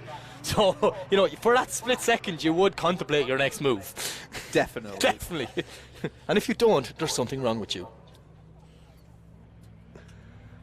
And there we have it. It's confirmed. Nick Davey taking the win, but can we make some noise for Arek Ladniak? So, who do we have next, Mac? So up next, we are going to see Danny Maguire go against Jack Bennett. I mean, Jack's been on great form. Some solid lead runs, some very exciting entries, and of course, some fantastic proximity. Yeah. But Danny Maguire, let's not sleep on him. That insane GTR engined S15. Such a machine. Danny, he knows what to do. Yeah. Well-experienced driver in Danny. He's been there, he's reached that top step, and he knows what it takes to get there. Danny, the higher qualifier, you know, he's put the work in today. Yeah. And every day. Every day. He works hard. Jack Bennett, though, like, this kid has impressed me so much. And, like, it was the backwards entries on Thursday and Friday that got me. But look at this initiation from Danny. Jack is right with him, though. Absolutely sticking that thing on the side of the S15. Really with lovely speed coming down the hill. But look at Jack, he takes his bumper off, he was that close to him. Transitions through the smoke, bumper hanging off. And door to door over the finish line. Brilliant run from both guys. Fantastic lead from Danny, and Jack just took full advantage of that as he closed in every opportunity he could to find proximity to the door of that fast RS15.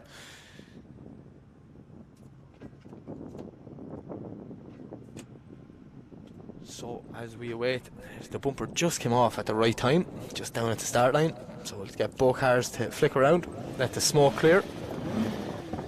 Off we go again.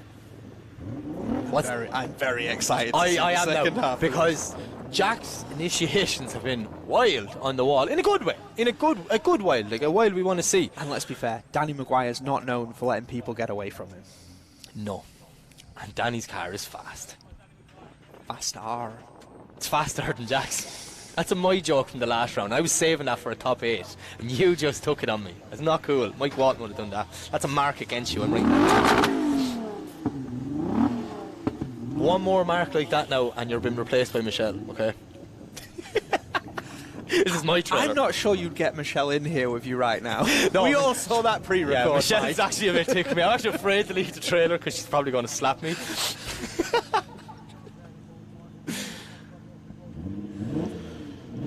Danny just having a few words with Colgate there. I just got a confirmation in my ear from the live stream truck that Michelle is going to slap me after this, so I'm climbing out a window. do you want me to lock this door? Yeah, lock the door there, will you?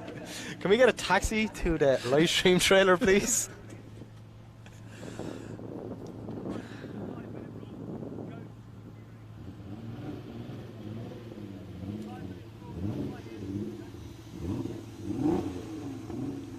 So, Danny just called Danny just called a 5-minute rule? I hope so, because if not, that start line process just looked a little bit messy, mate. Yeah, and the cameraman didn't really get the switch right. Yeah, so we see Danny making his way to the pits. We see Jack going back to the holding area. So would that tell me we're going to move on to our next battle? Well, that is the final battle of the heat. So now we're caught in that rock and hard place.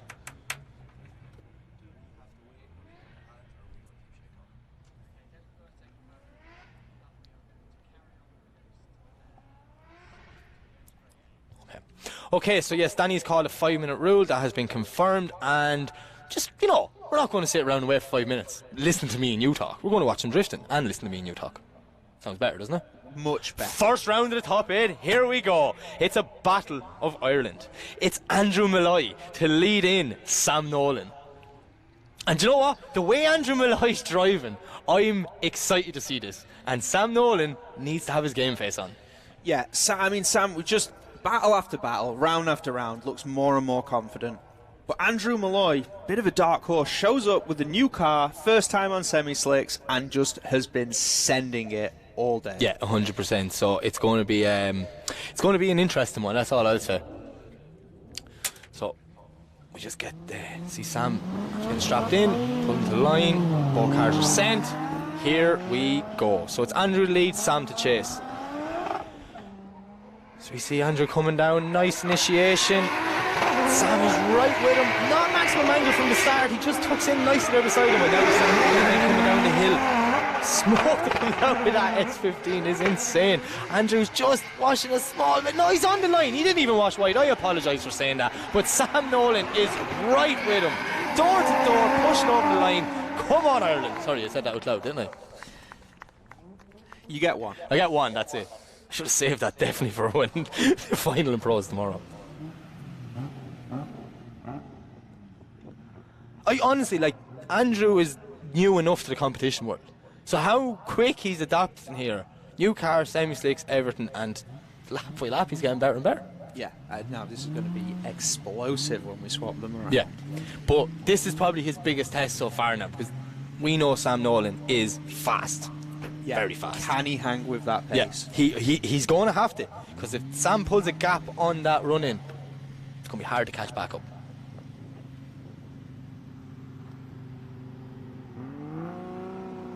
I thought that said BDC on the back, but it didn't. Very close. Very close.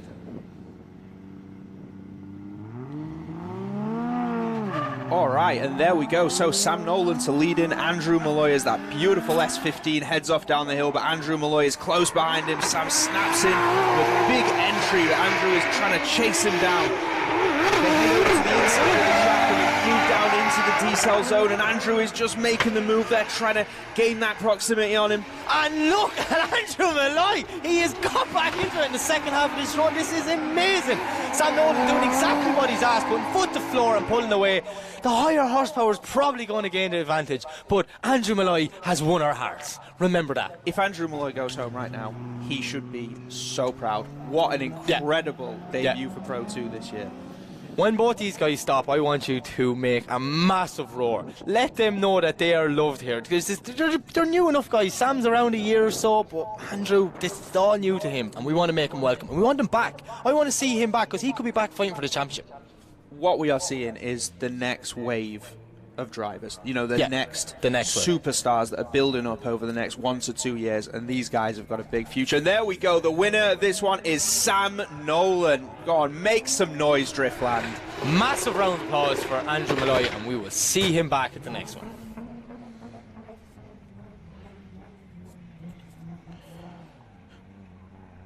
Okay, that was the Battle of Ireland. That was it. Now we're on to the Battle of Scotland. The Battle of Scotland. Miles Moore versus Craig McLeod. Whoa! Here we go. So and the only thing I'm going to say is Miles has 2 battles underneath him because he did one more time. Yep. Craig only has 1 run by himself because Smurf broke. He's no battle experience yet. Craig more has a sufficient car advantage. There's a slight power advantage. But here we go. Well, we're going to see this line from Miles once again. As we see Miles coming down, Craig's tucked in nicely behind him. Lovely initiation on the wall from Miles, but look at Craig McLeod. He's just sitting there. He knows at any moment he can pull his foot down and overtake the compact. Craig doing a great job chasing the slower car. Miles, as per usual, on that perfect qualifying line, doing exactly like he's asked.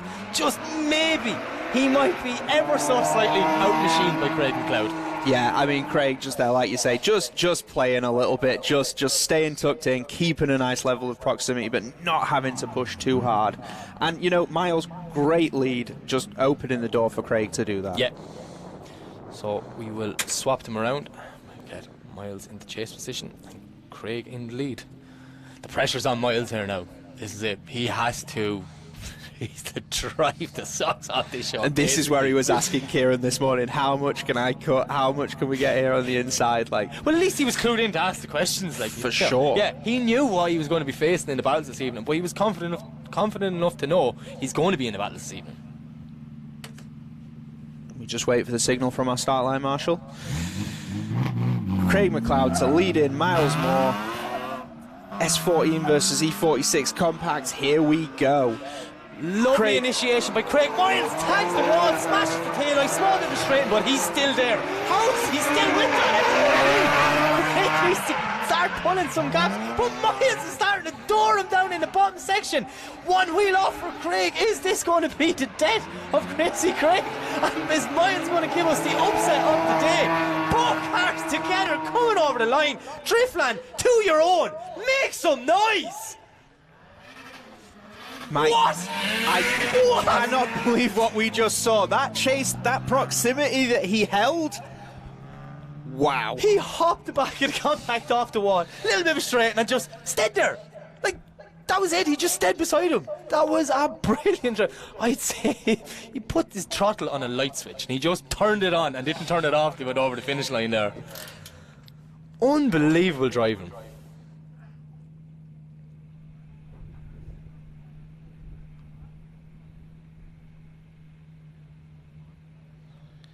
I imagine that is going to be a difficult one for the judges. I genuinely had to take a minute after that now, because that's not how I was expecting that to go. Yeah, I'll say it straight up. I thought we were going to see some big separation with Miles trying to cut considerably more. Yeah, but credit to Miles. Craig just seemed to not have the pace we expected. Yet again, we'll leave the trailer, we'll walk outside, we'll meet Craig, and he'll tell us exactly why. But unfortunately, we can't tell the people at home then, because we'll be finished.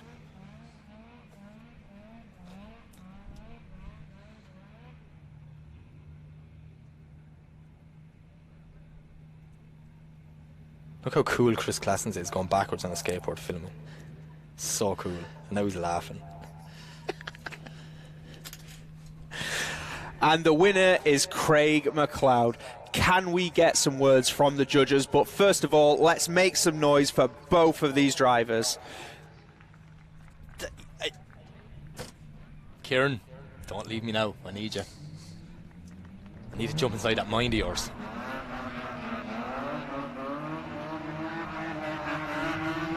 Can you hear us, judges? So, after the first run there, Craig took an advantage. Miles was off a couple of the clips, Craig had decent proximity, so he takes 6-4 in the first run. When he swapped it around, Miles in the chase position, especially between clip 2 and 3, he shallows up his angle massively, and he's on the inside of the track trying to maintain proximity. He has a strong mid part of the track, clip 6 and 7, but he falls away again. So he takes a 5-5 on the second run, so on the first run, Craig takes it. There you have it. That was it from the man himself. Main man explaining it best. So we're moving on. This one now. I'm getting going now, Mac. I'm getting excited. The good battles are coming, and they're coming hard. It's Mitch Gibbons to lead. It's Max Fleckney to chase. This is going to be fireworks. And Mac just went blank with nothing to say, so I'll keep going. I'm just so excited, Mike. I just cannot wait to see this happen. Gets the signal. Both cars leave the line. You can see Mitch spinning wheels. He's eager. He knows Max is fast. As tearing down, look at Fleckney tucking in lovely behind him. Beautiful initiation. Max ended up smaller on the inside of the track, but he's putting foot to floor. That S13. Lovely lead line by Mitch Gibbons. Absolutely throwing that S13 around. But Max Fleckney is not letting him get away. Huge dive through the smoke. Beautiful transition. Mitch with maybe one wheel over the line, but Max is right with him. Out to the wall. Driftland makes some noise. That was class. Amazing effort from both drivers there. Mitch once again just putting down that phenomenal lead run. And Max, he was not hanging about. No. He was doing everything he could to put that Corolla on the door of that PS.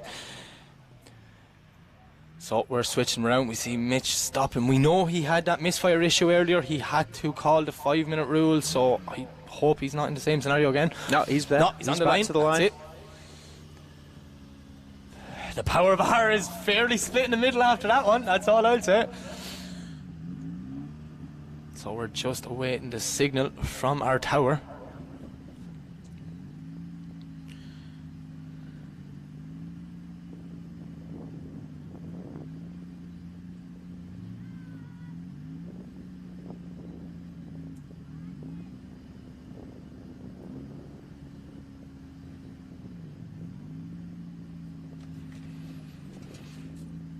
Oh, big debates, Mac. Big debates. We're not even talking. Tuba's just sitting there biting her nails going, will you just run the second half? Come on. Toby, don't mind the judges. Just listen to the commentators. This is too good not to watch. This is just Pro 2. I know. This is just Pro 2. This is what I love about drifting. It's all savage. Here we go. Off they are. So Max Fleckney to lead in. Mitch Gibbons, that Corolla comes flying off the line, but Mitch is right alongside him as they move down. Max with a big initiation, and Mitch is hanging right there as he squeezes him through clip 3. Max is nice on the inside. Mitch dropping a wheel to maintain that proximity as Max flies around through the decel. Mitch is just hanging in there. He lines it up for the transition, and Mitch dives through the smoke coming after him. What is yes! That is unbelievable! I could not contain my excitement. Good call in that run, Mac, but I just put a hole in the wall in here from punching it. That was savage by both drivers. We want more of that. One more time. One more time. Just somebody send a message to the tower right now. We need to see that again. I would not be able to judge that one. Oh, the power bar maybe says different. Kieran Hines can judge it. But well, still, you know, he is a judge. We are just idiots with We're microphones. just idiots that people let talk. Actually, you let talk. Normally it's me and Mike. I feel like I was kind of like forced into it as well. Driftland, wow. Massive round of applause for both of these drivers. They put a huge show on for all of us, and we really want to see that again. That was class. Like I'm losing it here now. I need to calm down. Just the It's level. only Saturday. And the winner is Mitch Gibbons. Absolute huge round of applause for Mitch Gibbons and a massive round of applause for Max Fleckney. Can we hear from the judges on this one?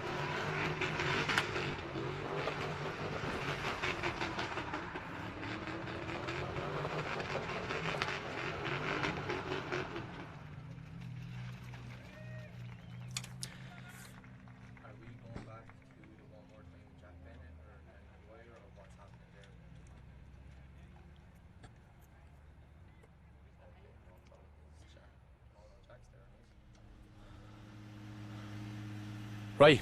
All right, so we're going straight to the next battle. It is going to be Danny Maguire against Jack Bennett. This is the one more time, Mac. This is the one more We're going time. again. And you know what? My little birdies have sent me a text to say Danny Maguire's water pump's on the way out. And Cannot catch a break. That just, I read that message there and I weeped a little. I weeped, Matt Frost. So, the youngster, Jack Bennett. Some exciting entries. Oh, Some Jack great Bennett now. chase driving. Jack Bennett honestly has just, he's appeared on my radar is the best way of putting it. Like he's thrown down some cool stylish runs for his age, which is unbelievable. But he has to overcome Danny Maguire. So as we see Jack leading in and Danny chasing, big flick on the wall. Oh, perfect wide line from Jack. But look at Danny Maguire. He is stuck inside that BMW. Absolutely pushed Jack Bennett down the hill. This is a phenomenal chase drive from Danny Maguire. But look at the nerve of the young man, Mac. Jack Bennett is holding it. He has been pressured everywhere, maybe putting one wheel off. But my God, that was some run from both drivers. Jack Bennett was not letting that incredible chase phase him for even a second. And Danny said, the water pump might be on the way out, but if I don't do this, I'm on the way out. If it's not on the way, oh, I liked that one, Mac Frost. I liked that one. Been saving that one. Been saving that one. You for wrote like that. 30 seconds. I can hear the fans already. They are buzzing for this. Yeah. Because, so yeah, we're just, you know, we're getting there. We've got the good driving, we've got the good weather, we're all having fun. And look at that, both of those guys know what. massive respect to both of them drivers. Like, absolutely giving it everything. Serious chase, seriously, by both guys. Well done. Oh, sorry, the winner's up. I got that excited I didn't even announce it. And your winner is Danny Maguire! Huge round of applause for Jack Bennett. Absolutely phenomenal driving all weekend. He has put it all on the line just to entertain us. And I think you said it there. He just put himself on the map for everyone watching this. Yeah, definitely. And next round, Teesside, his local track. His local track. Oh.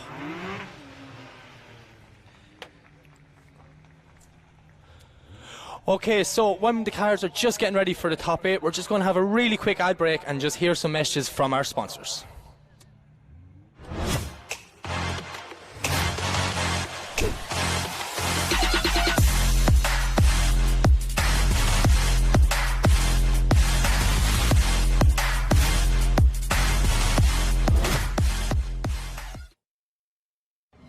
Drifting can be the most demanding motorsport in the world. My name is June Main. The high RPMs required to keep my tires spinning and rubber burning are brutal on engine oil. That's why Lucas Synthetic Oil Stabilizer was formulated for performance on the track and the highway. Lucas Synthetic Oil Stabilizer keeps my power on for split-second decisions, making every shift and turn count. When it comes to my engine and engine oil, I give it every advantage with Lucas Synthetic Oil Stabilizer.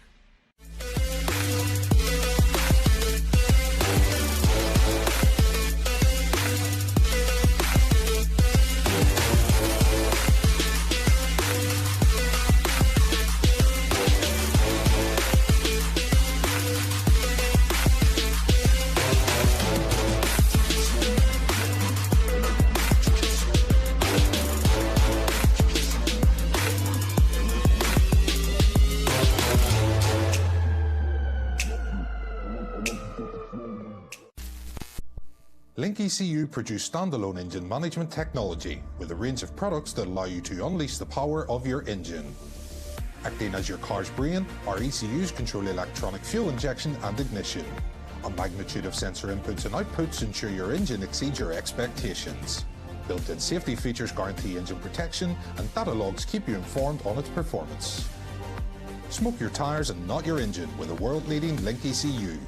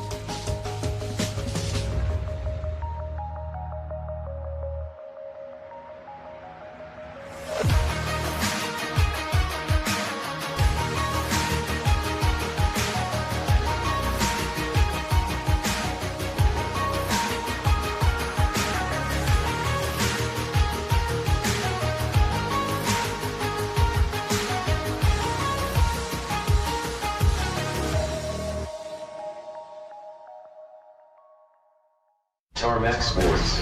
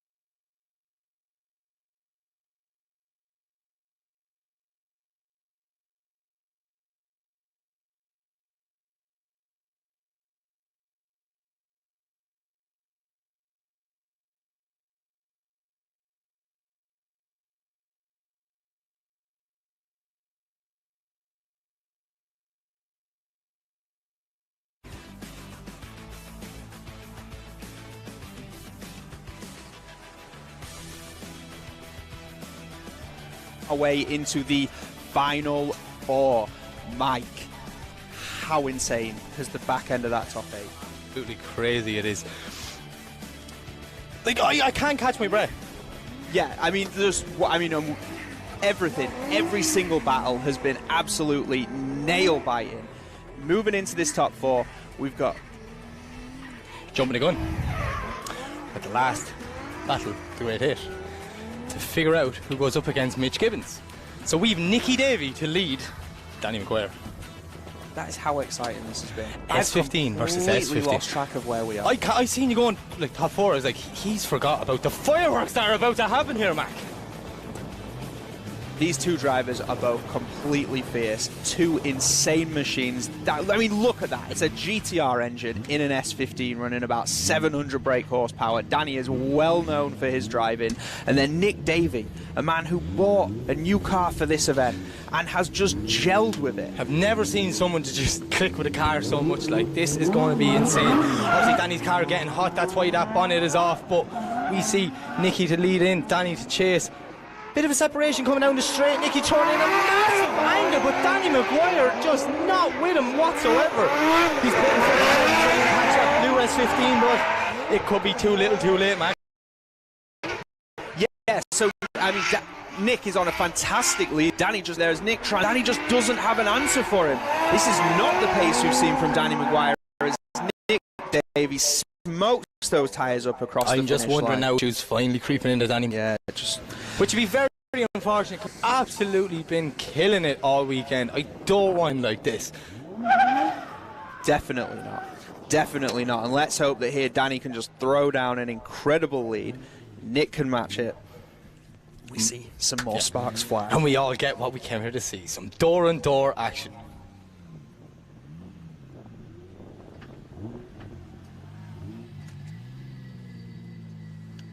Alright, so Colgate's ready in them on the start line. Here we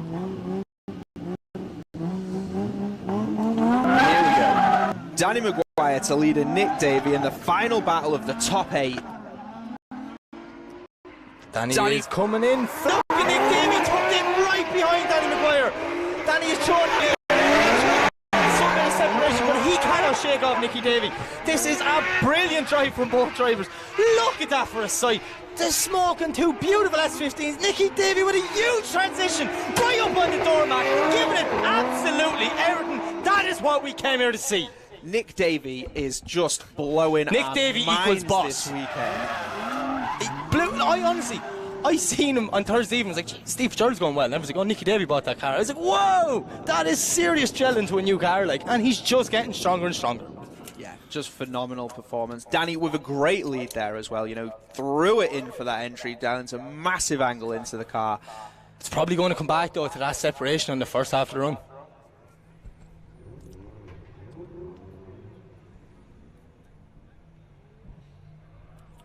Seeing an advantage to Nick Davey. Is this going to be confirmed by the judges? And yes, it is. The winner, ladies and gentlemen, Nick Davey. Let's make some noise for both of these drivers who have thrown some amazing performances in this weekend. So there you have it. We have our final 4. Now we're into the top 4. We have... You ready for this? Ready? We got Craig McLeod versus Sam Nolan. On the other side of the bracket, we've got Mitch Gibbons versus Nicky Davey. Now, they're 4 guys who have just been consistently killing it all day. Yeah, and just 4 names who have just, for this season, basically come out of nowhere. I'm sure they came out with somewhere. 2 of them came out of Ireland, I know that for a fact, but I know what you mean. Yeah. So, first battle is on the line. It's Craig to lead and Sam to chase. I'm actually excited for this one. I really am excited for this one now. Sam Nolan's car is fast. We all know that. It's a very, very fast car. But Craig knows this track like the back of his hand. Craig has got this one for Scotland. And here he is as he leads down Sam Nolan. A big entry from Craig. Lovely initiation from Craig, but maybe one more wheel off, dropping the wheel small bit, a little bit of a straight there. Sam does very well. Just slows it down a bit, but keeps in with proximity. Now Sam's starting to reel him in as they come into that bottom section. Pushing out wide, getting clip 6. Lovely transition from both drivers. Sam needs to close the gap now as Craig's pushing up towards the wall. He keeps roughly the same proximity. I thought he would have been closer, Mac. I thought he would have been closer, but also that uncharacteristic wheel drop.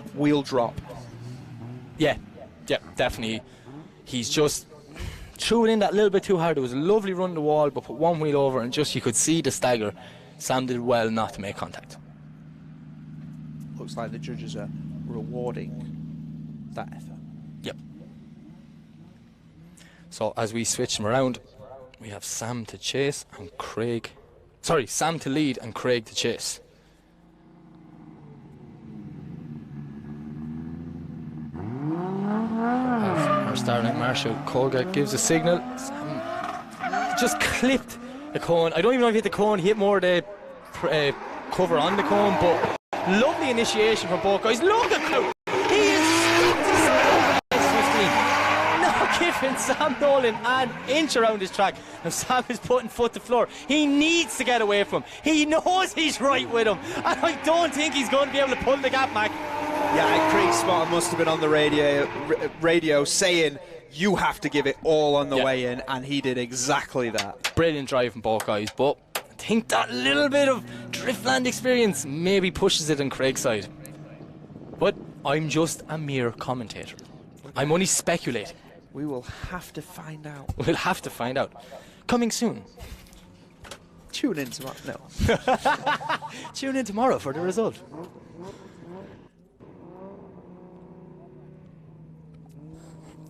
Will we see a Scotsman go to the final here at the Pro 2 day? Or will we see an Irishman? Just put it out there. But there's Well, we've gonna two be chances. An Irishman Yeah, we've two chances. In the final. There's 2 Irish, 1 Scottish, 1 English, isn't there? That's what we have. And there we go. The winner is Sam Nolan. I need to pick the judge's brain on that one, just to make sure. I'd say it's going to come down to that wheel drop in the first half, but I'd really, really like to hear it from a judge's mouth. Can we get a word from the judges? Judges, speak to us. The higher powers. Yeah, just explaining that run. If you look at both runs, they're more or less a mirror of each other, but the only difference being Craig's dropping wheels in 2 different locations. That's the difference. Simple as that. There we have it. Short and effective. Thanks, Kieran. We called it. We called it. We didn't even need to talk to the judges. So, moving on. It is going to be Mitch Gibbons to lead in Nicky Davey. Now, if my calculations are correct, Nicky Davey should have a car jacked up with wheels going on it now, because he's not that long gone off the track. So, hence why I can't see anyone in the screen warming up. How's it been for you so far? Like, come on, it's your first day in commentary. I've loved it. You loved it? I've loved it. That's now, it. We'll do this again tomorrow, but we'll definitely have Mike Walton back. Do you know what? That made me so happy. I was afraid you'd like it loads and wouldn't bring him back. Or opposite, you wouldn't bring me back and bring him back. Still a possibility for you, so you know you're my favourite boss, don't you? So as we see them spraying some water onto Mitch Gibbons' cars just to cool it down. It's a very warm day. You know, we build cars over this side of the world not to drive in this weather because we rarely get it. Yeah. It's normally raining and cold.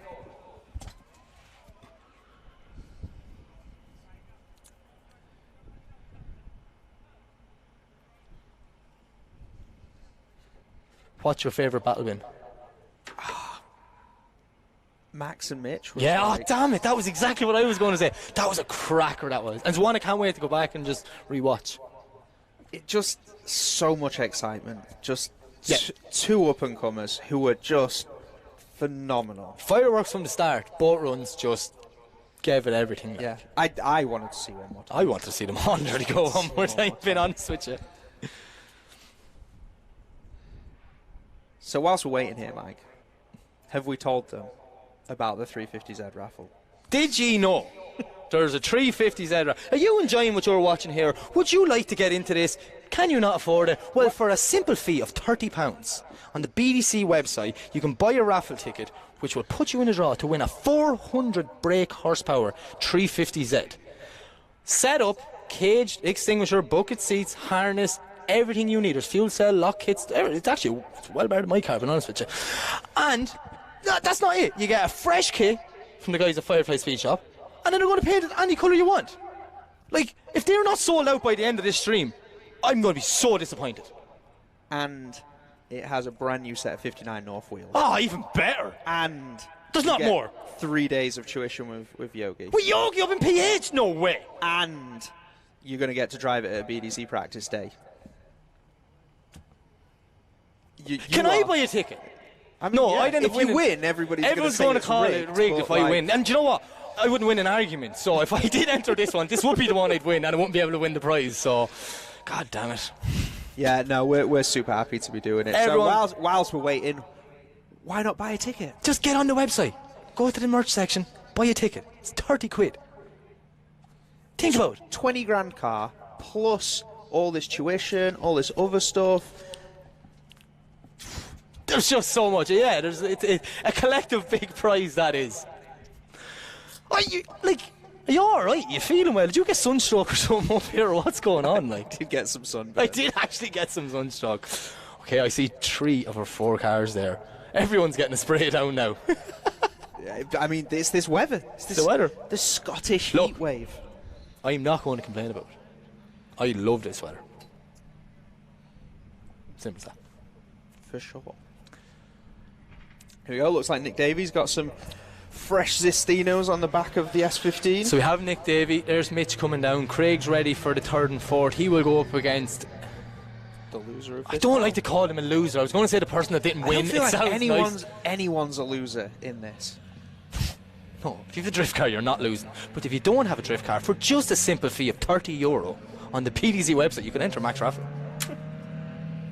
How much am I getting for a cheesy plug? I didn't. How well does that work? Each time, or is it like the I'll buy passenger you a beer spins? later. Buy me a beer later. You know I don't drink. They all know you're lying. Yeah, I'm Irish. Right, so we've 2 guys in the grid now. Just going to make sure they're strapped in, helmets on, hands on, all the safety gear. Warm the tyres, and then Mac, let the action begin. And this is it, you know. So we are building up for the final. This is the last of the top 4. And I am just so excited. I didn't know what you were going to say there. I thought I actually broke Mac. He just looked like he was froze. Mac froze. Mac froze. Why did I not think of that? That's a real Mike pun. God damn it, you're so much better than me at this. Where's Mike Walton? He's shite at puns.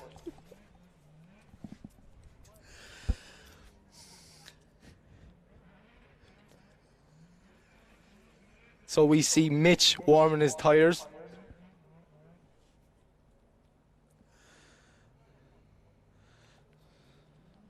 Can you imagine how many different conversations Colga has? Where you think being a starting master, he wouldn't talk to anyone, but in fact he actually talks to everyone all day long. Like. He does love it down there, and the drivers love him down there as well because he relaxes. Good old social. Yeah. You know, he inspires people, gives them a bit of confidence. Probably makes them feel bad about their teeth.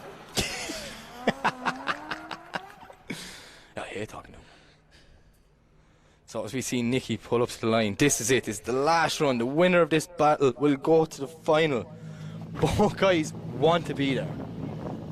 Yeah, no. Both guys deserve to be there. That's the harsh thing here now. These are 2 drivers that just everything they've done this weekend has been unbelievable. So may the best man win. Here we go. Mitch Gibbons to lead in Nick Davey. Oh, Colga didn't get to close up. Little bit keen there. A little bit of a false start from Mitch. Or failed to start. Here we go. And they're away. So we've Mitch to leave and Nick Davey to chase. Both cars. Oh, Mitch coming for the big flick. Throws it in wide. But look at Nick Davey. Absolutely stuck to the side of that S13. This is a phenomenal run, but what a lead run as well, Mac, from Mitch. Yeah, Mitch is just getting a perfect lead line in as he goes out nice and wide, finding his way through the transition, but Nick Davey is there diving through the snow. Beautiful transition. And he gets caught up. Nick Davey gets caught up on that transition. Nick just looked like he had to back off because Mitch was just washing out wide, dropping wheels. This is the harsh world, that little one simple mistake, and it just changes everything. Mistakes both ways there on that. It's like the lead makes a mistake, then the chase makes an error due to that. How are the judges going to see this? We don't know, Mike. We don't know. And do you know what? I never want to be a judge. Do you know what we do know? We know we're going to see the other half of this battle. We know they're going again. And Nicky Dave is going to lead, and now we get Mitch in the chase position.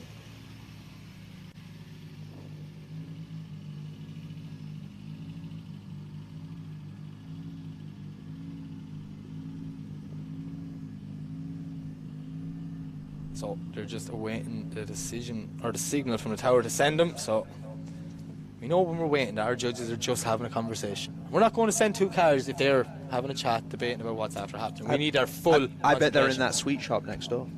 I've seen David Garvey in that sweet shop more than the people working there.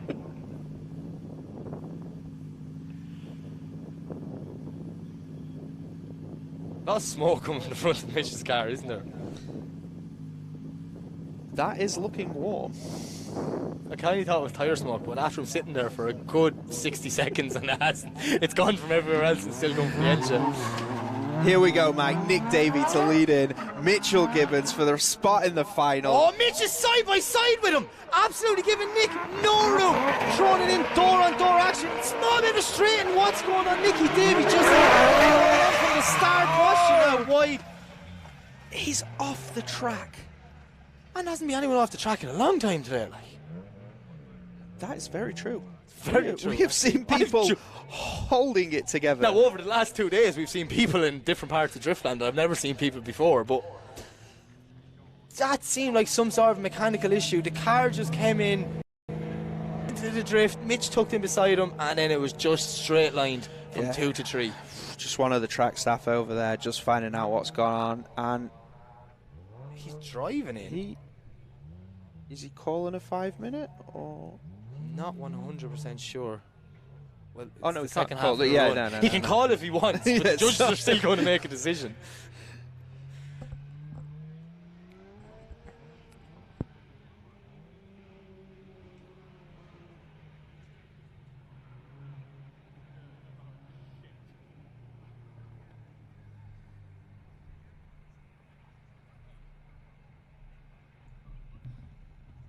So the power bar is saying there's an advantage to Mitch Gibbons, and you know what? I don't think it's going to change. Yeah, that just looked there, sadly, like there was some kind of a mechanical issue with that S15 that just caused it to just shut down, fall off the track, and there's nothing he could do. Yeah, and that is confirmation, the winner of the battle, Mitch Gibbons. But let's make some noise for both of these drivers for putting on an amazing battle, and amazing battles all day. Yeah, 100%. It's been credit to all of them. My only massive issue is Nicky Davey has something wrong with his car, and he's in the next battle for the 3rd step on the podium. And it would kill him now not to at least go in and fight for that. Yeah, I guess we're just going to have to wait and see what's I really happened hope with that that car. they can turn it around quick, and it's not too big of an issue. So we see our final just sitting there. Sorry, that's not our final.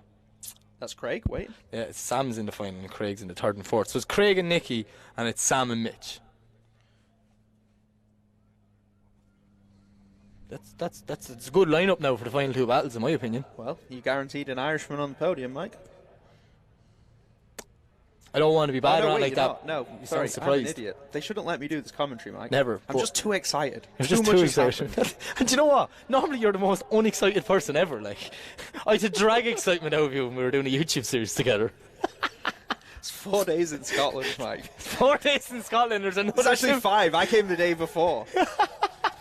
You still want more to go. You'll be fine. You get there. Where did we go the day before, Mike? KD Customs. Of course you Neil, did. Why put us wouldn't up. you? Hospitality. The last 2 times I've been in Scotland, I've stayed in KD Customs, and I'm actually disappointed that I'm not down there now. Like, it's like my favourite place ever. But I always get stuck with a job at the same time.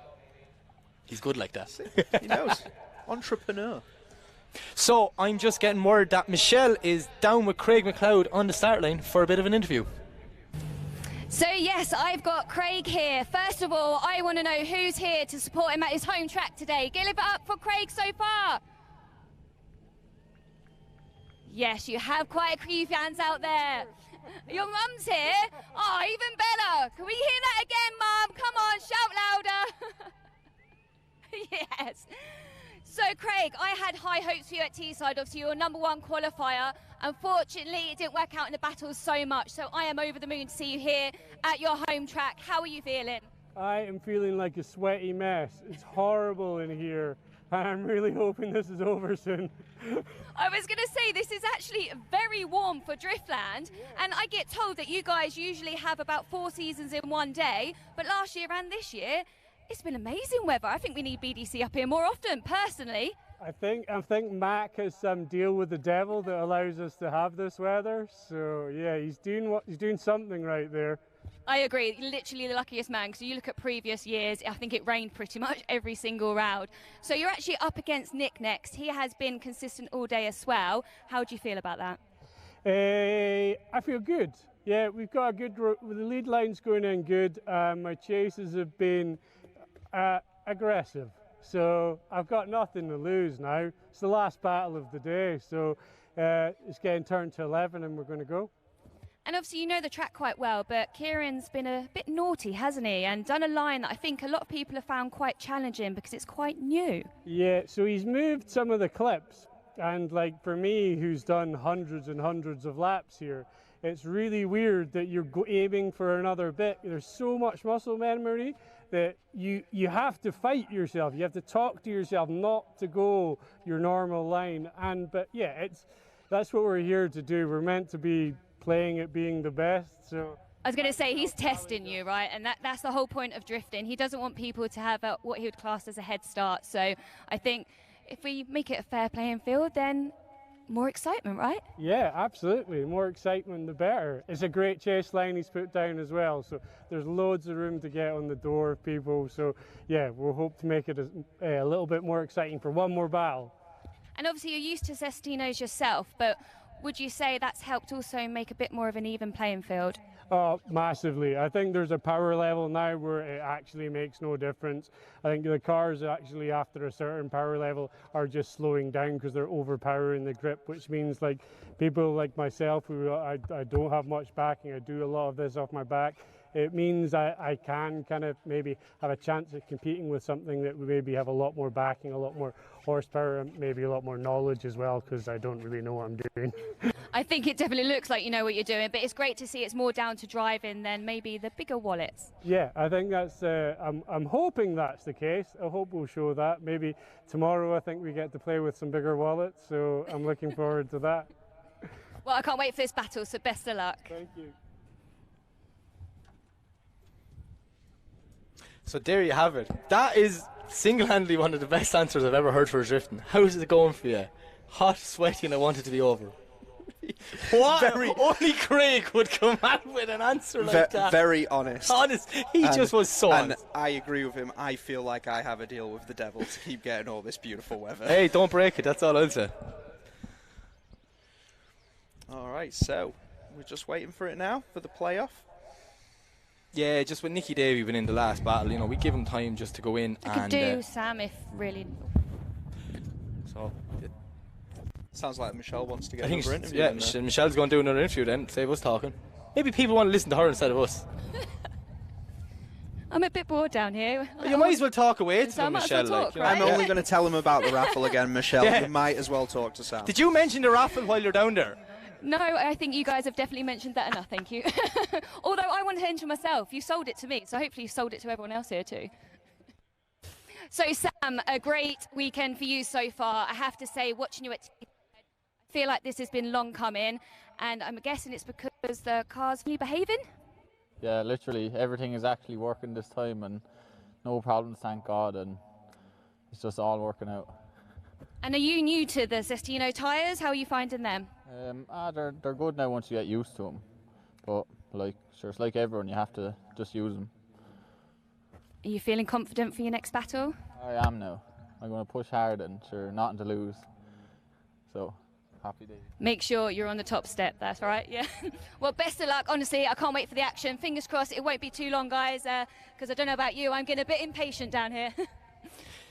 Yeah, we're all getting very excited as well, Michelle. We just want to see these last two battles. Yeah, just such a climax that we're building up to. And this whole event, 4 days up here in Scotland so far, one more to go. What else can people see while they're up here? There's been some stuff on the oval, different demos from some of the other side of the Driftland business. Yep. We've the got hot rod racing the kind of Novus team here, who not only can get you an absolutely great mortgage, but those guys have got a simulator down in their pits for you all to go and play with. Which I'm going to straight after this. Yeah. Not even going to the podium. We've got the trade village, the trade stands. Lucas Oil are here, not only bringing us awesome inflatables and the best oil, but they've got the Racer Club program open for people to go and find out about how they can get discounts on products for their cars. There's just so much going on. It's just so much. And there's going one on. more thing going on. What's that thing, man? That is the BDC raffle, okay? I don't know if we told you guys about this, but for just €30, you can win a 350Z, 400 brake horsepower, a full brand new body kit, a full respray from Firefly Speed Shop, and then a drift day with Yogi. What else? You just, every time you tell me more. There's just wheels. Oh, Neil's KD custom wheels are there. Oh, there's just loads in one prize. Like, you could have did like 10 raffles, Mac. You didn't have to throw it all in one. Or just do a super raffle. Yeah, we just like to make a statement with what we do. That's why we run events where we throw mountains of concrete walls in, or 5-day drift festivals, or just whatever we can. Whatever we can. Just when people hear what we have planned for next year. Whew. I heard a few small details about next season. I know we're in round 2 of this year. We should be talking about next year, but Mac Frost has just gone crazier again. Mike, I've had 3 months with no drift events going on. I'm like, what am I going to do? I don't know. I don't know how drift cars and a ramp and a flaming hoop are just all going to work in the same sentence. Like, we're going to need some good coilovers. That's just Buxton. That's not even next year. This fair. Yeah, we've been calling a lot of pyrotechnic companies recently and just saying, like, how many flamethrowers can you send us? That's a fun question to ask. It's a random question. Oh, I do hear a car in the distance, and I really want it to be a blue S15 because, like Michelle, I'm getting very impatient. There he is. There Nick he is. Davey makes his way down into the gridding area. I really hope the car is fixed. I hope he can go for a fair fight at this podium because he's just been driving like a hero all day. We've seen people jump in new cars and do well, but have we seen them jump in and do this well? This is almost on par with the sort of legendary Stephen McConnell weekend. Almost. He just has to do it all again tomorrow. The Stephen McConnell weekend at 20. Round, was 20 round 1 last year. 22, yeah. Yeah. 21. I'm sorry. 21. Last year, yeah. Forgot what year I'm in. Thanks, Colbert. So, Nicky Davey is on the line. He's warming his tyres. The car seems like it's working. Get the seat for the on the podium. I'm getting excited now. You'd want to calm me down a bit, Mac. I'm going to just take my chair and just move like 2 foot back from you because I know you're about to jump out of yours. Oh, this 100%. is not a very big room. This is not a very big room. You wouldn't want to be claustrophobic in here. So, we have Nicky Davey to lead, Craig McLeod to chase. We know Craig is very, what did he say, sweaty and wants to be over. Best answer ever. Well, Craig, that's coming soon. This is his home turf. This is his national pride to get on the podium at Driftland. Yeah. But Nicky Davey, he is not going to let that be an easy task. He's going to push.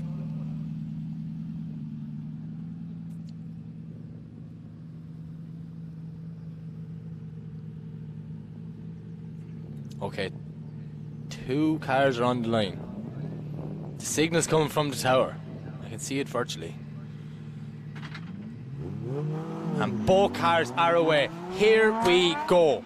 This is it. This is for the 3rd step on the podium. Nicky Davey leading Craig McLeod. And look at the speed of Nicky pulling a bit of a gap already. But lovely dive in from Craig. Nicky's on that ideal line like he has all the stuck with him, Mac. He is not letting him get away.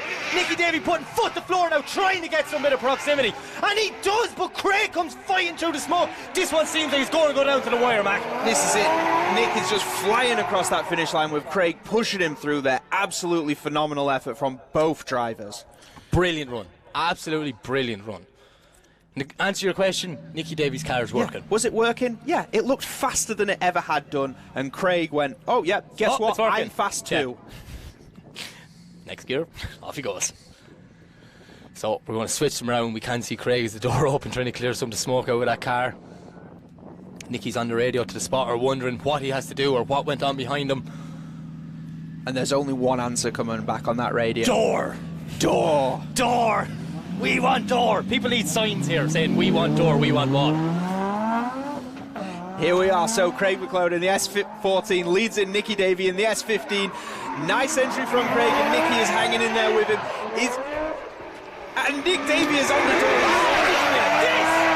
Craig's down into the D-cell and Nick is on the inside of him. He's there, he's hanging, he's lining up for the transition, and Nick dives back through the smoke, finding the side of that S14. Craig pushes out nice and wide on a perfect line with Nick hunting him down over the line. Woo! Driftland, make some noise. Because if you're not entertained by that, I don't know what you're doing at drifting. Because that is class. And Craig's gone on a bit of a cool down lap, or he just couldn't see Colgate telling him to turn around with all the smoke in the car. He's just like, I'm done, I'm gone. He's like, I'm getting out of this car, I don't care at this stage, I'm warm. There he is. There he is. He's back. Irish flag on the front, Scottish flag on the back of the other car. National pride. That's it. And just no pressure, Mitch. No the pressure, British Mitch. of the British Drift Championship. So we see both cars pull up. Hit them with a huge wall of sound when they go out. Massive round of applause for Craig McLeod and Nicky Davey. Or just burn me alive and don't get out, lads, thanks.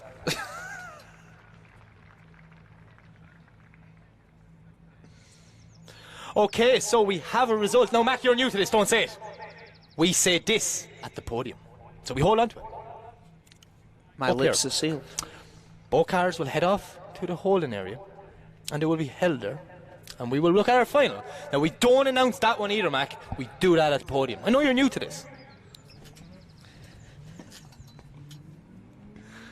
And who is in that final, Mac Frost? That final is going to see Mitchell Gibbons go against Sam Nolan.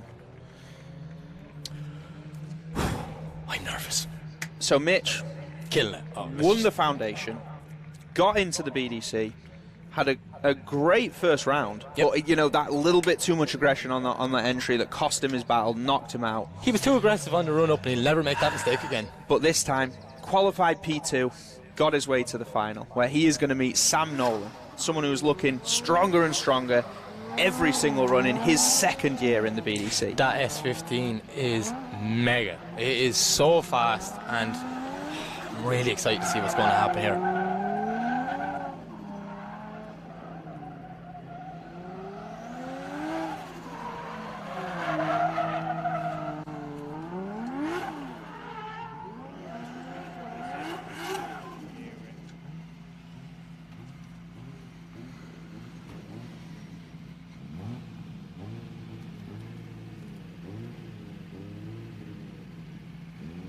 The tension in this room. Me and Mac are even like, ooh. Will we just leave this one silent and let our eyes do the talking? Here we go, this is the final. Mitch Gibbons to lead in Sam Nolan. Massive flick in from Mitch, but look at Sam, he is right with him, Mac. Absolutely adoring that lead line from the young man. But Sam Nolan, I'm not sure what happened there. I was blinded by smoke, but he's dropped back a bit. Massive transition through the smoke. Now Sam needs to put foot to floor to try and get back in that door. But Mitch Gibbons is pulling away, Mac. Absolutely. What? That run was insane from both drivers. I'm not sure what happened at the bottom section, but I really need to know.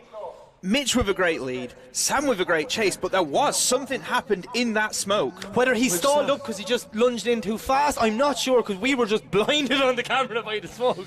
That was two guys going all out. Yeah. And you know what? They're going to go again. We're going to go again. We're going to swap them over. It's going to be Sam to lead, Mitch to chase.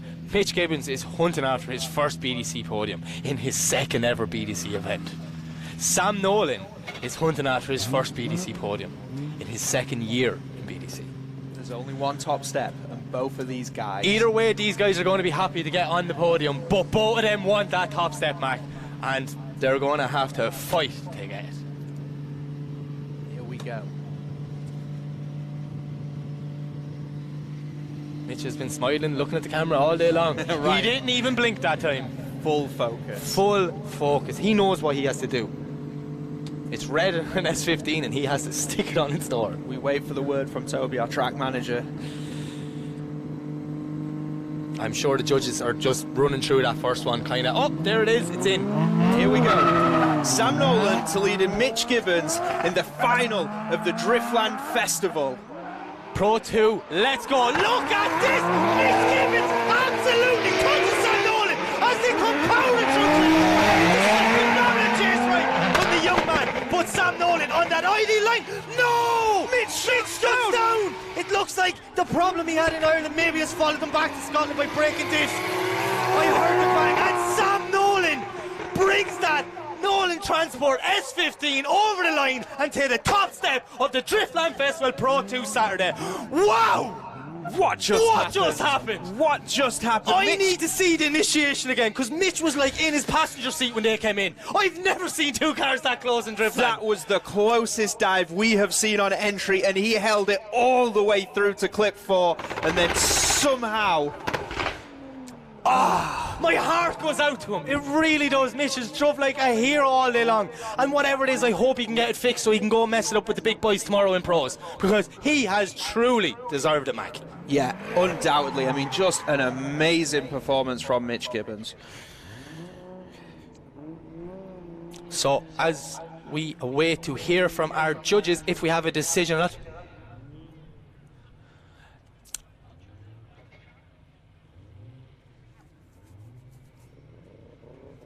We have a decision.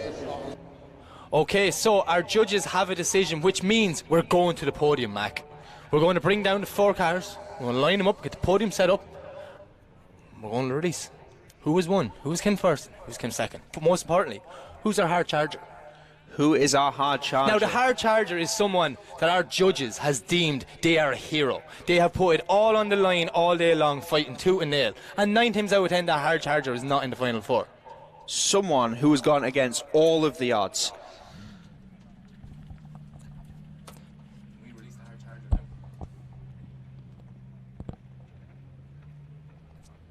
So we can see our podium there, just in the back of the pickup. It's coming. See both drivers getting out, shaking hands. Massive round of applause for both Sam Nolan and Mitch Gibbons, putting it all on the line just for our entertainment. I have a feeling there's plenty more battles coming between these two boys. I just need third.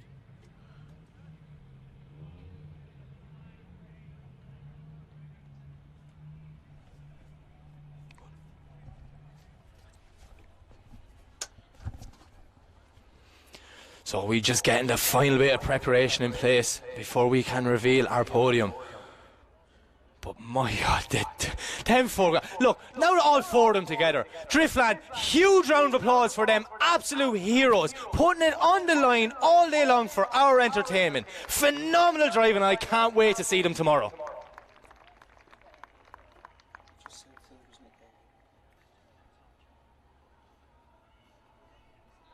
Okay, so I can confirm our judges' hard charger for today is the legend in the compact, Miles Moore. And we're just getting the final preparations for the podium ready, and then we will be going straight to our podium.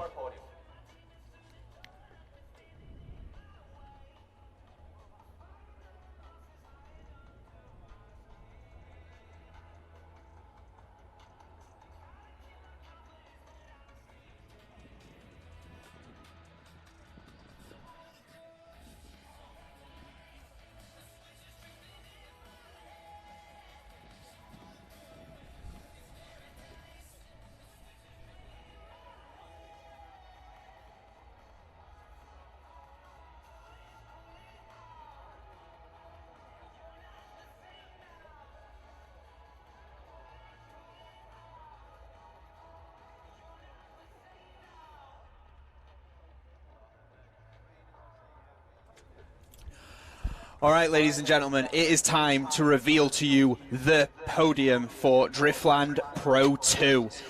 So, in the 3rd place position is going to be Nick Davey.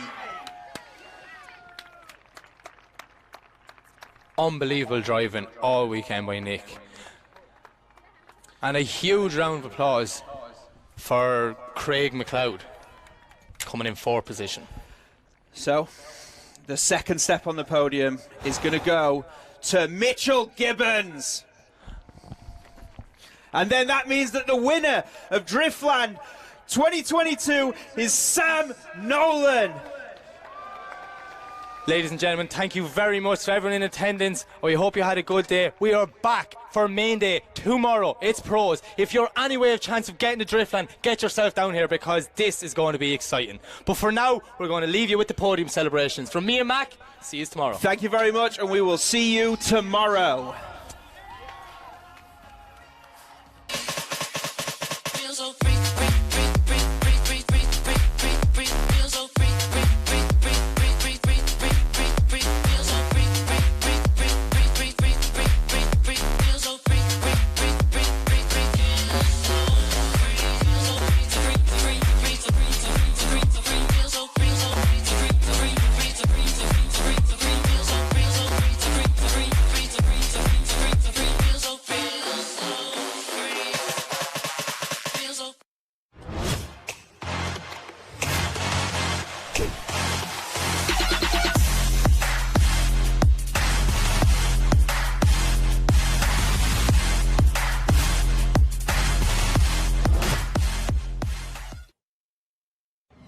Drifting can be the most demanding motorsport in the world. My name is June Lane. The high RPMs required to keep my tires spinning and rubber burning are brutal on engine oil. That's why Lucas Synthetic Oil Stabilizer was formulated for performance on the track and the highway. Lucas Synthetic Oil Stabilizer keeps my power on for split-second decisions, making every shift and turn count. When it comes to my engine and engine oil, I give it every advantage with Lucas Synthetic Oil Stabilizer.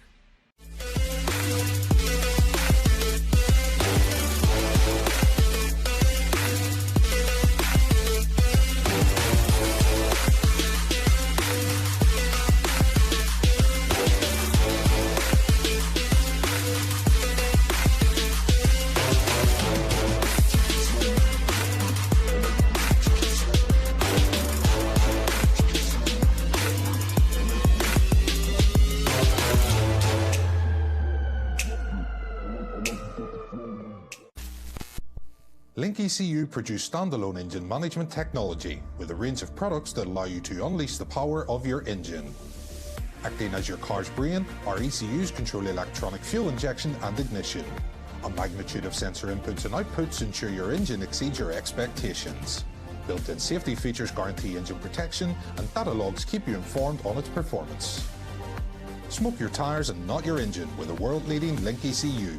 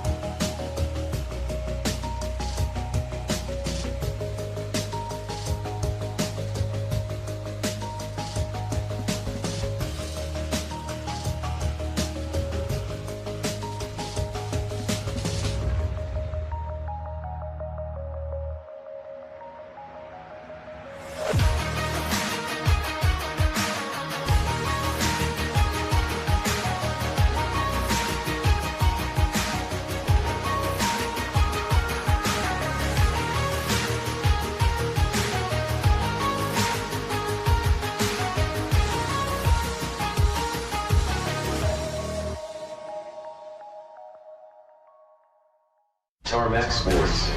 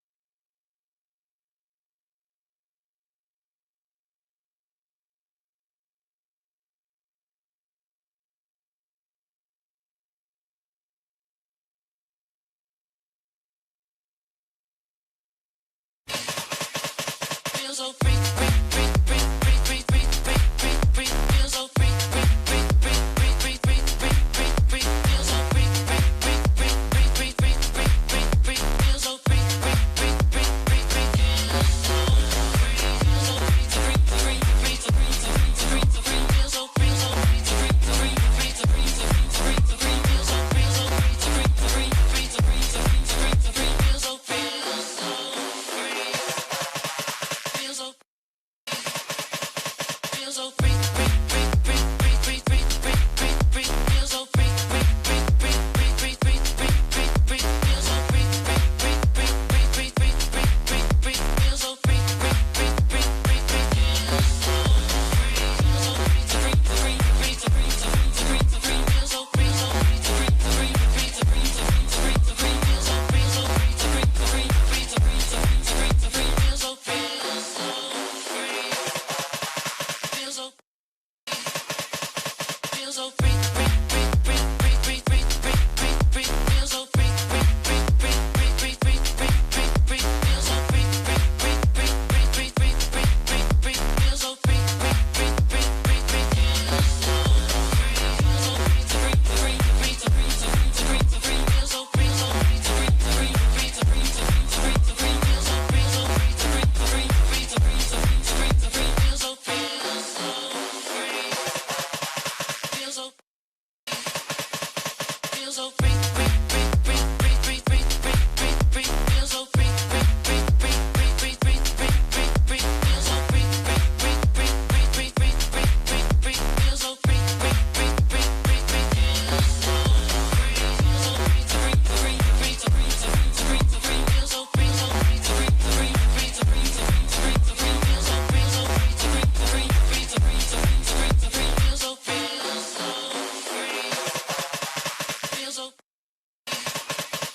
feel so free, free, free, free, free, free, free, free, feel so free, free, free, free, free, free, free, free, feel so free, free, free, free, free, free, free, feel so free, free, free, free, free, feel so free, free, free,